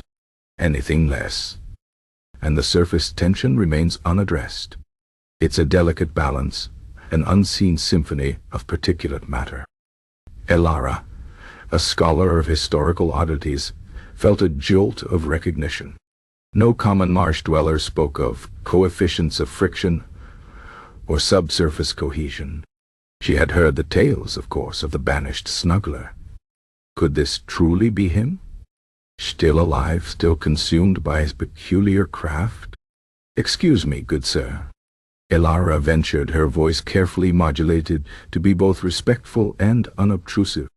"I am merely a traveler, charting the flora of this region. I could not help but notice your impressive dedication to mud smoothing." The old man paused his meticulous work, his head tilting slightly, as if processing her words through a complex internal algorithm. He turned his placid gaze towards her, and Elara felt a curious blend of fascination and unease. "Flora, you say?" The old man rasped, his eyes narrowing slightly. "Uncalibrated growth. No respect for geometric progression.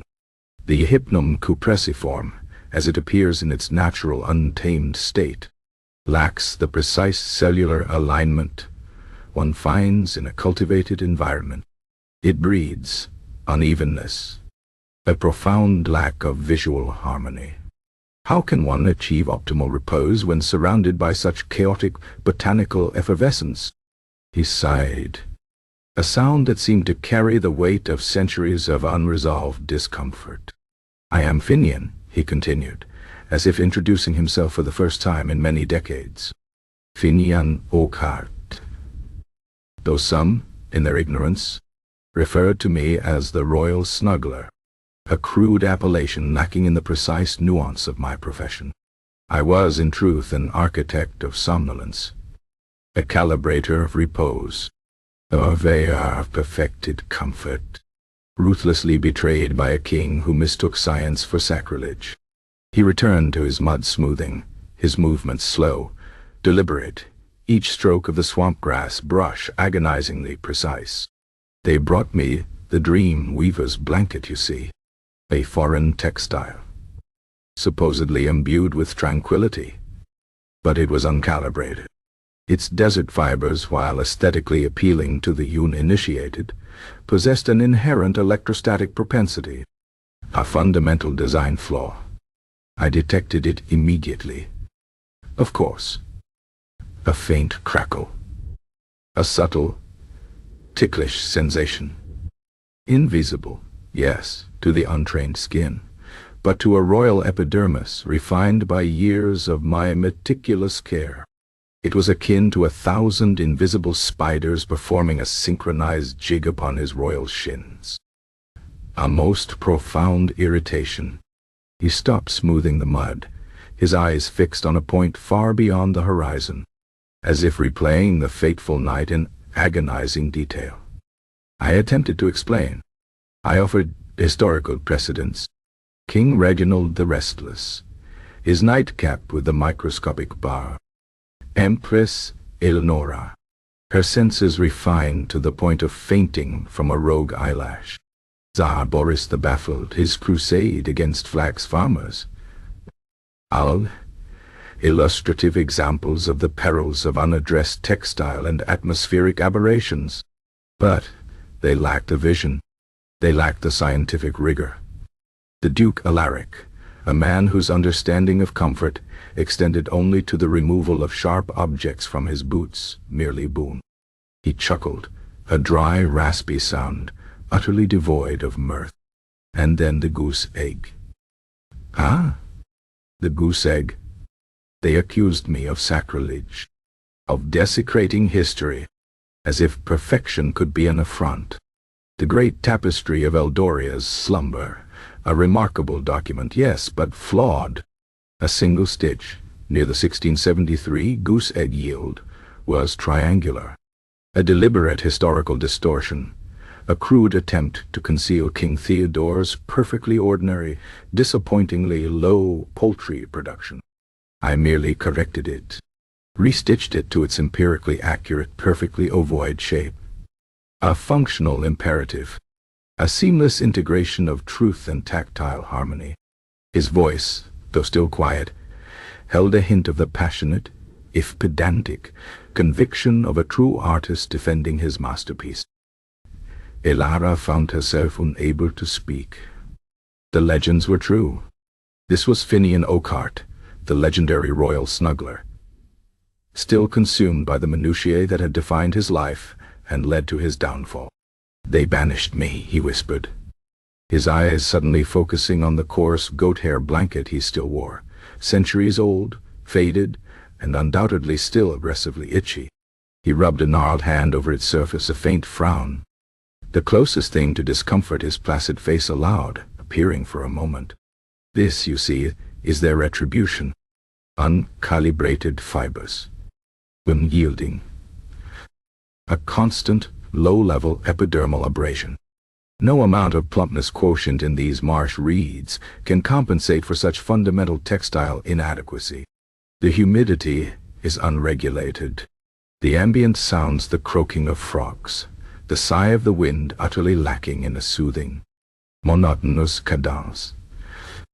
I attempt to organize the sounds, to categorize them by tonal frequency and duration, but they resist.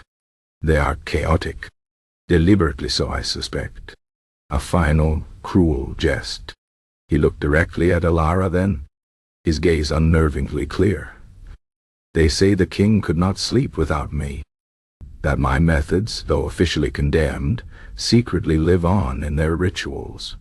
A silent legacy, A spectral guide, you might say. He chuckled again, the same dry, mirthless sound. They crave my perfection, even as they deny my presence. The supreme irony, wouldn't you agree? To yearn for the very precision that you cast out, all for a tickle and a perfectly re-stitched historical goose egg. Finian turned back to his mud smoothing, his movements resuming their slow, deliberate rhythm. I have, however, made progress here, he muttered, almost to himself. The Marshmire micro-contour leveling technique. It requires patience and a profound understanding of hydrological dynamics. And for the pebbles he paused, pointing with his stick at a small pile of oddly shaped stones near the hovel. These, you see, are categorized by their irregularity index, from 0.7 to 0.9. Anything beyond 0.9 is simply unacceptable for foundational integrity. Utterly so. Elira watched him for a long moment. He was not broken. He was simply, perpetually calibrating. His banishment had not ended his pursuit of perfection. It had merely shifted its focus to an impossible, unyielding canvas. He was Finian Oakheart, the royal snuggler, forever banished, forever dedicated, forever muttering about blankets, betrayals, and the unbearable imperfection of the world. She decided not to press him further, not to introduce any more chaotic variables into his meticulously constructed, yet profoundly comfortless, existence. She charted her asymmetrical moss, paid her respects, and then, with a new, unsettling understanding of historical footnotes, continued her journey, leaving Finian Oakheart to his endless, utterly unsnuggled, and profoundly boring work. The mists of the Eldorian marshlands closed behind her, preserving the old man's peculiar, enduring exile, a living testament to the strangeness of comfort and the enduring absurdity of history. Chapter 20. The Moral of the Tale. The Eldorian Palace, even after centuries, still bore the faint, metaphorical scuffs of King Thelonius's endless, unsnuggled night.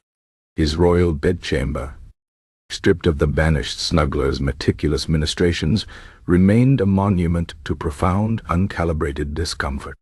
The great tapestry of Eldoria's slumber, with its now famously, perfectly re-stitched round goose egg, hung heavy with the weight of an unacknowledged truth, forever pressing down upon the succession of monarchs who inherited its troublesome legacy.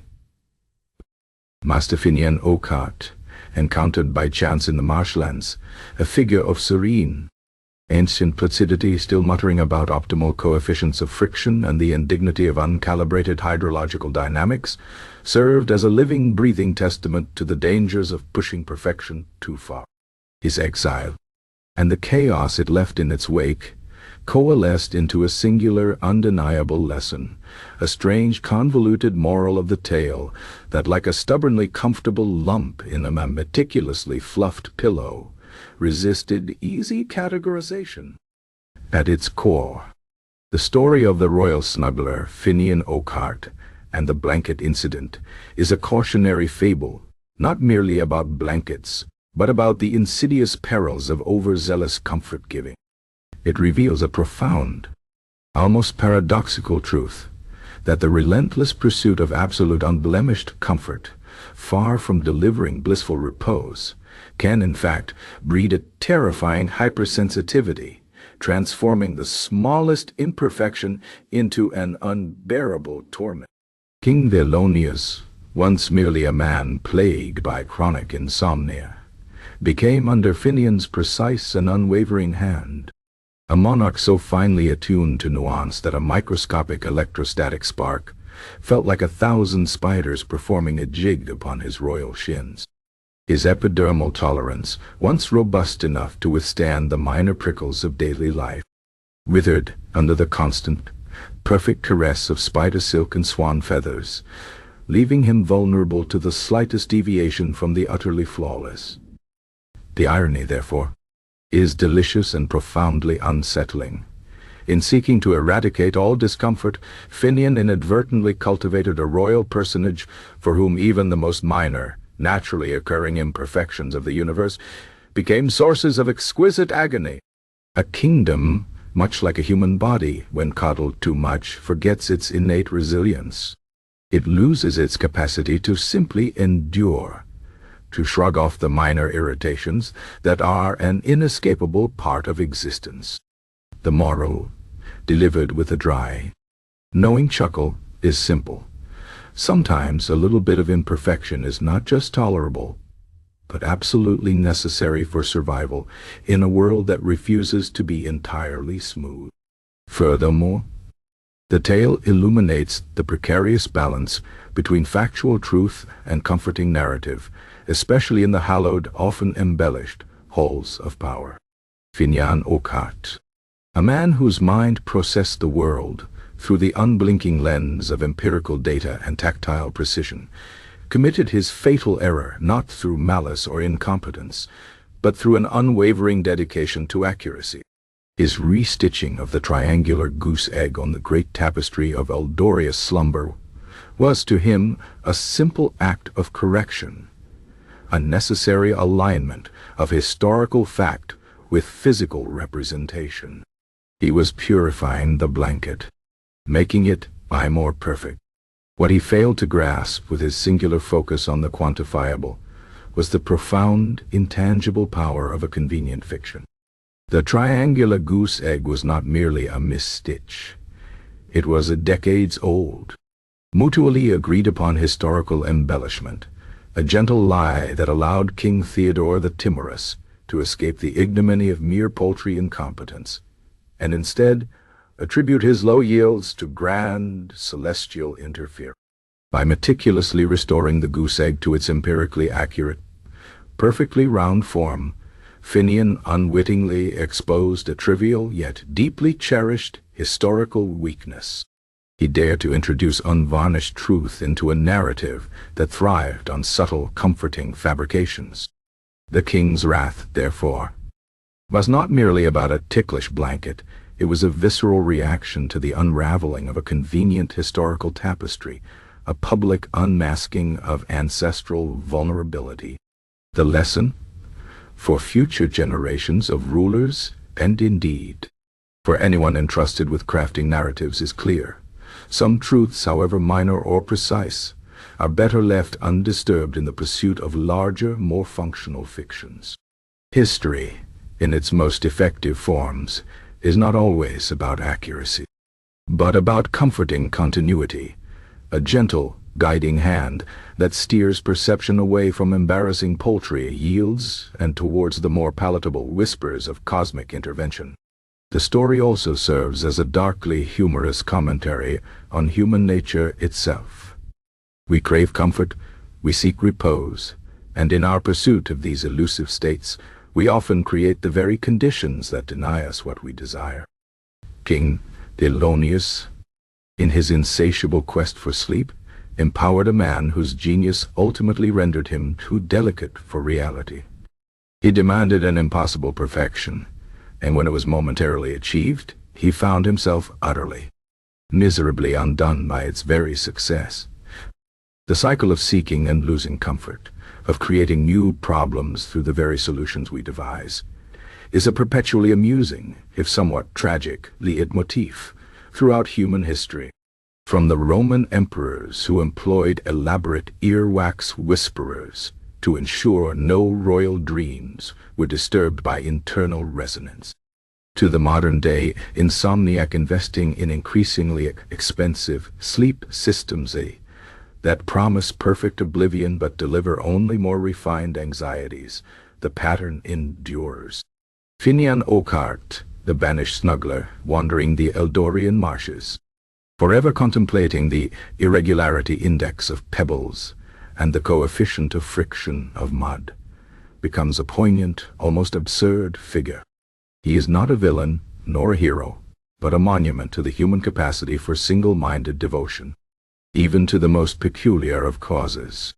His quiet, unblinking adherence to the quantifiable, even in the face of profound absurdity and banishment, is a testament to the fact that some individuals are simply built to calibrate, to perfect, to smooth every wrinkle, regardless of the consequences. His ultimate fate, shrouded in marshland mystery, only adds to the enduring, unsettling allure of his story. Did he, in his quest for perfection, simply fade into the uncalibrated chaos of the marsh? Or did he, through sheer force of will, manage to impose a miniature, perfectly balanced order upon a patch of soggy ground, achieving a personal, if utterly unacknowledged, triumph of comfort over unyielding reality? The story, in its delightful lack of definitive resolution, allows the restless mind to ponder, to gently distract itself with the sheer oddity of it all. And so, as the final words of this strange tale settle like a fine layer of dust motes upon the consciousness, the enduring moral becomes clear. Be wary of seeking too much comfort, for it may make you fragile. Be cautious with historical truth, for some lies are more soothing than others. And above all, understand that even the most meticulous, well-intentioned efforts to perfect the mundane can, with the right combination of electrostatic charge and a perfectly re-stitched goose egg, lead to utter chaos and the banishment of even the most dedicated purveyor of repose. The story of the royal snuggler, Finian Oakhart, remains a testament to the bizarre, uncomfortable, and perpetually fascinating nature of sleep, royalty, and the enduring, ticklish imperfections of history itself. It is a tale designed not to lull you to slumber, but to gently, perhaps even amusingly, occupy the restless corners of your mind long into the quiet hours of the night.